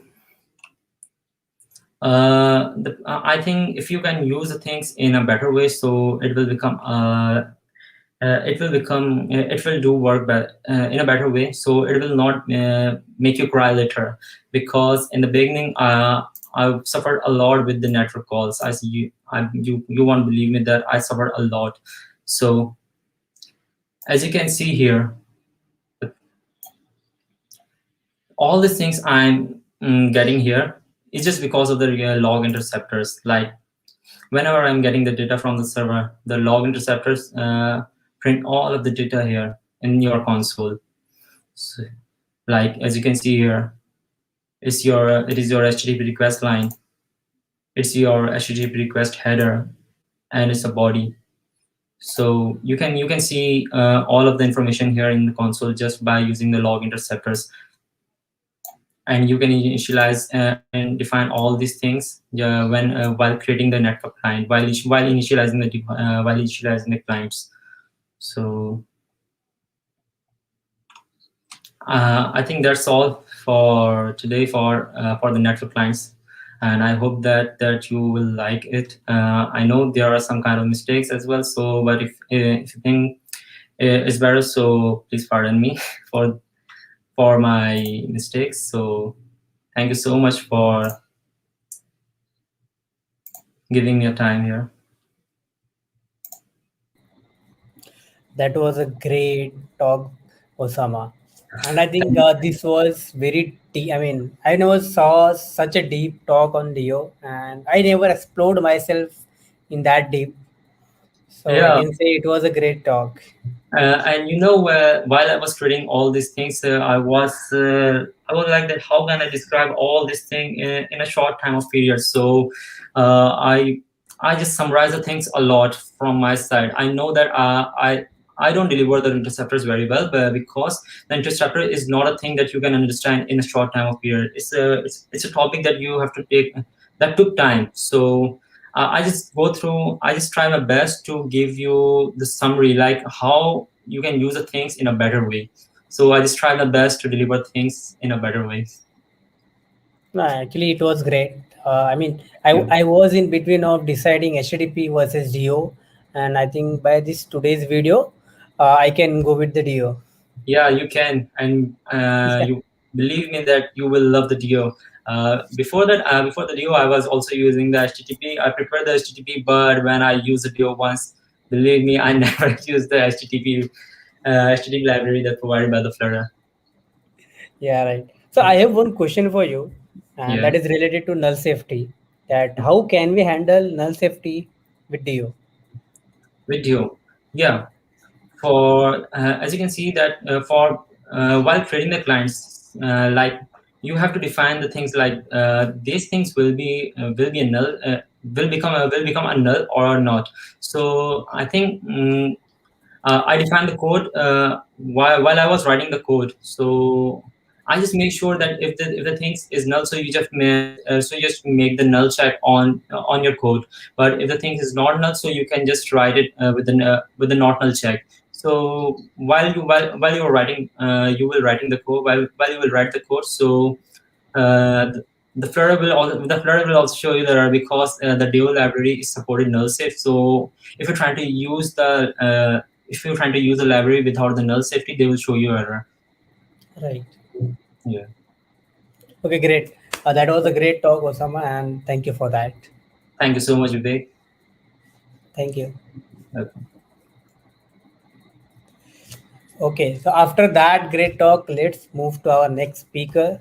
And I'll tell you, he's just not a developer, he's a professor and a founder. Okay. So here is a brief information about our next speaker. Gazian Alankas was the first university professor in the world to use Flutter in mobile application development course. Yes.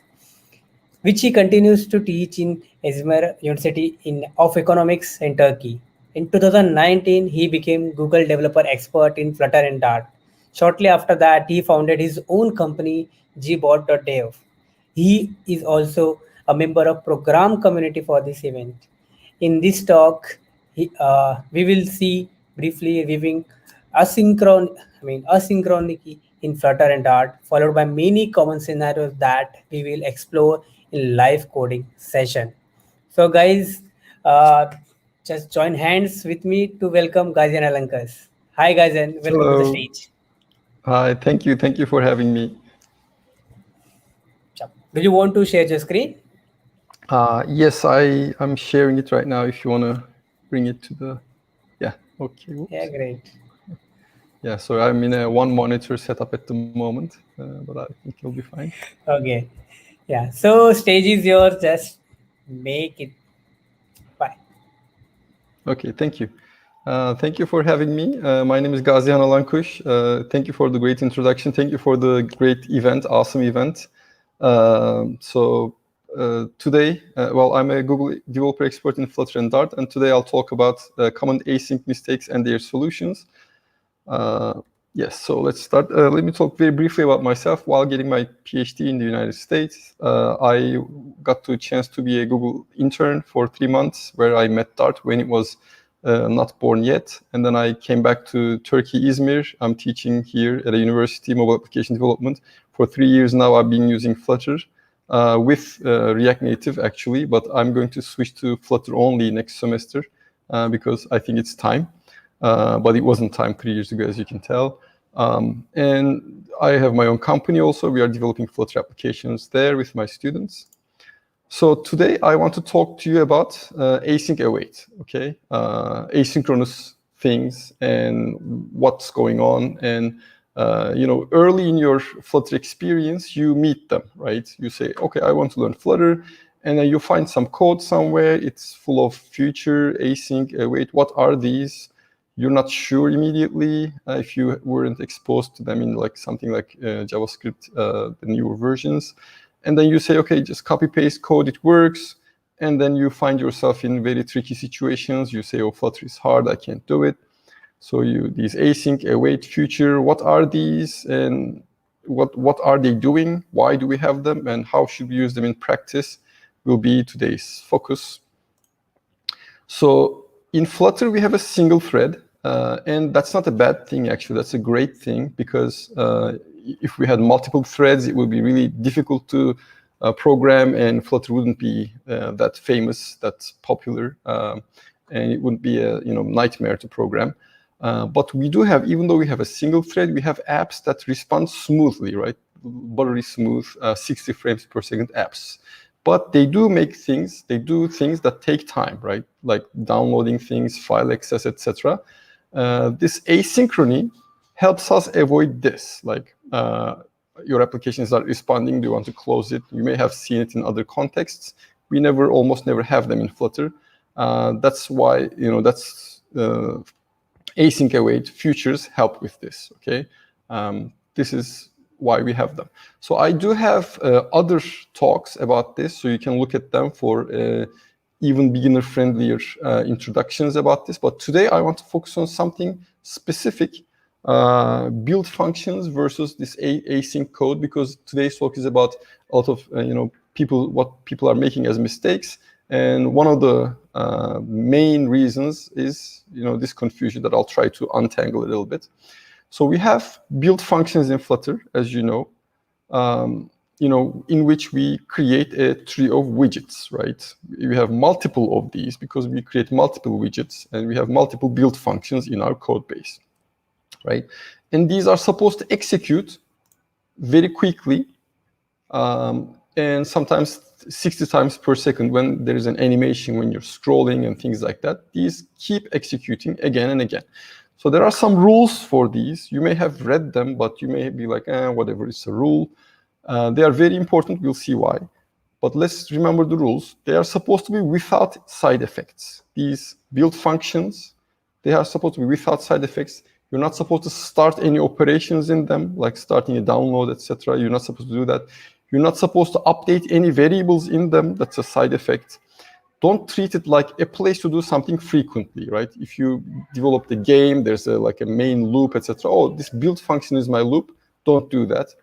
Don't do things like, I'll check this in the next build call kind of logic. So I see code, recently we had to untangle and salvage a code base that had a lot of these. In the build function, they set something, and in the next build call, they check it. It's a nightmare to untangle. You're not supposed to do any of those. And these are supposed to be very quick, okay? This needs to happen quickly. And future-based APIs prevent you from blocking this. So what do I mean by that? So we can't do this, for example. Our build functions are executing, and we have a single thread, remember? And in a download function, we stop that thread from moving on to the other build functions, right? If this were to happen, then this not responding would be there, but the future-based APIs prevent this. It's very difficult to get this done get this mistake done in Flutter. So that's a good thing. But Flutter design does not ban most of these pitfalls, like without side effects, no starting operations, etc. It doesn't ban. They are possible. This isn't possible. Other bad things are possible. And a lot of newbies are like, they don't realize, and then they fall into a lot of traps. So let's try to understand how this works so we don't fall into those traps. Right? So again, our build functions are supposed to execute quickly, without any side effects, very frequently. Okay. So, and here's a time graph. These orange ones. The orange in this talk means build, and build like things that happens very frequently, 6 times per second. And other things are green in this talk. User interface events, you press a button, etc. These are the green area here. So this orange happens very frequently. Greens find their spot in time and then try to execute when build is not executing. Okay, so most important things is the build. Other things execute at the times where build is not executing. Okay, so as an example to other things, you can start a download, right? You can say, okay, let's start to download something. And then it will take time. What's going to happen? Am I going to not call my build function? Is the system not going to call my function? No. It's going to call my build function. It's going to keep calling my build function while the download is happening. And we will remember where we left off, right? This task is not finished yet. We will do something with that download. But we have to remember it. So this is where the asynchrony comes into play. I started doing something. I went back to doing something else while this thing is on hold. Okay, this is asynchronous code. And then when that download is finished, now there's a huge JSON I downloaded. I need to parse it. That also takes time, right? Again, I will have my build functions keep executing while that JSON is being parsed, and it's going to take some time. Again, this is asynchronous code running on. And then we will use that JSON, right? And then this task is complete. I downloaded, I parsed the JSON, I used the JSON, right? And my build functions, keep executing. One thing to note here is how are we pausing these tasks, right? These could be separate functions. How is it going on? So these start download call, for example, returns a future. Parse JSON returns a future. And these future objects are what makes this possible. There are separate pieces of this task. They can be separate functions, but with async await they won't be. But this future object helps tie these pieces of a larger task. Okay. And remember that these orange is the builds, and these greens, these pieces of this task, happen at different times whenever they find time between those build functions. Okay, so as you can see, these are very much like button clicks, right? If I click the button, it would execute here. When the download is over, it also executes here. These are like events, like button clicks. User clicking the button or download finishing are very similar to each other. Okay, so these set of subtasks, which is a larger task, this can be a single function without any closures, without any separate functions, thanks to async await. Like as I said, I have other talks where I go into much detail, but here I have one function, which is marked as async. It is calling start download, doing await, process download, doing await, show result of download. So these are 3 separate tasks and 3 separate times, points in time, and then this is a function that executes through time for maybe a couple of seconds. Thanks to async await, I can write it as a single function. What's good about running it as a single function? Well, you can do a loop, for example, right? You can do a for loop in time, the for loop that executes for multiple seconds. I have multiple URLs, download the first one, process it, go to the next one, right? Just a simple for loop is able to do this when I have a single function for this. So I have a function that takes a long time, but the caller does not have to be blocked because this returns a future to the caller if the caller wants to wait on it. But the caller is not blocked, it can go to the build function. An async function is chopped into smaller jobs with each await. Every time it sees an await, it chops it into separate jobs. And these are scheduled to be run when the build function is not running, that green slots we had in the timeline. And the programmer is spared all of this complexity. You don't have to think about any of this. This just happens magically when you use async await, which is great, but it's good to understand the underlying things so you don't fall into pitfalls. So let's look at it a little more deeper. Okay. So I said, orange is the build function, right? This has to happen without side effects quickly, etc. So here I have a build function, and this orange part is this orange, right? This print executes as a part of build function. These constructors are called as a part of build function, but not this onPressed function. This is a function. I'm declaring a function here, passing its reference to these elevated buttons onPressed. So this is not actually called, right? It says I'm not running as a part of build. This is not called when the build function is called, right? If the user decides to press a button, then the screen is called in the future, sometime later, maybe never, okay? So this orange and green are separate. So we will try to separate these orange and green and understand them, because I realize a lot of newbies aren't clear about this. You see a build function, everything is together. It's hard to untangle these because structurally they look together. Okay, so this orange stuff, what are they? Build function, obviously. Any builder function, the builder widget, the stateful builder widget, whatever widget that has a builder, pretty much anything that you create a widget for Flutter is like a build function. So those builder methods that you pass to some widgets are like this build function. You're not supposed to do side effects. For example, if you use block builder has builder. This is like a build, okay? You're not supposed to do side effects there. But there's block listener. It has a listener. This listener is like, hey, our state changed. Let's decide to do something about it. This is an event, state changed. But this builder this is the current state, give me a widget for it. Okay, so these are completely, even though both of them do execute when state changes, this builder can execute more than that, right? These are asking 2 different questions, even though they can be confused. So for example, there's block consumer. Block consumer both has a builder and a listener. Builder asks the question, hey, this is our current state, give me a widget about it. Give me a widget that represents it. But the listener says, hey, our state just changed. Do you want to react to it at this moment in time? So these are orange and green, okay? And what else is in green? onPressed, like I showed here, onTap. init state, did update widget, these are green. So here you can do side effects, here you can start asynchronous jobs, right? Init state is a great place to do that. Any future.then, wherever you have a future, even if you make the mistake of doing it in the build function, its then is green. It executes asynchronously like an event.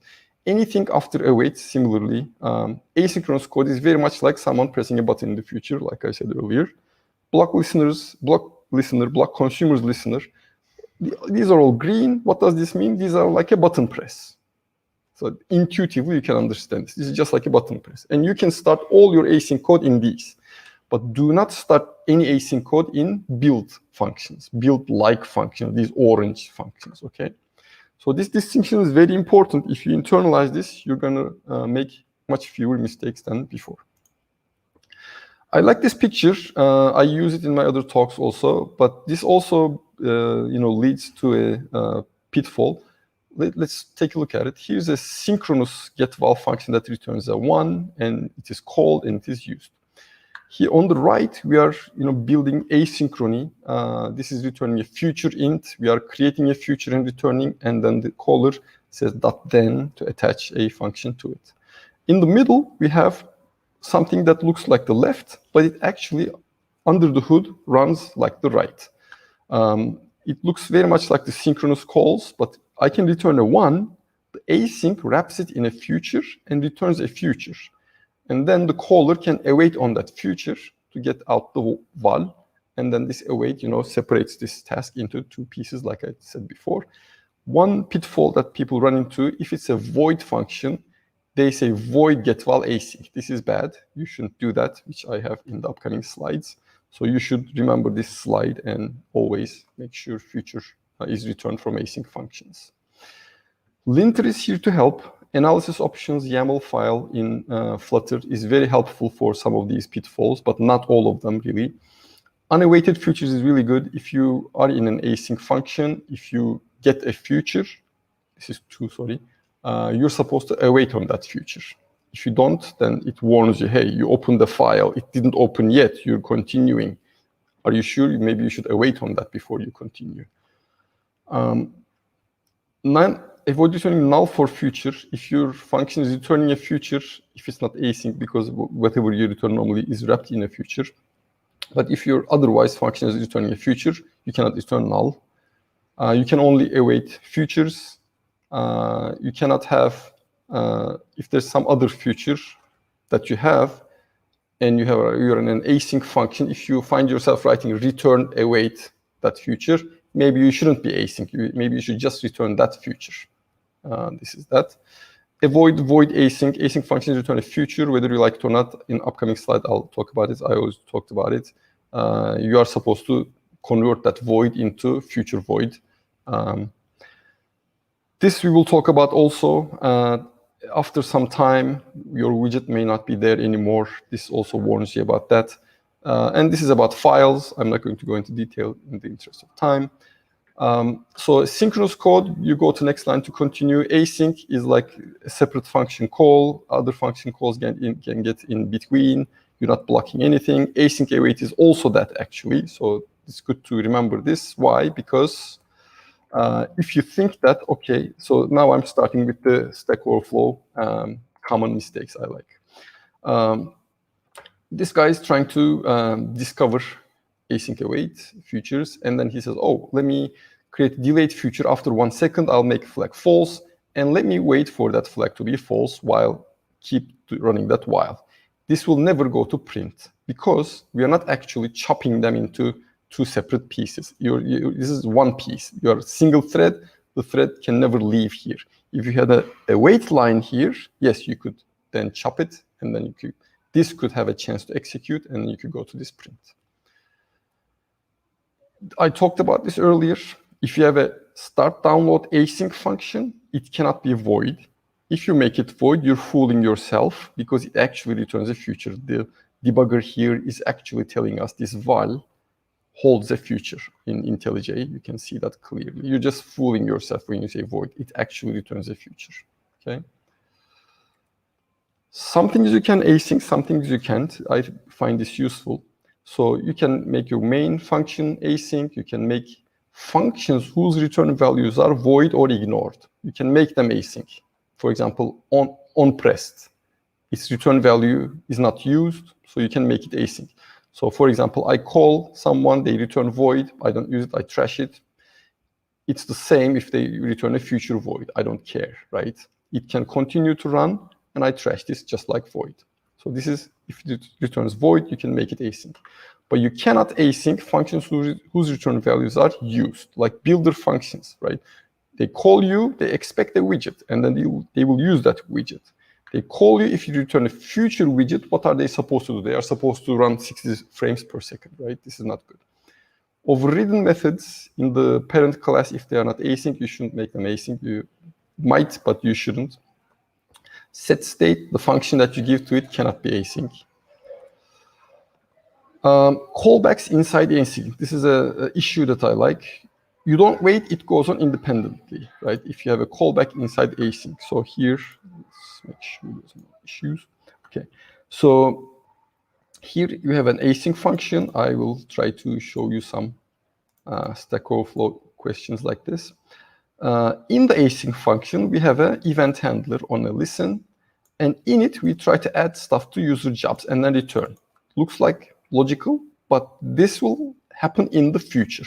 This didn't happen yet, and you did not wait on it. So you're returning an empty list, believe it or not. After this function returns, sometime later, this may or may not execute, and then the caller never receives that, okay? And the answer pretty much tells that. So here in the graph we are calling it. This will happen sometime in the future, but we're returning it and we're reading it. That the thing that this is supposed to be writing, right? So I'm reading it way back in the timeline, and then this doesn't work. I'm supposed to read it after the write.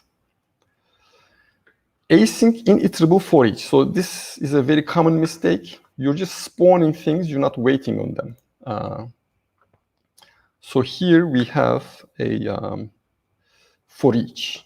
People like to use that for each for lists and things like that. But if you do async stuff in it, like this person here using .then, but it could have been an async function also, you're adding stuff to testing list, and then you assume that there's going to be stuff there. No, you're spawning these things. You're not waiting for them to complete. So you're spawning with for each, but you're not waiting for them. You're just trying to read. They will write it a little later. Okay. So iterable for each is not good with async. You can use future.wait, an iterable map like this. And then future.for each is actually a iterable. You give the iterable and this async func here. This is much shorter. So not iterable for each, future.for each, if you want to do async stuff in them. Multiple items and async, again, you have a bunch of options. You can spawn all of them together if you do future.for each, which I said in the previous slide. I just want to give this caveat. If you have hundreds of items, you're spawning them in parallel. And maybe you're attacking your website, attacking your API. Maybe you don't want to have that many calls in parallel. You can spawn them in chunks. If you group them in shorter lists, you can spawn them in chunks. ES is two-element list. Or you can spawn them one by one. You can do a regular for loop. You can do await in that for loop, okay? One by one. These are three options for you, if you want to come back to this slide when you're in this situation. This might help. Widget may not be mounted anymore. We did talk about this earlier, and you may still be trying to set state it. So I pressed the button, I started the async download, and then I went back. I'm not in that page anymore, but the download completed and the Dart function executes still, and then it tries to do something on the screen. That context is not valid anymore. I believe it's fine, even though the analysis options file catches that one of those rules. I think you can safely ignore it because it's preventing the rest of your code from executing, and that exception doesn't break anything. I think that's a fail-safe for you, but you can do if not mounted return before it, or you can write your set state if mounted function like this if you never want to see such exceptions in your logs. Okay, I think it's fine though. It's protecting you. Let me do something async before the page shows. You cannot do this. Pages are supposed to show immediately. There's no such thing as making the page wait. honor the fact that it's actually currently loading, and you can set state when you have data to show, right? So here is another question. So yes, load the home page and then change something, and in your build function use it, I guess. Anyway. So this is something that I like. Dialogues and Navigator are async. So I see a lot of Stack Overflow questions trying to pass things between pages using provider, etc. If your situation is like this, hey, photo page, take the user's photo and return the photo to me to use in the next line. Right? I have a function. In my function, I have one line that takes me to the photo page, takes the photo and comes back and gives me, and I can use it in the next line.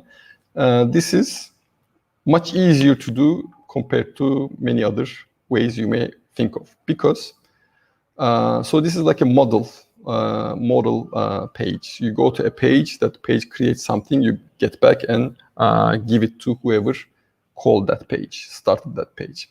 So push, navigators push, or the show dialog function, these are async functions. These return you a future, okay?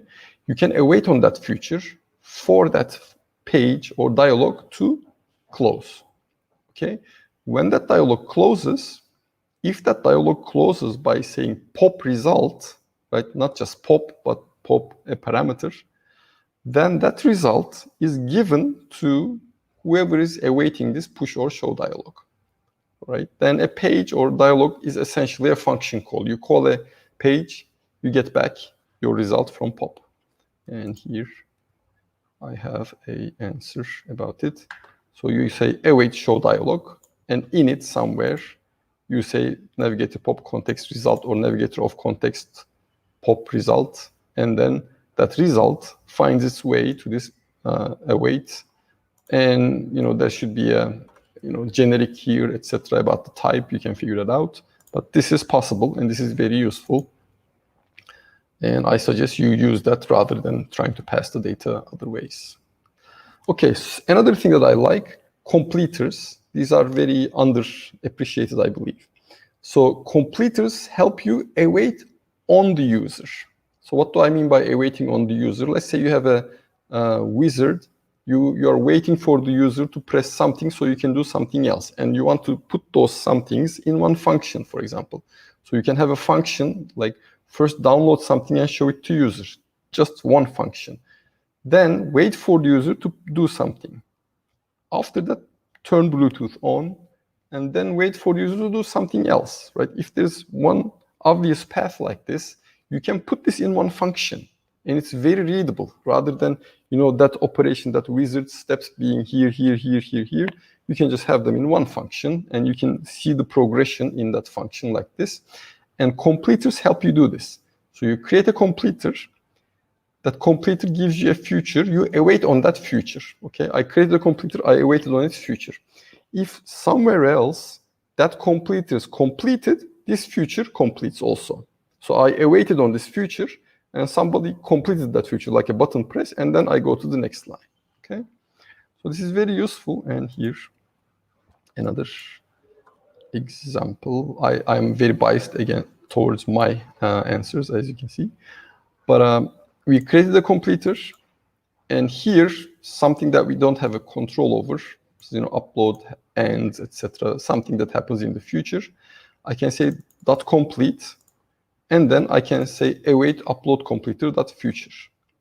This gives me that future, and then this line runs, and then this line runs, and then in the future this is waiting. This runs, and this line runs. And then I can go to my next line, okay? Somewhere else, somebody else is unlocking this future for me. There can be a value passed also. Okay, so this is very powerful. If you're running the user through a bunch of steps, consider putting them in one function and using completers. This is very useful. Okay, a very common mistake, future builder, stream builder. These are widgets that take care of async for you. Give it the previously obtained future or stream. Don't create the future don't create the future object or stream object when you're creating this in the build function. So make sure it's not called in the build function, right? Build function is orange. You can call it in init state, for example. And even, Flutter's official videos do make that mistake because it's shorter code, I guess. So yeah, let's look at this question from Remy Rezule, I believe. Yes. So yeah, this is the issue. Return future builder, future HTTP call. This is in orange territory, okay? So you're not supposed to call HTTP call in build function. You're actually calling this function in build, okay? So what's the issue? Because this build function wants to run 60 times per second, for example, because of an animation. You're creating 60 times per second an HTTP call to your server running up your Firebase build, for example. This often happens, actually, what I just said. People do prefer it because going back to here does a refresh, right? When you go back to here, this build will be called again, another HTTP call will happen, so builder will refresh the page. Whatever is in the server, you'll see that. But this is a very bad pattern. The better way is you reassign the future variable with set state. Okay, you come back to the page, somehow you get to know it, and then you call set state to reassign the future that you used, which I said previously obtained. Yes, so here is an answer about it. Yes, they do set state only, but I guess this may not be the link that I was looking for. Anywho, one of these answers may be, but yeah, there was a stack of link, may have been confused here. Anyway, but you get the idea. You reassign that future that you previously obtained with set state.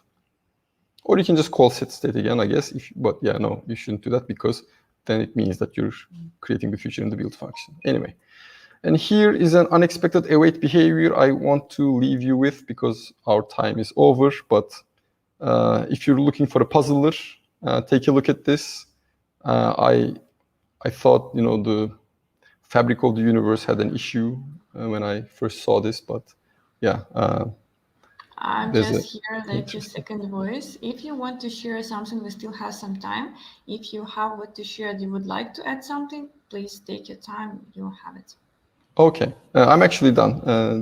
Okay, I just wanted a bit of the run out of time. So if you want to add something. Oh yeah, we can actually read this. Yeah, sorry. I wasn't planning to read this, but let's read it actually. This is good.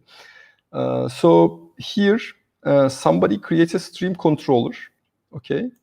And then they wait for that stream controller in a loop and after loop, right? You would assume, okay, somehow this await for would complete and then after loop would print, but only start is printed. Okay, so this is interesting. I saw this question, I was like, yeah, he's making a mistake. And I was like, wow, it's actually not getting there. But you can see, you're getting a stream controller, you're waiting on that, looping on that stream, and you're not doing anything in the stream controller, interestingly. So this is a bad pattern. And you never get to the, after loop, you never get to the loop, you see the start and then you don't see anything else. So here, yes, I was surprised by this. These are converted thens. Everything can't be perfectly translated, it seems. You need to close the stream in another task to get out of the await for. Okay, so this is something that I learned that day. So to get out of this await for, even though we didn't talk about streams in this talk, when you learn about it, this await for gets out of it when it is actually closed. The stream is actually closed. If the stream is never closed, you never get out of that await for. And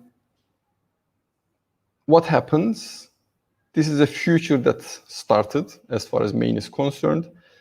That future started, that never completed, and then this part never completed, but the actual main that's underlying this, the synchronous version that's under the hood, actually returns, and then you get back to the command line, which is a little surprising. But here I tried to fix it in a way. So I have a producer and a consumer functions. I run both of them. They give me features. I wait on them. Right? This producers closes this stream controller. Consumer does the loop. Okay, I don't do the loop in this main one. I do the loop in the consumer separate function, and that helps getting out of this. Okay, so never leave a stream control unattended. Some async functions that you wait on will break your code. So if some malicious library writer, I don't know, I guess, if they create such a feature,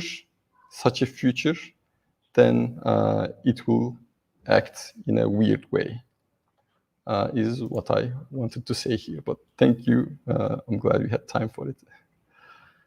Some resources here, some previous versions of my talk, and everything that started this Florian Lois's talk that opened up a lot of things for me about this. And I, ever since I can't go back, it changed my life.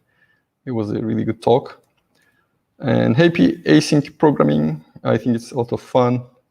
And this is how you can reach me, and this is my company. Thank you. So if there are questions, we can take them, I guess. That was a great talk, Gajan. And I think if anybody wants to learn Flutter, they should look at this video, and just not learn. If they want to upgrade themselves, they can, come again and again back to this video. And I think it will help them, every time. So this was a great talk. We got few questions for you. So let's start. If you can read first them, question. it's going to be difficult for me to go back. Sure. So the first question is, what should we use if we are making a backend Firebase call from the UI? Should we use Stream Builder or have a feature await inside instead? You can use a Stream Builder, but you have to get the stream in its state. So so let's actually go back to that question.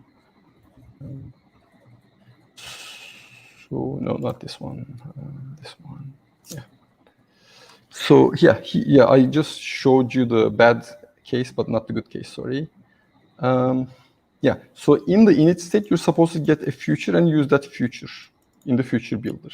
So you're supposed to cache it in a field. Similarly, for a stream, you can get the Firebase. I forgot the exact call. I guess snapshots or something. You get that stream. You keep it in a state variable, and then you give that state variable to Stream Builder. That's how you do it. So we should not initialize the call inside the build function. We should always do that in its state. Exactly, yeah. Or somewhere, or in any other green area in my talk, right? So this green stuff. Yeah, right. Sorry. Yeah, any other green stuff. Init state is one, but did update widget, etc. Those also can work. Yeah. I think we should take snapshot of this. Yeah. Okay. So let's go to our second question, and that is, when should we prefer isolates over async? Good question. Isolates. So it's a separate thread. So like I said, so here, I guess, whenever you have this kind of a situation, so you have a something that runs for a long time that you cannot break up. So here I can insert an await, and that will be fine. But maybe you have a cryptographic function, maybe you do an Android call, that's async though. But I don't know, you have some kind of function that you cannot break with await, which is very rare, to be honest. But if you're in that situation, you cannot chop it with await, you cannot chop it into smaller blocks, then I think it's time for an isolate. But pretty much anything else, probably. I did an experiment, I guess, a year ago, when I heard about these isolates. So I did an experiment with, printing exponential, basically doing a small task for 10 lakhs times. That is 1 million times. And I saw there was jank of 10 second in my UI, and then I 10 second in the UI, and it was in await function. Then I moved that function inside the isolate. So I mean, there was no jank in my UI. I mean, because I already put that in isolate, so it opened me a new thread. So if there is a case where it is actually, I mean, waiting for a long time on main thread, we can use isolate. I guess that is that. I mean, was that a good answer to that? Yeah, I think so. To be honest, I didn't have a lot of need for isolates. I played with them very briefly. In the apps that we develop, async await is just enough for us. But this always keeps coming, so I think I should spend some time with isolates too. But I like your answer. Yes. Yeah. Thank you. Okay. So there's third question for us. That is, sometimes await can cause a lot of jankiness on the UI widget if you do that in init state. So what do you suggest to get around with these kind of problems? If you do in init state await, it creates jank. I didn't have that experience actually. It's not supposed to. I don't think so. I'm not sure. I have to look at the code. So mostly we should initialize everything in init state and then move that to future and stream. And if there is a lot of heaviness, then we can move that to isolate. I guess, but like I said, I never had the need for an isolate. So what I do usually is in my init state, I have a async init function call, right? I usually create an async init function, which is an async function. In my init state, I just call it and don't use the future that it returns. And in that async init, I do my asynchronous work for that page. Okay. And that works perfectly for me. Maybe I could have put it in this set of slides, as a pattern. Okay. Yeah. And there is a last question for you. Can you please share your slides? Oh yeah, sure. Yeah, right after this, I will do that. In Twitter, you can find Gazi Alankus is my Twitter. Oops. Yeah. So you will find my Twitter link, which is this Gazi Alankus is my Twitter handle. There, I will share the link to the slides. Yes, thank you. Okay. Yeah. So I have a last question for you, and that is that is different from this. So it is like, what advice do you have for an AI startup CTO? AI startup. CTO. CTO? What do you say? So so what advice do you have for an AI startup CTO? CTO. Oh, I see. I don't know. I'm not very good at AI.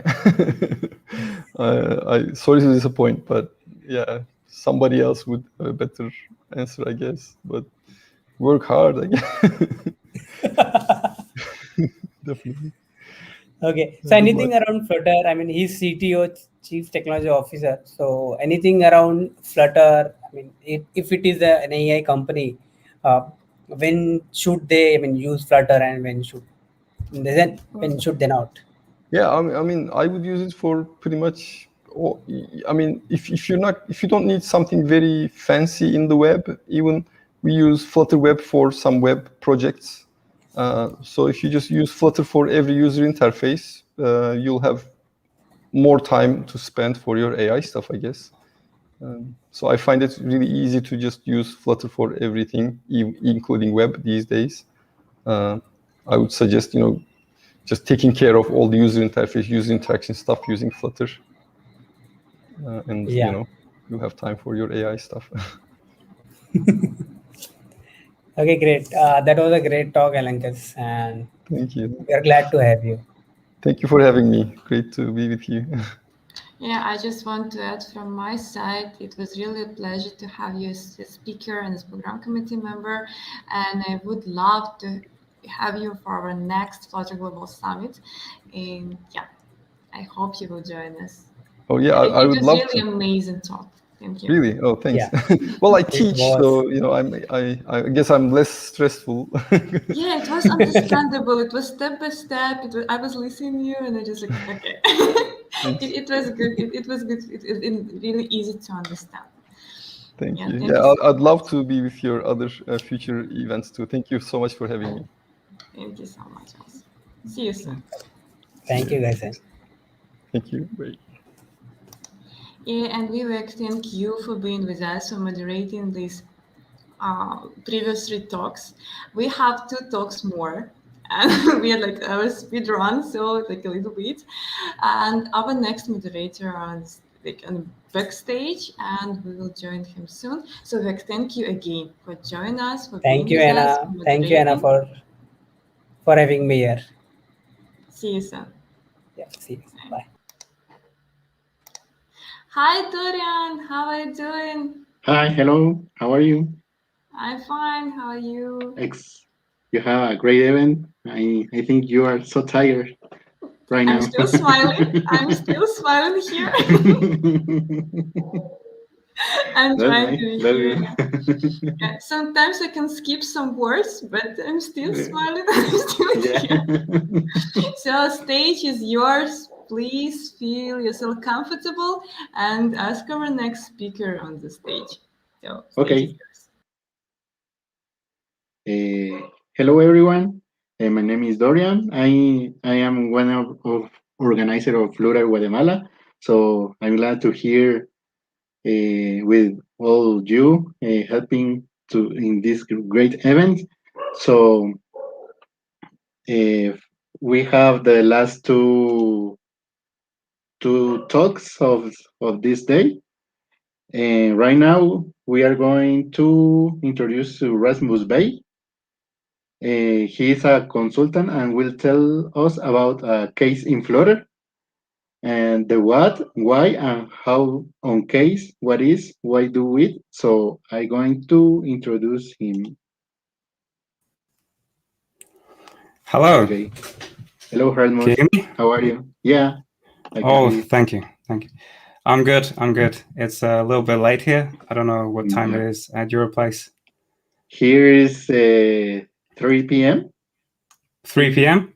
Yeah. Oh, okay. Here's 11:15. So yeah. we're doing the late night talks. Yeah. Now we're getting late night talks dirty with the keys. The good stuff. The good stuff comes now. Yeah. So you can start. I have And my remember screen. that. Yes. Yeah. I remember for all, if someone have a question, we have a few minutes after the talk to answer it. So you can. Yes. You can start. Okay, I'll start now.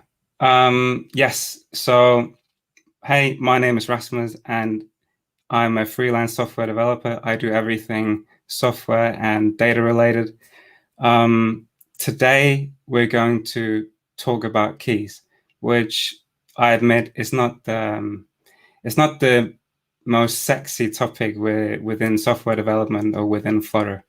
They're definitely topics that have way more sex appeal than keys, specifically, for example, render objects and cool stuff like that. So keys, although they're not quite as interesting, quite as mind-blowing, it's a fundamental concept, and nailing that concept, especially when you're early on in your development career, is like something that is going to take your debugging time down like an extreme amount. And it's the breadth of knowledge that's going to be like you associate, oh, I see this weird behavior. This might be something related to keys because of this behavior and so on. So my goal with this talk is that we get into keys, we get familiar with the behavior, we get to know to look, we know which signs to look for when things go wrong, so we can associate, oh, that's probably a problem with missing keys or something like that. So what are we going to do? First, we're going to talk about the very basics of keys. So we're going to talk about keys in general. We're not going to go into specific of keys. That comes after. So what are keys and why we need them on a general level? We pick the Flutter framework apart and we look at what Flutter does to more accurately understand why mistakes happen or why we introduce mistakes in our apps. After that, we go into the specific keys. We go into value key, object key, all the different keys, why we use one over another, why we need to use them in specific use cases, when can we use what, and so on. So we're going to explain each key, what it is, why we need them, and also we're going to show how we use them. And then after that, I'm going to conclude with some final remarks and then send it off to the next speaker. So I think it's time for us to get on with it. So the first thing, what are keys? If you're a new Flutter developer, you've probably seen them all around the app. You've probably seen that they're scattered around. So maybe you've seen something in the constructor. Maybe you've even seen them as a parameter. Let's say you look up list tiles. You can see it's an optional parameter. You can put in a key, but you can also not put in a key. So they're everywhere, but you actually can look at them. You can actually see them everywhere without actually knowing what they do if you don't come across those specific use cases where they're actually used. So knowing this is crucial for debugging. So what are they? Why do we need them? They're used, as it says here, if we have multiple widgets that are the same, and we need to identify them at the same level of the widget tree. They're the same. If they're the same and they don't have a key and they move around, Flutter is just going to be like, it looks the same to me, and it's not going to do anything. So if we want to preserve the state while the keys move around, as in when we reorder, when we add, and when we remove remove widgets of the same type at the same level, we're going to need keys in order to tell Flutter, hey, something happened here. And in order for things to carry through and preserve the state and so on. So they're used to keep track of the widgets in the rich tree, so you can do these operations that we listed before. So, yes.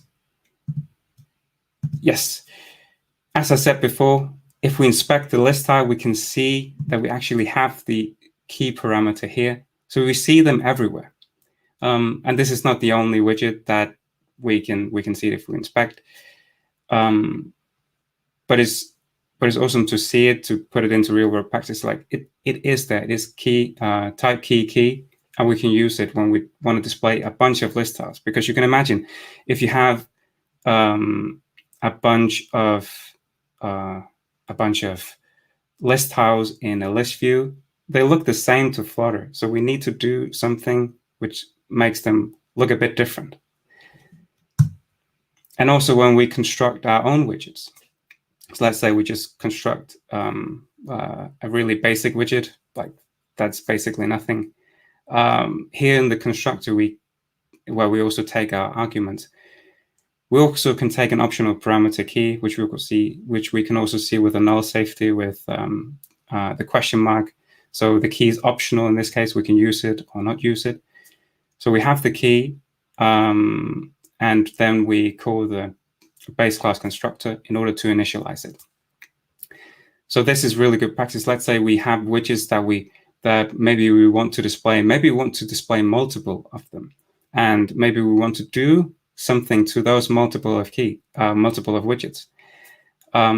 Then we need the key. So therefore, initializing in the constructor is super, super awesome. Yes. What I want to say here is also that whenever we come across this new thing, let's say we like, oh, but I need keys for my widget. It's like the first thing you should always do, especially with Flutter, is look at the Flutter dev documentation. Flutter has amazing documentation. So therefore, even though this is a sparse, like a little bit of a sparse description, it's like the point gets across, and Flutter has amazing documentation. So whenever you want to get familiar with a new topic, which is also something all the other speakers have said, go to the documentation. It's really worthwhile to look at it. And I'll probably say that a bunch more, not only now, but also later in the presentation. So what happens under the hood? here we're going to expect two kinds of trees that Flutter works with. We're going to expect the widget tree, which is the tree with all the details, which is the tree that we're working with. Then we have the element tree. That's a simpler tree that Flutter uses, for example, in this case, to keep track of where things are going. And it's much simpler, has much less detail, which is why things can get missed. Okay. So right now, and also when we're talking about Flutter documentation, this is also inspired by the Flutter documentation. So really go and read it, consume it. It's really good. So here we are working with two widgets, and we want to switch them.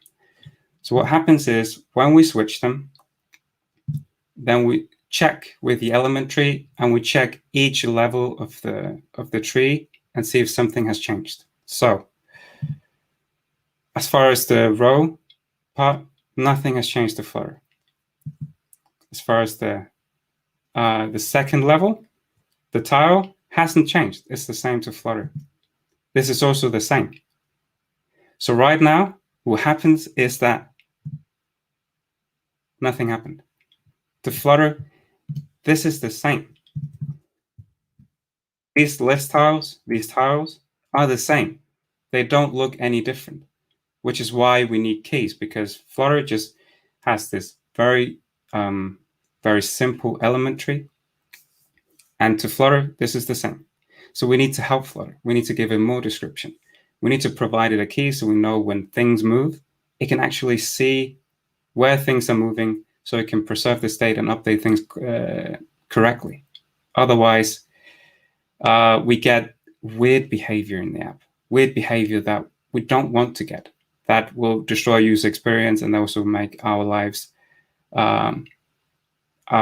super hard. Because right now, the project manager is super mad at us. He's like, what is going on? Like, we need this feature out now. And we're like, oh, I have a vacation I need to go to. I cannot work on this. So we need a quick solution. So in order for the project manager to be happy, we need keys. Always remember that. And also not deploy on Fridays. So instead of us getting super mad, we breathe and we implement keys. Okay. So now we've implemented keys, and this should go way better than before.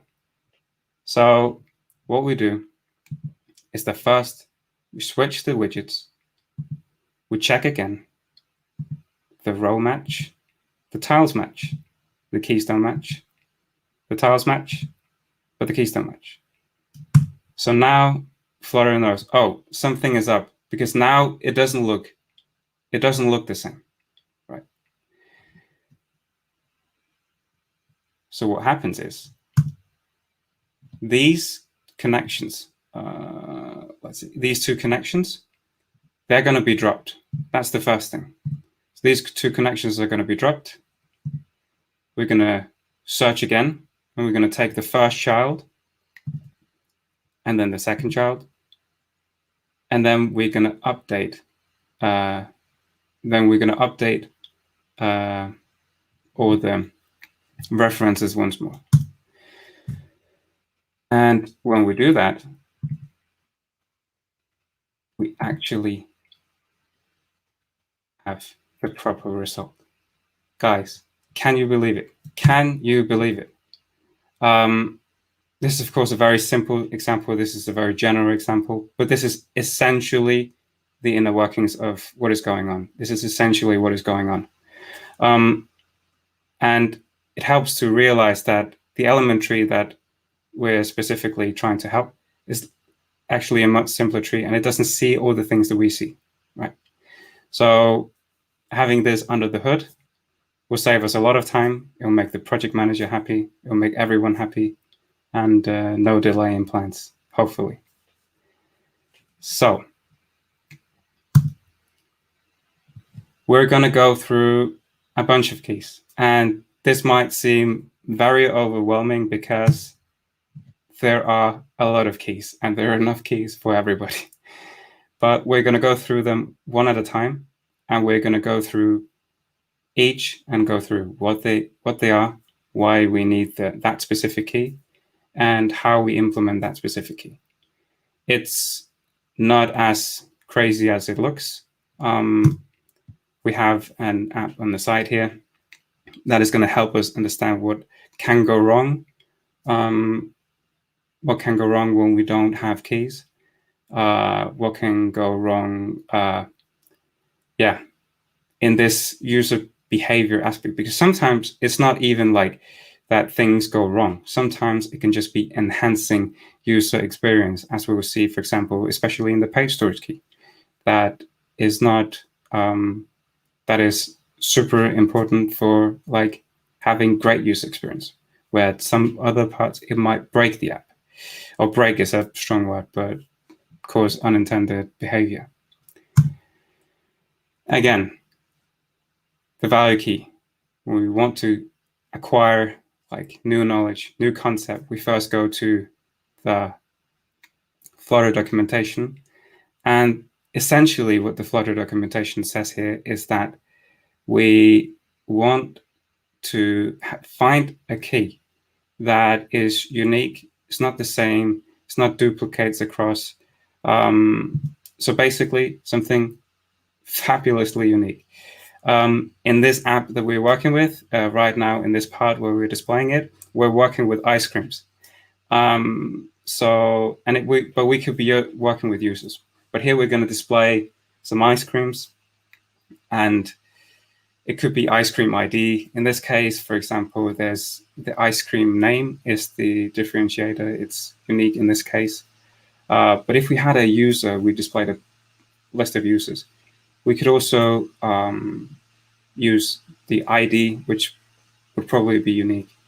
Would have to be careful with how the naming is implemented, because name could be a duplicate across the app. Let's say you have display name. Display name might be like two people might have the same display name, and therefore it's like we would not be able to use that as the key. We would still display it to the user, but the key would not be a good candidate for the key. Yes. So when it's like, why do we want it? So it's like we're going to see we're going to get problems with preserving the state. Are we going to get into some use cases that are going to get some really weird behavior, especially when we are, as we said before, we're adding, we're removing, or we're reordering widgets of the same type at the same level of the widget tree. So we're going to get some weird behavior, but we're going to try to also solve it in the best way that we can. And it's going to be super simple. I might be over-promising what I can deliver, but it'll not be over the top. So in this first part of the road with the value key, we're gonna look at two features, actually three. You can see we have one down there where it says drag. That's the third. But the first part is where we can write feedback, and we have an email text field, and we have a message text field, and we can remove the email if we want to be anonymous. So you see here is a kind of like something that we should be not concerned, but what we should be like kind of like focused on, like, okay, two widgets of the same type, that where we are removing and adding one, there might be something fishy here. Okay, and the same down here, we're having actually our own stateful widgets, which is called the ice widget, that we're returning, and those are also of the same type, and we're also going to be a bit worried about those. And then we also have another thing that is going to help us, but that is for the third feature, the drag feature. So let's jump in and see the problem with the first one. The problem with the first one is that we have, let's say we write an email, we remove it, and then it appears in the message. And that is really, really weird. And it's like a natural consequence of like, to Flutter, it's the same. It's the same. We're just removing what's like, we get this weird behavior where it's like, it's definitely not the end of the world. But it is the end of the world for the user experience. It's like, that is definitely out the window. So therefore we want to fix that, make it better. We already know, like we're doing those operations, adding, removing, reordering of the same type. So definitely we're focused, like, okay, we know that something is up with that one. Next one. We want to sort by name and by number, and something is happening, but something is also definitely broken. The state is definitely not carrying over. It's like the colors stay where they are, which is a real problem. Something happens, but definitely not all of it that needs to happen happens. So we look at this, we evaluate, we're like, okay, widgets displayed at the same level, we're reordering, something is up, there are errors, okay. It's probably something with keys, because we know that, because we got the theoretical foundation in order to evaluate that properly. So we know that we need to use keys. I'm not the one saying that. Yoda is the one saying that. Flutter is the one saying that. Everyone says it. It's not me, it's everyone. So what we need to do is, in these two text fields, we need to add a key, because we're switching, we're reordering, we're doing stuff. In this case, it's really simple. Just value key, we add, we wrap it around, we say this is email, this is message, go, take it, and do my operations properly now. Because now Flutter has the necessary information in order to do the operations that we actually want to. So this translates into the fact that we can write email and remove it, is fine. We write a message and it doesn't disappear. This is the user behavior that we want to achieve. This is the user experience, like, it's way better than before. And now that we know how the widgets work, how the widgets of the same type work, we know that, we can spot that. So this is amazing. This is a huge win for our little app. Next on to the ice creams. So we have a list view, and then at the very end, we return the ice widget. And it takes the object, but not more than that. What we want to do is we want to give it a value key, and we want to give it the name, because in this case, the name is actually a unique value. It's like we can actually use the name.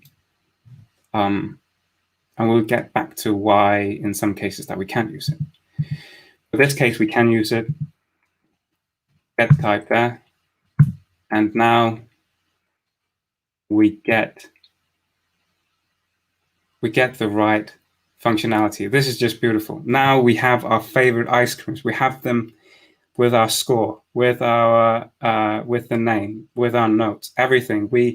And you know, it's really important to keep track of your ice creams and the flavor profile, score, everything. So this is a huge win for our app, for our ice cream app, for this part of the app. Actually, also sometimes we're not left on our own. Sometimes Flutter will very loudly yell at us if we forget the key. For example, if we have the reorderable list view, we already know that we're going to reorder things. Flutter expects that. And therefore, if we don't provide a key, it knows. It knows, it's like, dude, this is not going to happen. And therefore, it will get thrown a big red screen and it will not work.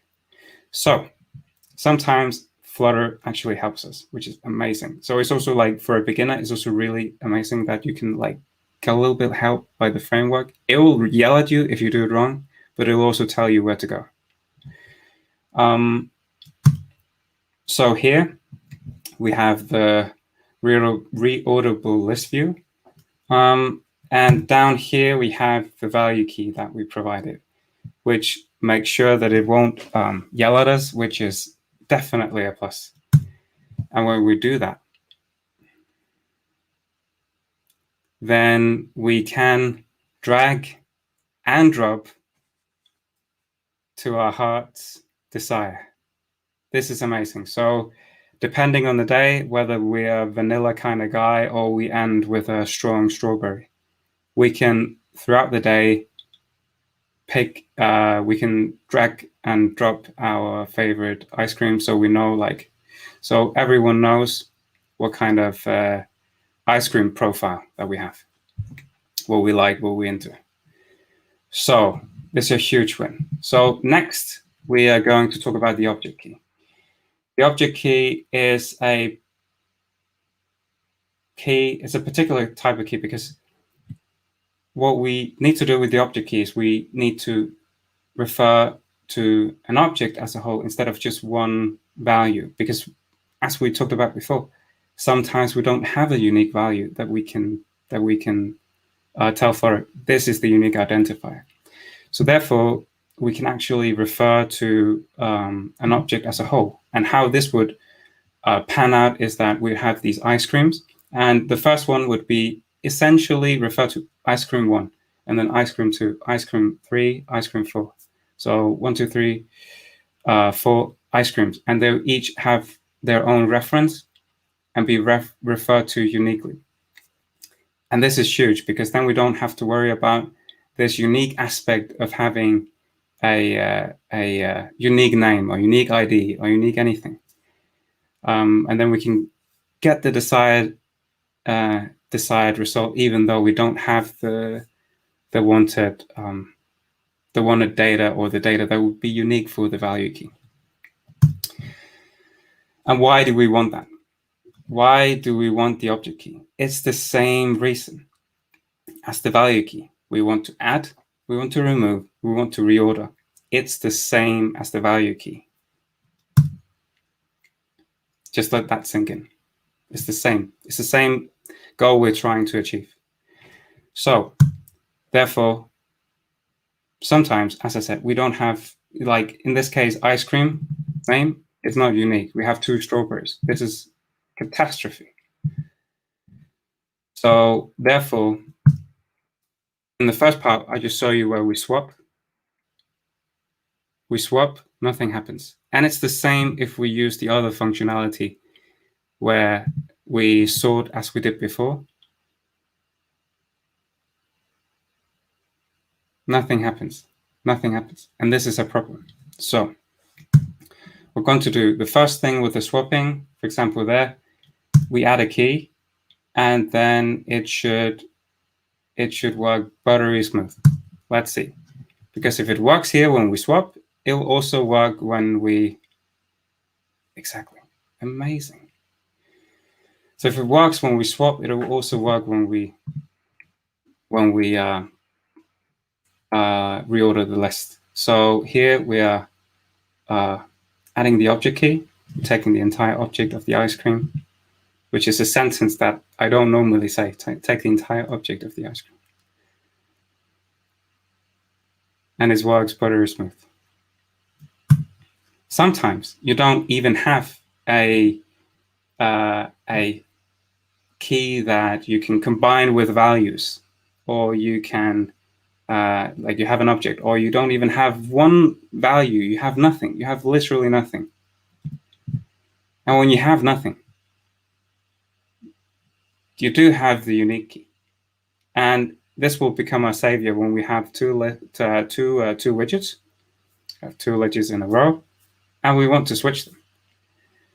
But if we have no value, no nothing, no anything, then we're a bit of a trouble. But we always have the unique key. So If we don't have anything, we just have 2 widgets, switch them. Something happens, but not all of it happens, and the project manager is definitely mad right now. He's like, guys, get it together. And we will get it together. So what happens here is we'll take this simple widget that we made, and we're going to add a unique key. Or remember, and this is going to become important, if we have a container wrapped around the unique key, then we need to place it at the level where it's appropriate, which is in this case the container level, because we need to place it at the same level where we're moving things, because otherwise Flutter cannot keep track and Flutter cannot search. And we're going to get into that. But just for satisfaction, we're going to get the right result. It's amazing. Great stuff. Major key alert. So as I said, when we need to have the right placement, because if we have at the row level, nothing changes. Container level, nothing changes. If you have the key at the tile or the simple widget, we're going to get into trouble, because it will search and we'll be like, okay, something is up. Where can I search? It cannot search across, it has to search across the same level, and there's nothing on the same level. But if we take it up a bit and upper it to the container level, then it can search across the 2 containers, which is why we need to place it exactly there. Page source key. This is a really great key. It's especially something I probably think every one of you encounters it, maybe almost on a daily basis. Because when you, for example, have a music app and you scroll on your playlist with all your amazing music, and you go to another part of the app and you come back, the scroll location you want to get the scroll location, because the thing is, like, you can come back to the app, or you can come back to that part of the app and be at the beginning. It's not going to hurt you, but it's definitely a lot smoother if you have it at that level. If you can't come in and you're just in where you left, everything is cool. Like, that is amazing. That's amazing user experience, and that is why we would want to have that. So, as I said, scroll position where we are, and the problem is, you can see that if we go in and we have the music app, we scroll to position 5, we go into another section, we come back, and we're at the beginning. It's like, it's not the end of the world, but it's definitely not something, if we could improve it, that we would want to get in the final version. So the way we change that is that we add a page storage key, stick it in, and when we do that, we go to position 5. We go to a separate part of the app, come back, and we're at the same position. And this is kind of the feature, the functionality that we would want. The last key, the global key, is a key that new developers don't have to worry about a huge amount, because it has very niche use cases. It's very good when it comes to accessing state, and also changing elements at different positions in your app. We're going to see that change elements. But it's something that, like, if you think of global keys as a new beginner, you should think forms and validation, for example, because this is the most normal use case. So generally used for input validation. It can access state, can change parents. Rarely necessary, as I said. Unlike Pipple, Mr. Worldwide. But let's dive into the global key. So yeah, access state, allow children to choose parents, other places. We're going to see that, and that's what we're going to see first. So in this case, we have an example. We're not going to show it, or not? Okay, let's see. So here we have two of the same. We're going to turn on one. Nothing is going to happen. We're going to increase. Nothing happens. Like, we would ideally like that they behave the same way, but they don't. The next one with the form validation, we have the text form field. We have the validator. But it's like, ideally we would not want to like just have like nothing happen, like no user feedback. It's like, it's just so much easier when you can access the form state. So the first case, what we do is we have a global key and we add it. And then what happens is that when we turn that one on, or we just see nothing is fumbled with. So when we turn that one on, it actually also turns on there. When we lower there, it lowers there. And when we change the color here, it also changes the color. And that is amazing. That's amazing. That's one cool use case. Here, as I said, form validation is, we stick in here with the form down here. We stick in with the form key, and we can use that form key to access state and validate. And we can also get into more like cool use cases where we can, if the form validate, if it's true, then we do something, login, whatever. Like, but this is a really cool use case of the global key. And when we do that, then we have it yell at us a lot, which is probably a good thing. Even though you always have to use validation server side, but just to help the user kind of get the input that we want. It's great. It's really great. So this was my talk. I hope that it's like, as I've also seen with the rest of the talks, it's like there's so many different things that have been covered today, and like the breadth of knowledge that have been displayed, and also like it just helps you with debugging. So if you don't know the concept of keys, it's going to be really hard to debug that concept in action if you don't know that is even a thing. So hopefully me and a lot of the other guys today, it's like adding things to your knowledge tool belt so you can debug faster and more efficiently. So thank you for listening, even though it's, I don't know if you're from Europe. Here it's like it's a bit late. So regardless from where you're listening from, it was a pleasure. And you can find me on social media. You can find me on LinkedIn and Twitter. I've not been the most active, but I'll try to become better at being more active. I think I've been left to my own here. I can do whatever I want. Hey, hi. Great talk, Ramos. Hi, Dorian. Hey. Thank you. Great talk. Very interesting, all about keys. Yeah, I tried to make it a bit more interesting. It's not the most exotic part of Flutter development. It's not like random objects or anything, but it's definitely a nice fundamental concept. But it's very interesting and helpful for all developers that we need to use the tools. Yeah.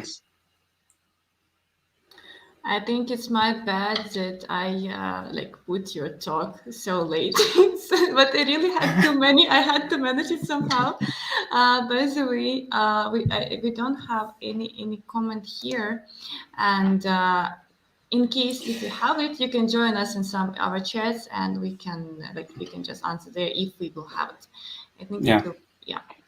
So thank you for your time. Thank you for sharing your presentation. It was awesome. Hope to see you on our next event. Thank you guys, and great event. It's been really great. A lot of great talks, a lot of great speakers, a lot of great topics, and you guys have been amazing. And I don't know how you're still smiling and being happy and energetic. It's been a long run. I have a small secret. I'll tell you later. Okay, thank you so much, and see you soon. Thank you. See you soon. Thank you, Renus. Bye. So, please ask our next speakers to join the stage. okay. Yes, your turn. We have the last topic for today, and we are talking with Renan Araujo and Luan Nico. They are going to talk about Flame, games, and beyond. So we are going to. So you can share your presentation. Yeah, it will be easier for us to put on the stage. Renan and Luan will talk about an overview of stage. Hey, hi guys. How are you? We're doing fine. Last presentation, I don't know how we made like the entire day with this, but amazing job. Yeah, we're excited to be here.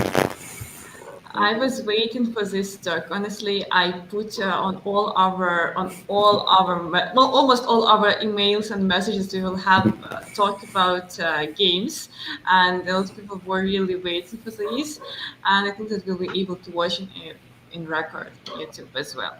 So stage is yours, please. Thanks. Yes. Hello there. Good thing we are the last ones. I heard since we are the last ones and we are a little bit early, I heard we could talk for hours about Flame if it's not a problem. And yes, let's talk a little bit about Flame. My name is Renan Araújo. I live in Portugal. I work for Rose as a software engineer, a Flutter software engineer. And I'm here with Luan. Yes, I'm Luan. We're actually both from Brazil, but Renan moved to Portugal and I moved to Canada. Luan, just a second. We have some problems with your headset and we just can't hear you. It just sounds some terrible noise. Can you just reset your headset? Yes, 1 second. Just, especially I have my headphones in my ears and it's crazy. So just reset it, please.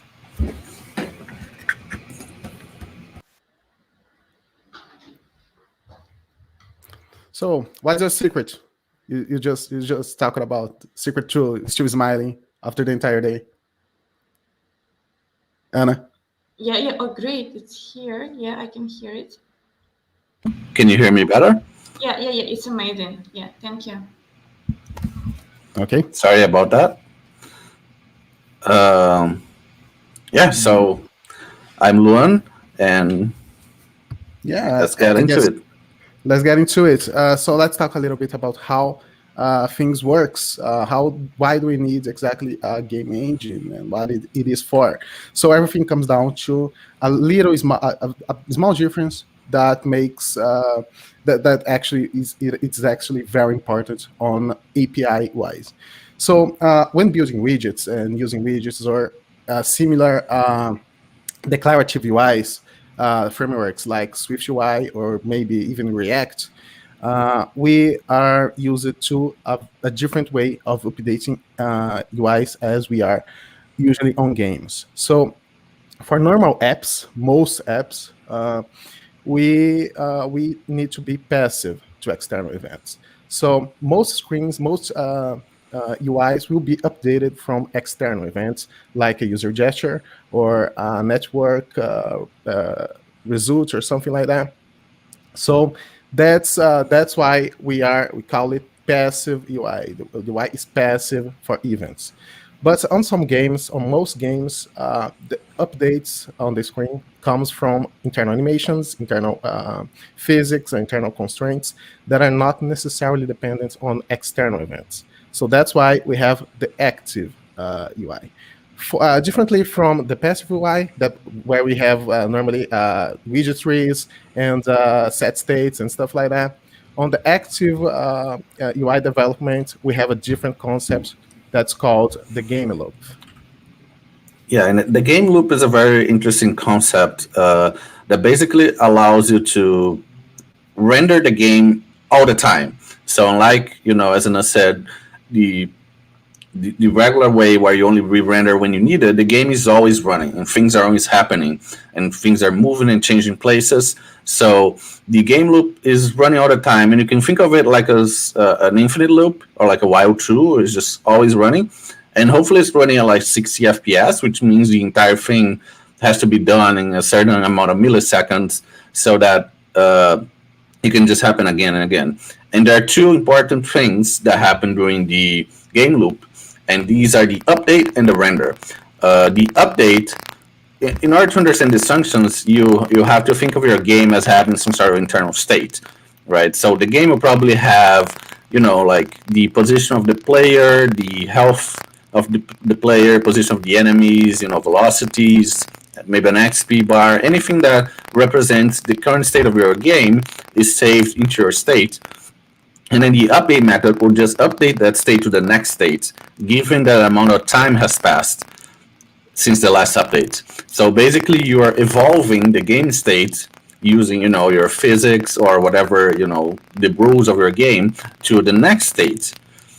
And then you have the render method. The render method grabs then this new, recomputed state and renders that on the screen.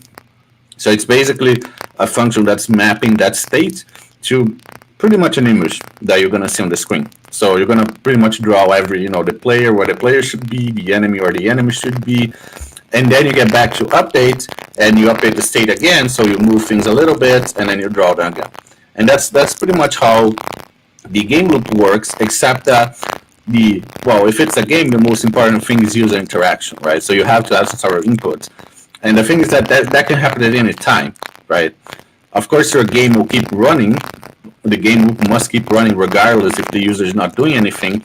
But whenever the user do something, so if they do press a button or touch something, you want to react to that. So that's why there's this arrow with input where you can consider that on the next update and you can keep spinning your game loop.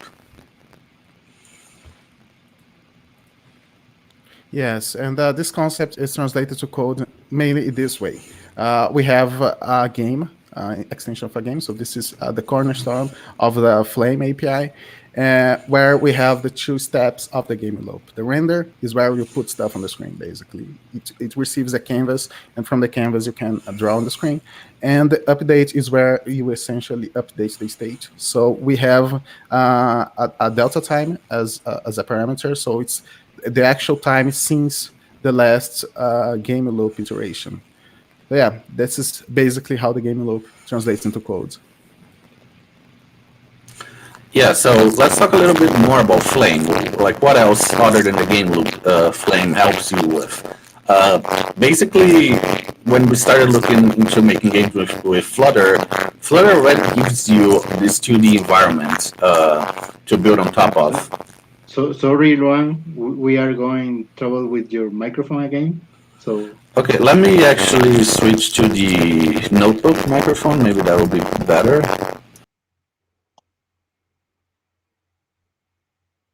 I hope he comes back. Yeah,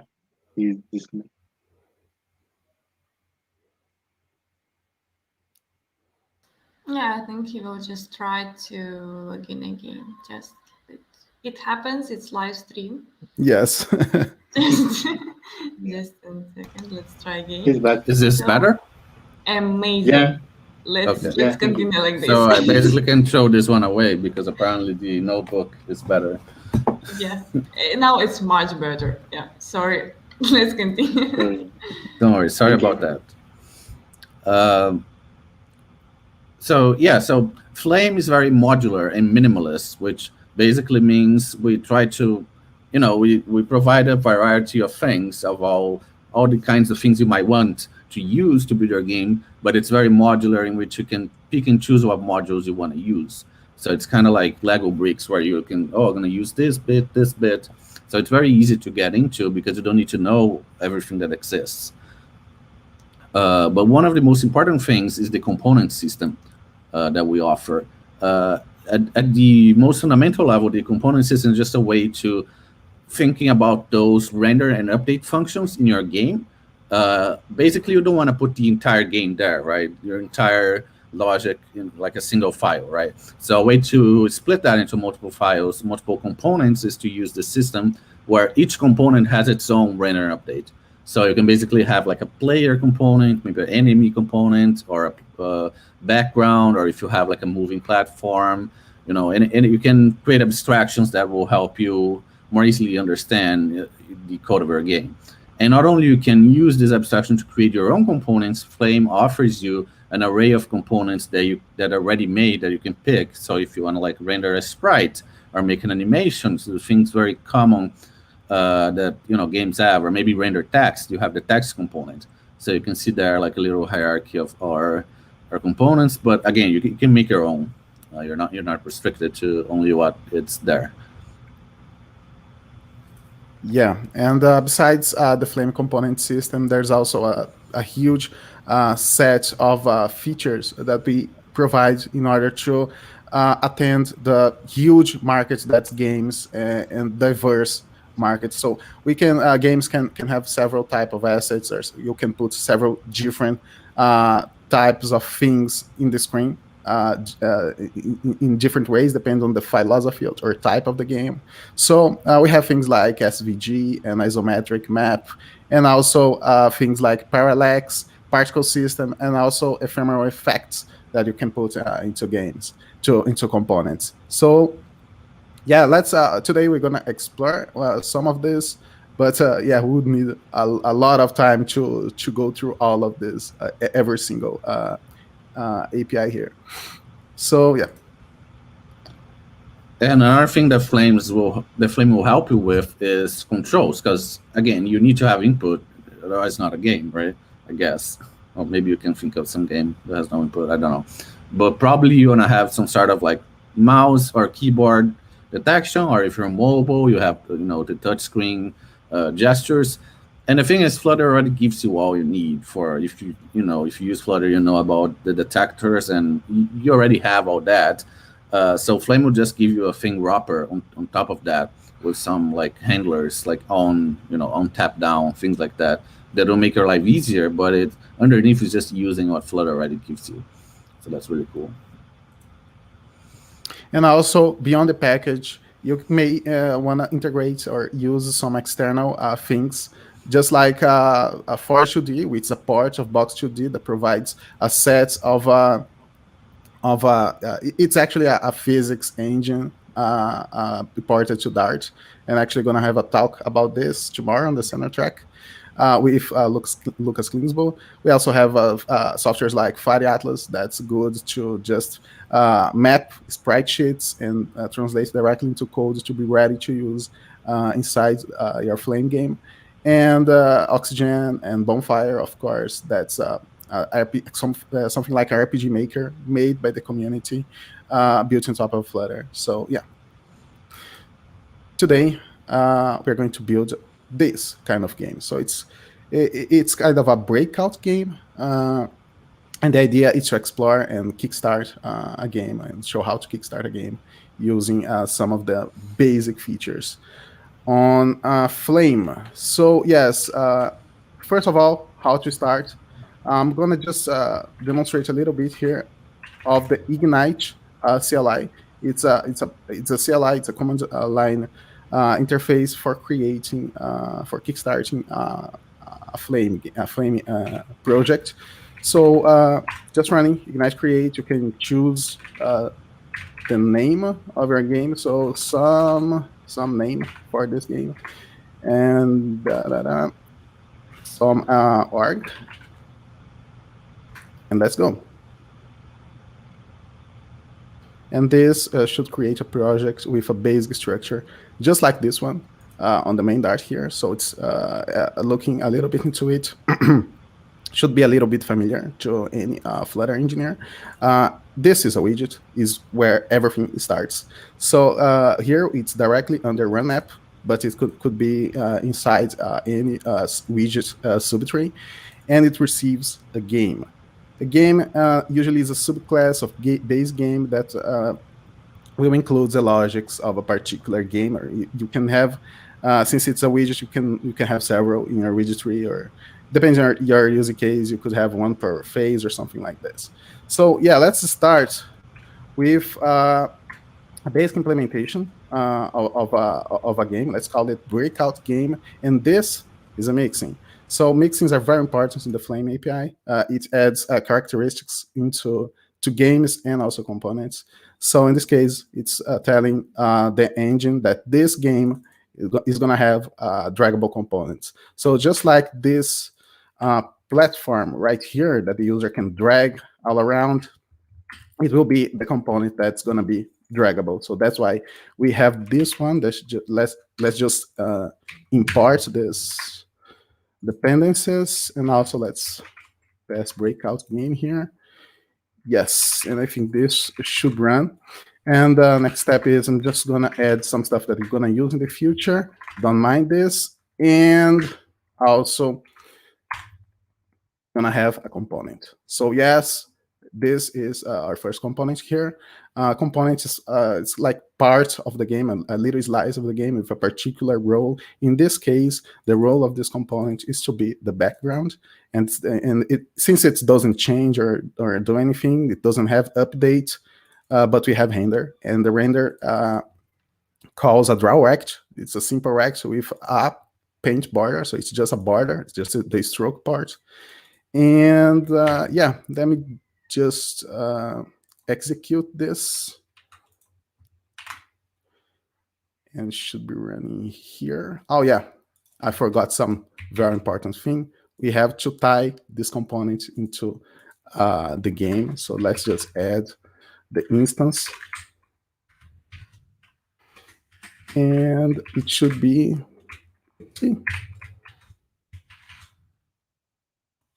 working now. Watch restarting, and we have the rectangle here with the white line.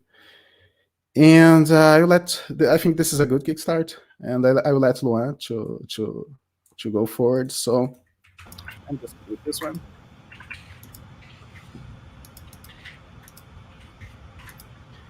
And I'm going to stop presenting, and Luan will start. Yes, I think I already started.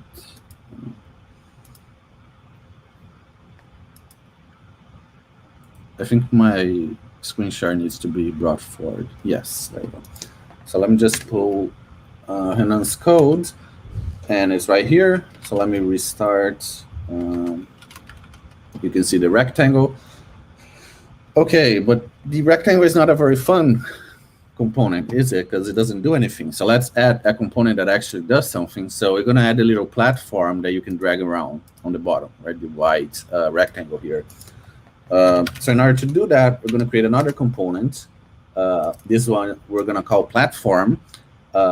This is a position component, which just means that it has a specific position on the screen and it can be moved around. So this is making use of one of Flame's base classes. And we're also using some mixins here, which is something very common in Flame, where you can enhance the behaviors of your component using some mixins. The ones we're using here is has game ref, which just means that we can access the game instance. This is useful because you might want one component to talk with another component. So a very easy way is to have a shared instance of the game. And finally, we also have the draggable. Now, in order to use draggable, we kind of have to hide the draggable from Flutter here. Draggable, because we want to use Flame's draggable, just so there's no conflict. And the draggable just means that we'll be able to move this platform around by dragging. So there are 4 important methods that we need to override here. The first one is onLoad. So, of course, this is called when your component is created. And here we're just setting up some basic stuff. So we're setting the anchor to be top center. This is just where the component is going to be grabbed. So if you think there's like a rectangle here, right, we're going to use the top center. So right here as the anchor point. In the XY position, we're using that game reference that we got from hasGameRef. And using that game reference, we can grab the size of the screen, which is gameref.size. So this will be the entire size of the screen. You can use that to position our platform because we want it to be centered on X, and we want the Y to be the bottom minus 100 pixels is just a little margin. And finally, we set up the size of this rectangle, just 100 by 20. So this will just make a rectangle in the specific position and specific size. The other important method is to override. And remember, whenever you override, it's very important to call the super method, so Flame can run the basic stuff behind the scenes for you. And so the next one is render. So if we remember from the game loop, render is where we need to get the current position of this rectangle and draw it on the screen. So since this is just a geometrical shape, just a rectangle, we can use the canvas.drawRect method to draw it. If you had like a sprite or maybe an animation you wanted to render, this would be a little bit more complicated. But you could also use Flame classes that help you with that to make your life easier. In our case, it's just a rectangle. We choose the color white. So this is just drawing a white rectangle. The next important method here is the update method. Now, this one is a little bit tricky because unlike most physics objects in games, which moves according to its velocity, this object, it's dragged around, right? So we're going to see the drag update method shortly. But basically, whenever you move the mouse, we kind of immediately teleport the platform to the next point, right? And if you know physics, it doesn't like things teleporting. So in order to circumvent that, we're going to have a variable called average velocity, where we're basically computing an average velocity since the last update. So we basically save the previous position. So this is where it was before. And every update, we update the previous position with the current position. We make a copy of that. That way, we can get this difference. So normally this will be 0 because it's not moving. But whenever we drag it around, we're going to have a non-zero value here. And then we're going to have briefly an average velocity. And the reason we are computing this average velocity, it's not clear right now because they're not using, but we're going to use it later. So I just wanted to explain how you can compute an average velocity of an object that doesn't actually have a proper velocity. Finally, the most important method here is the onDrag update. So this is the one we get from the draggable mixing. And onDrag update is just telling us, hey, the user has moved the mouse. So the user came here, clicked on the rectangle, dragged the mouse around, and that will trigger this. We do need to import this from the gestures from Flame. And basically this info will have the delta, and this is the vector that represents the mouse movement. Now, normally we'd want to use the entire vector, but in this case, we won't allow the user to move the platform horizontally, right? So we kind of want to ignore the Y here. We just want the X coordinate. So this is the displacement in the X-axis that the mouse was moved, and we're just adding that to the X position of the platform. So basically, if the mouse moved 50 pixels to the right, we're going to move the platform 50 pixels to the right. So fairly straightforward there. I also left a to-do here because whenever we move the platform, if the little ball is on top of the platform, we're going to launch the ball. But we don't have the ball yet, so that's why I left a to-do. And finally, we need to return true. So this is just this is an event handler, so we just need to tell Flutter that we consumed the event. We used it, so it stops propagating that event. Now that we have the platform class, we can actually add it to the game, very similar to the background. Now, one interesting thing is that the background doesn't do much, so we don't actually need any reference to it. But for the platform, it's going to be very important to have a variable just for easy access to this platform later, because we want components to interact with one another. So using the game ref, we can easily do gameref.platform, and we can get a reference to this platform. So let's just create a platform variable here. And we're going to assign that and going to add it to the game. Now, if we do restart right now, you see suddenly this platform has appeared on the position we defined. And most interesting is that we can actually move it around by dragging. So I'm dragging my mouse here, and you can see however much I drag it, the platform will move along. So that's the platform component. It's a little bit more fun because now you can interact, but it doesn't actually do anything yet. So let's do something let's try to get even more fun by creating the little ball. So that would be this component called ball. And this is the ball that's going to rest on top of the platform and I'm going to launch it around, right? So again, it's a position component. This is a more typical position component that has a proper physics velocity, but we're going to get there. We're using the has game ref again, so we can do game ref and get reference to our game, maybe access the platform if we need it. Here are just some constants, the radius, because it's going to be a circle, of course, and this is the speed that's going to start moving with. Here we have two states variables for it. The first is reset. This is just a Boolean flag because we want to know if the ball is like resting on top of the platform, which means that it must be launched, or if it was already launched. So we don't want to launch it again, right, whenever the user moves the platform.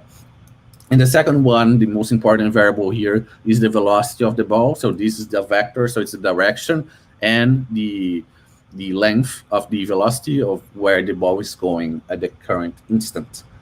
Again, we have some methods to override here. The onload is called when this component is created. So very similar to the platform. We're going to use the anchor center for this one because when dealing with circles, the center is the most interesting point to have an anchor to. The position, so this is interesting. Here we're actually using the game ref platform that we created before. So this is the position of the platform. Again, the position, the anchor of the platform is the top center. So it's this exact point where my mouse is right now, right? And the ball, we want to put it here minus the radius.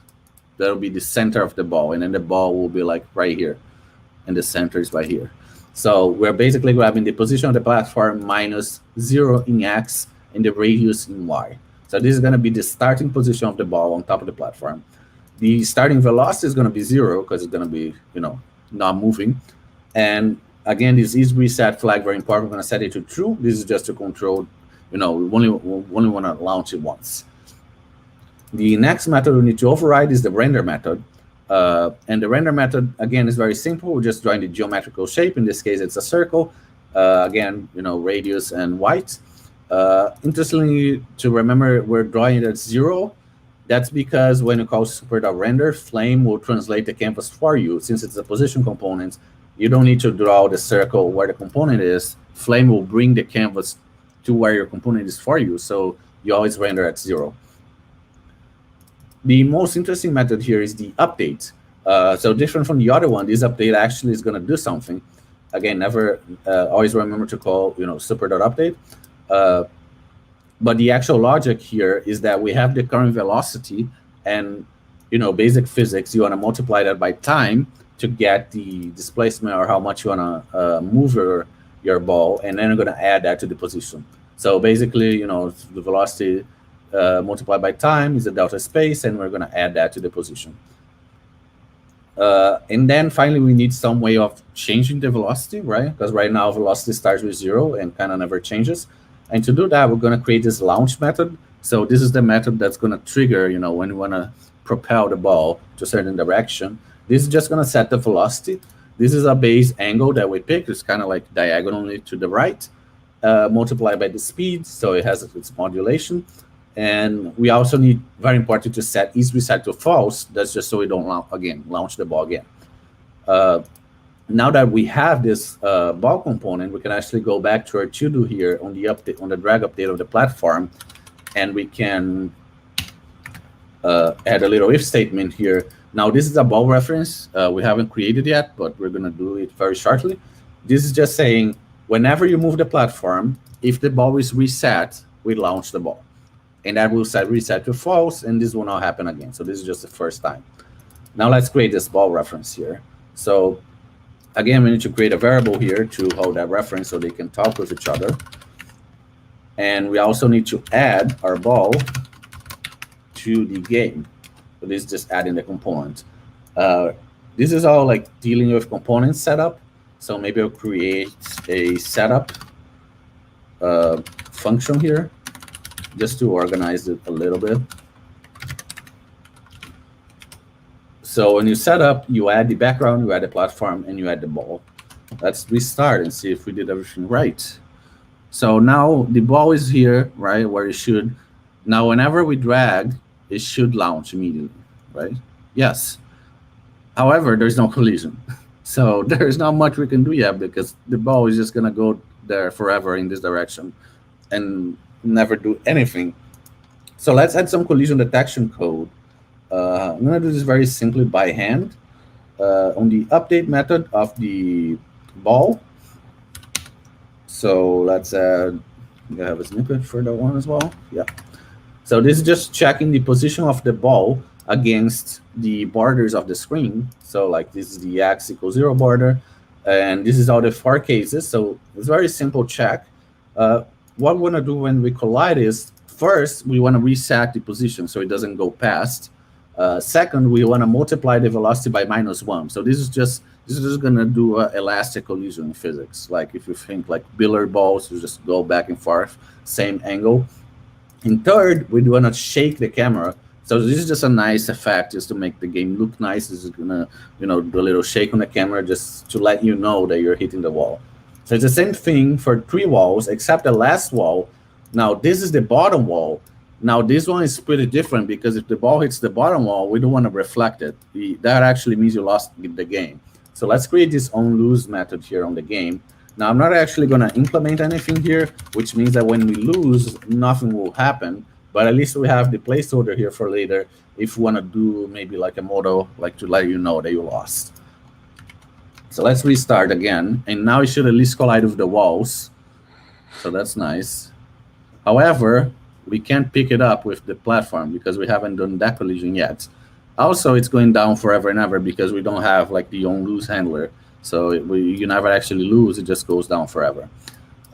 So before we do the rest of the collision detection, let's first add the crates because we also need to make the collision of the little ball with the bricks or the boxes that we need to destroy. So let's create a crate component here. Now, this is way simpler than the others because the crate doesn't actually do anything. It just stays there forever, right, until it's destroyed. There's a little bit of complexity here. It's just the colors. This is just to make the game look nice, and I picked pretty colors, and we're just saving it to a list so we can iterate through this list.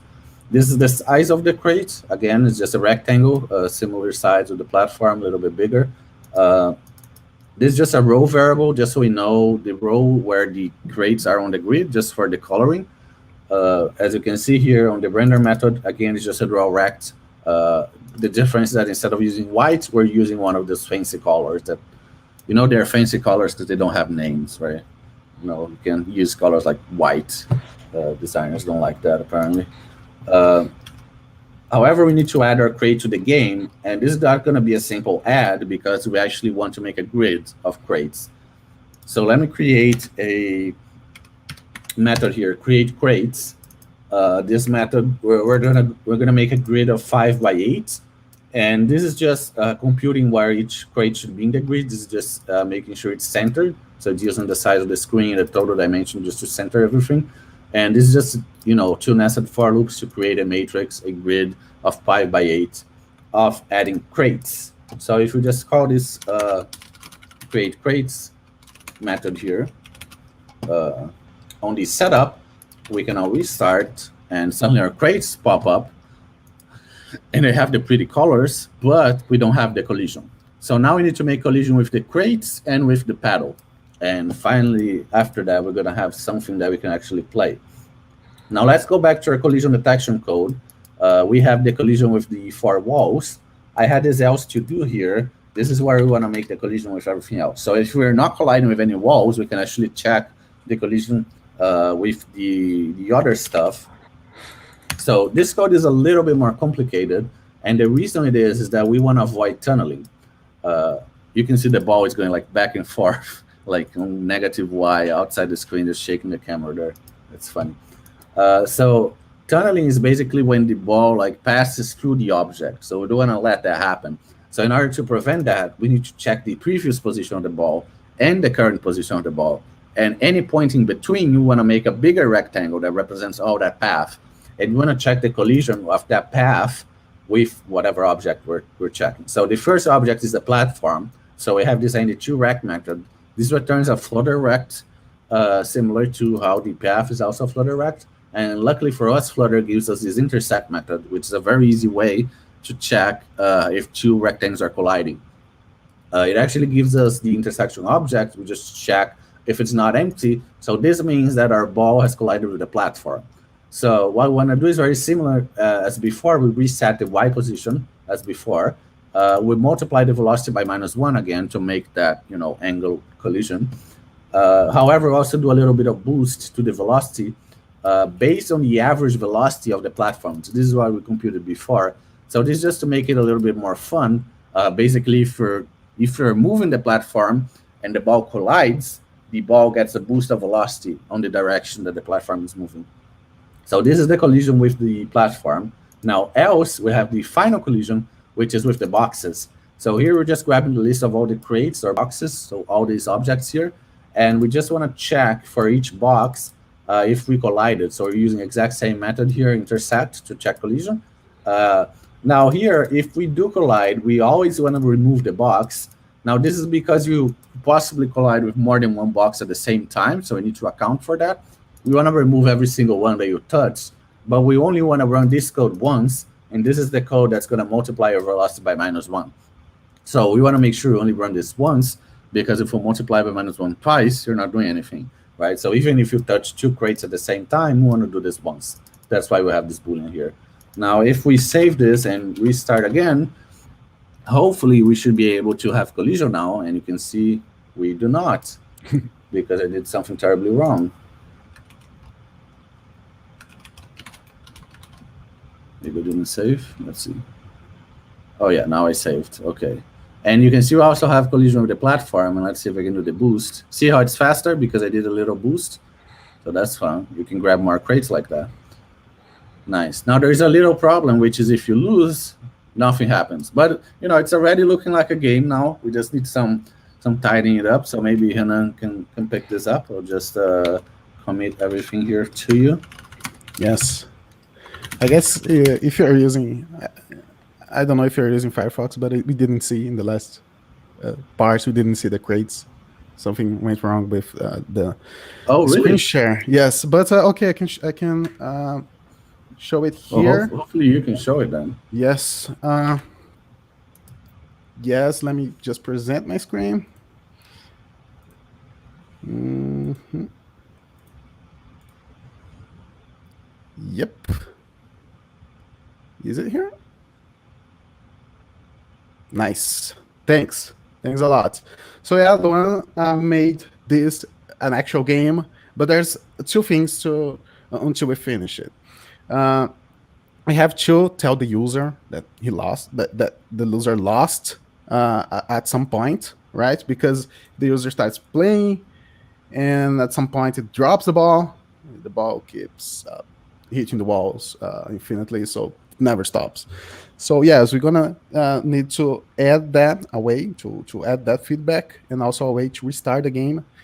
And if we have time, we can add something to make this game look a little bit cooler. So yes, I'm gonna do here an overlay. Overlay is a widget, and this is the good thing about Flame, because it's still Flutter, and we can use widgets for parts that are reasonable to be widgets. In this case, we're gonna show something like a menu, a model, or something like that, with a button just like this one. When the user taps, we restart the game. So I have to do two things here: add this overlay to the game, and then in the game tell when it should be shown or hidden. So yes, let's add something here called overlay builder map. And this is where we identify an overlay. So let's call this game over. And we also provide a way to build this widget we just created. The first argument should be context, and the second one should be the game itself. Let me first just pass this. Yep. Oh yeah, I just messed up the literals here, but okay. And we should go for something like this. Yes. And this should return the widgets we just created. Async game as game.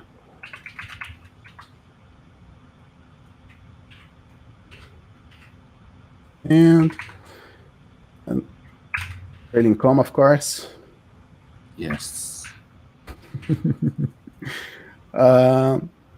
Yes, I guess we have it. And the second part is to add it into our game. And also we need to create this method right here. So far on lose is empty. We're going to change this. Let's add some methods here. On loads now has an implementation. Clear just nukes everything and we kill every component out of this game. This includes the crates, the background, the pedal, the ball, everything.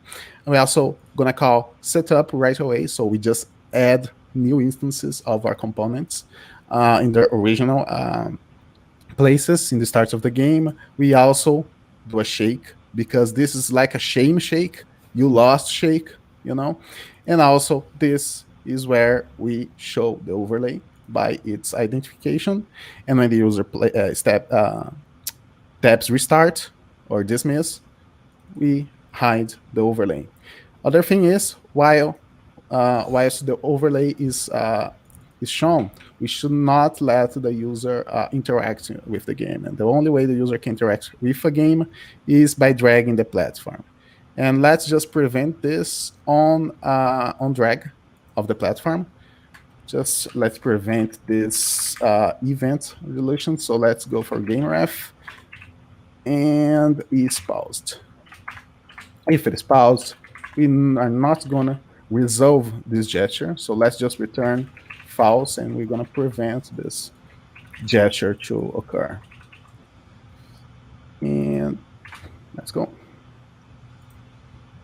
I hope this works. Okay, yes. You lose, dismiss, and you can start again. And this you lose part is a widget. And this is a button, is a widget. So everything inside this little square here is normal widgets, as you can recognize from the normal Flutter widgets API. But we can mix things up. So if you need a menu or something like this, a HUD, it's just okay to use overlays. And yes, let's go to the part where we make things look a little bit cooler. I'm going to do some shenanigans here. We have this things right here, red, green, and blue. These paints, they are using light scene as a blend mode. So it's just a normal paint of a canvas with a light scene. And this is a kind of those kind of a magic, because when forms with these paints are overlapping each other, they are white. The result is white. But when they are separated, they take different colors of the three channels, red, blue, and green. And we have a platform shadow here that will follow the platform and gonna paint rectangles based on the velocity of the platform. And you position they differently based on the velocity. So if the pedal is being dragged very fast, you're gonna have a glitchy kind of effect. And the same thing goes here for the ball shadow. Based on the velocity and stuff like that, we displace the three balls with the three different paints. So the secret here is we can add components as children of other components. So we have kind of a tree, just like a widget tree, we have a components tree. And we can make them follow the platform. So here we just add child and just create the platform shadow instance with the same size as its parent, in this case platform. And also we add a child to the ball as well, which is the ball shadow.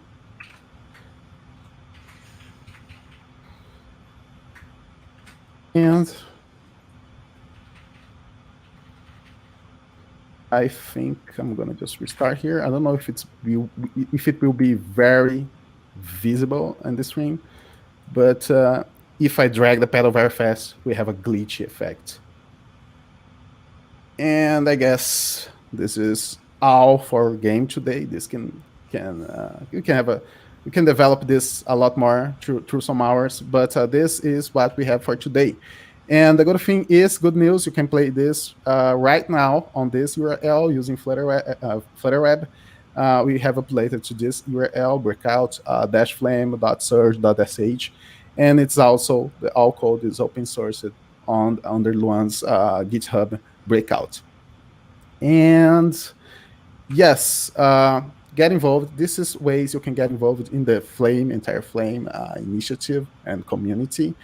We have the community Discord. This is the link. And also we have the link on the repositories, on the Flames repository README here, Flame Engine -flame.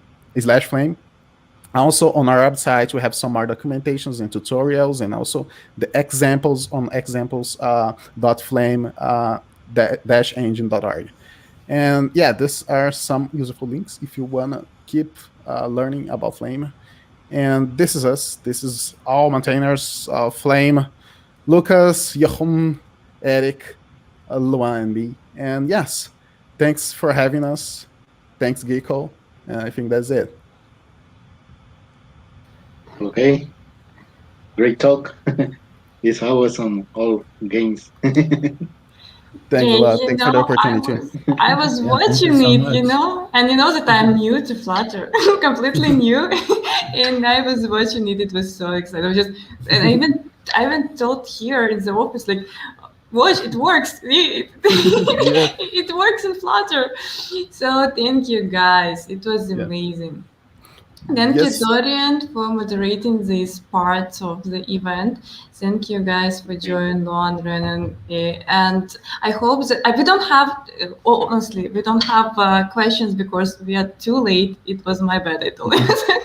I put it so late, but still, I think that we will have the comments during like on YouTube, because it's online, everyone can watch it. So we already, I just checked that for first parts of our summit, we have 3,000 views. We just thought that we already have 3,000 views. So I think it's a good result for now. So maybe we'll get some questions there, and we can just, Lucas has some questions, I think, guys, for you. Is there any other way this to do the right collision detection? Is there any other way to do collision detection? Oh, that's a really good question, Spidon. So we did collision detection by hand because it was a very simple game where we just, it's just rectangles. We actually approximated a circle for a rectangle, which is not very precise. But, for this game, it doesn't matter that much. But there are actually two other ways to do collision detection. So the first one is a built-in simple collision detection system. Sorry? It's a built-in simple collision detection system that actually, that's why he's asking Lucas, that we also called Spidon, has implemented in Flame, is the original author of that piece. And it's just a geometrical shape collision detection. So that's a very simple way if you're doing like a platformer, something that's not very complicated. Or if you want something even more complicated, there is a physics engine called Box2D, which we have also with the help of Spidon ported to Dart, and therefore it works in Flutter with Flame. And our part is called Force2D. That's a full-fledged physics engine. So not only detects collision, but it handles collision for you as well. So it's gonna physically accurately, things will bounce around, all that kind of stuff. So it's a totally complete physics engine. Very famous called Box2D that we ported. And the funny part is that we will have Lucas tomorrow as our speaker as well. Yes, And yeah. he also will tell about games, but a little bit in a level a little bit deeper. So just join us tomorrow as well for knowing more about games in Flutter. Yeah, that's awesome. I think he's going to talk about Force2D, right? Yeah. Which is the very more complex physics engine. So if you want to do something much more complicated than a breakout game, you should probably watch his talk. And we will have his workshop as well about game and Flutter. So yeah, it will I was so involved in this topic, so I wanted to workshop. I wanted to have the topics about games. So yes. We have another question. I want to implement 3D body measurement in Flutter application. Okay. 3D. I don't know what exactly 3D body measurement you mean by that. We don't support 3D out of the box because underlying we're using what Flutter provides, and Flutter provides you 2D canvas access. So we don't have like hardware accelerated 3D. You can do some, kind of 3D on the software layer if you want, but it's quite complicated. But it's more focused on 2D for sure. For now. For now, yeah. For now. Well, if Flutter provides us with something to handle 3D, we'll definitely be interested in exploring that. Yeah, we have. I read all about 3D games in Flutter, but maybe it's time to to do something because I hear a lot of people asking why 3D, 3D, 3D. Yes. Yeah. When it comes down to games, of course, 3D is something. It's a very common subject, but it's also not the focus of the Flutter team right now. For now, every time we talk about 3D on Flutter, it's always the last sentence is always for now. It's always so right now. And, yes, so yeah, we can always expect for good things in the future. Yeah, I think that the question was a little bit added, we have like these. I want to implement a body measurement in Flutter application. How is there any API? What body measurement? Like you're gonna measure your own body? I think it's a human body. Like your height, your. Yes, I guess we could have something using TensorFlow or ARKit or something like that. Yeah. Yeah, I don't think Flame would be the library. Like you can use Flame to render. Like if you use other stuff to do the actual measuring, you can use Flame to render maybe like a representation of your body, like a showing the dimension. About Taylor app. Taylor app. It's human body measurement, and there's nothing to do with Flame. So that's great. So I think that in this great moment, we can say, all of us can say goodbye and see all of us, all of attendees tomorrow for senior track. And it was really amazing day. It was 17 hours that I am online here. Oh my God. Have a good night. You definitely have a secret there. Yes. I want to know that secret. I hope it's legal. Yeah, it's completely legal. It's just your energy. It's your energy. It's completely legal. I just counted, like during your speech, I just counted. It was 17 hours, 31 speakers, and amazing time with you guys, with your energy. And I'm even not tired. I'm just so excited. Thank you, all of you.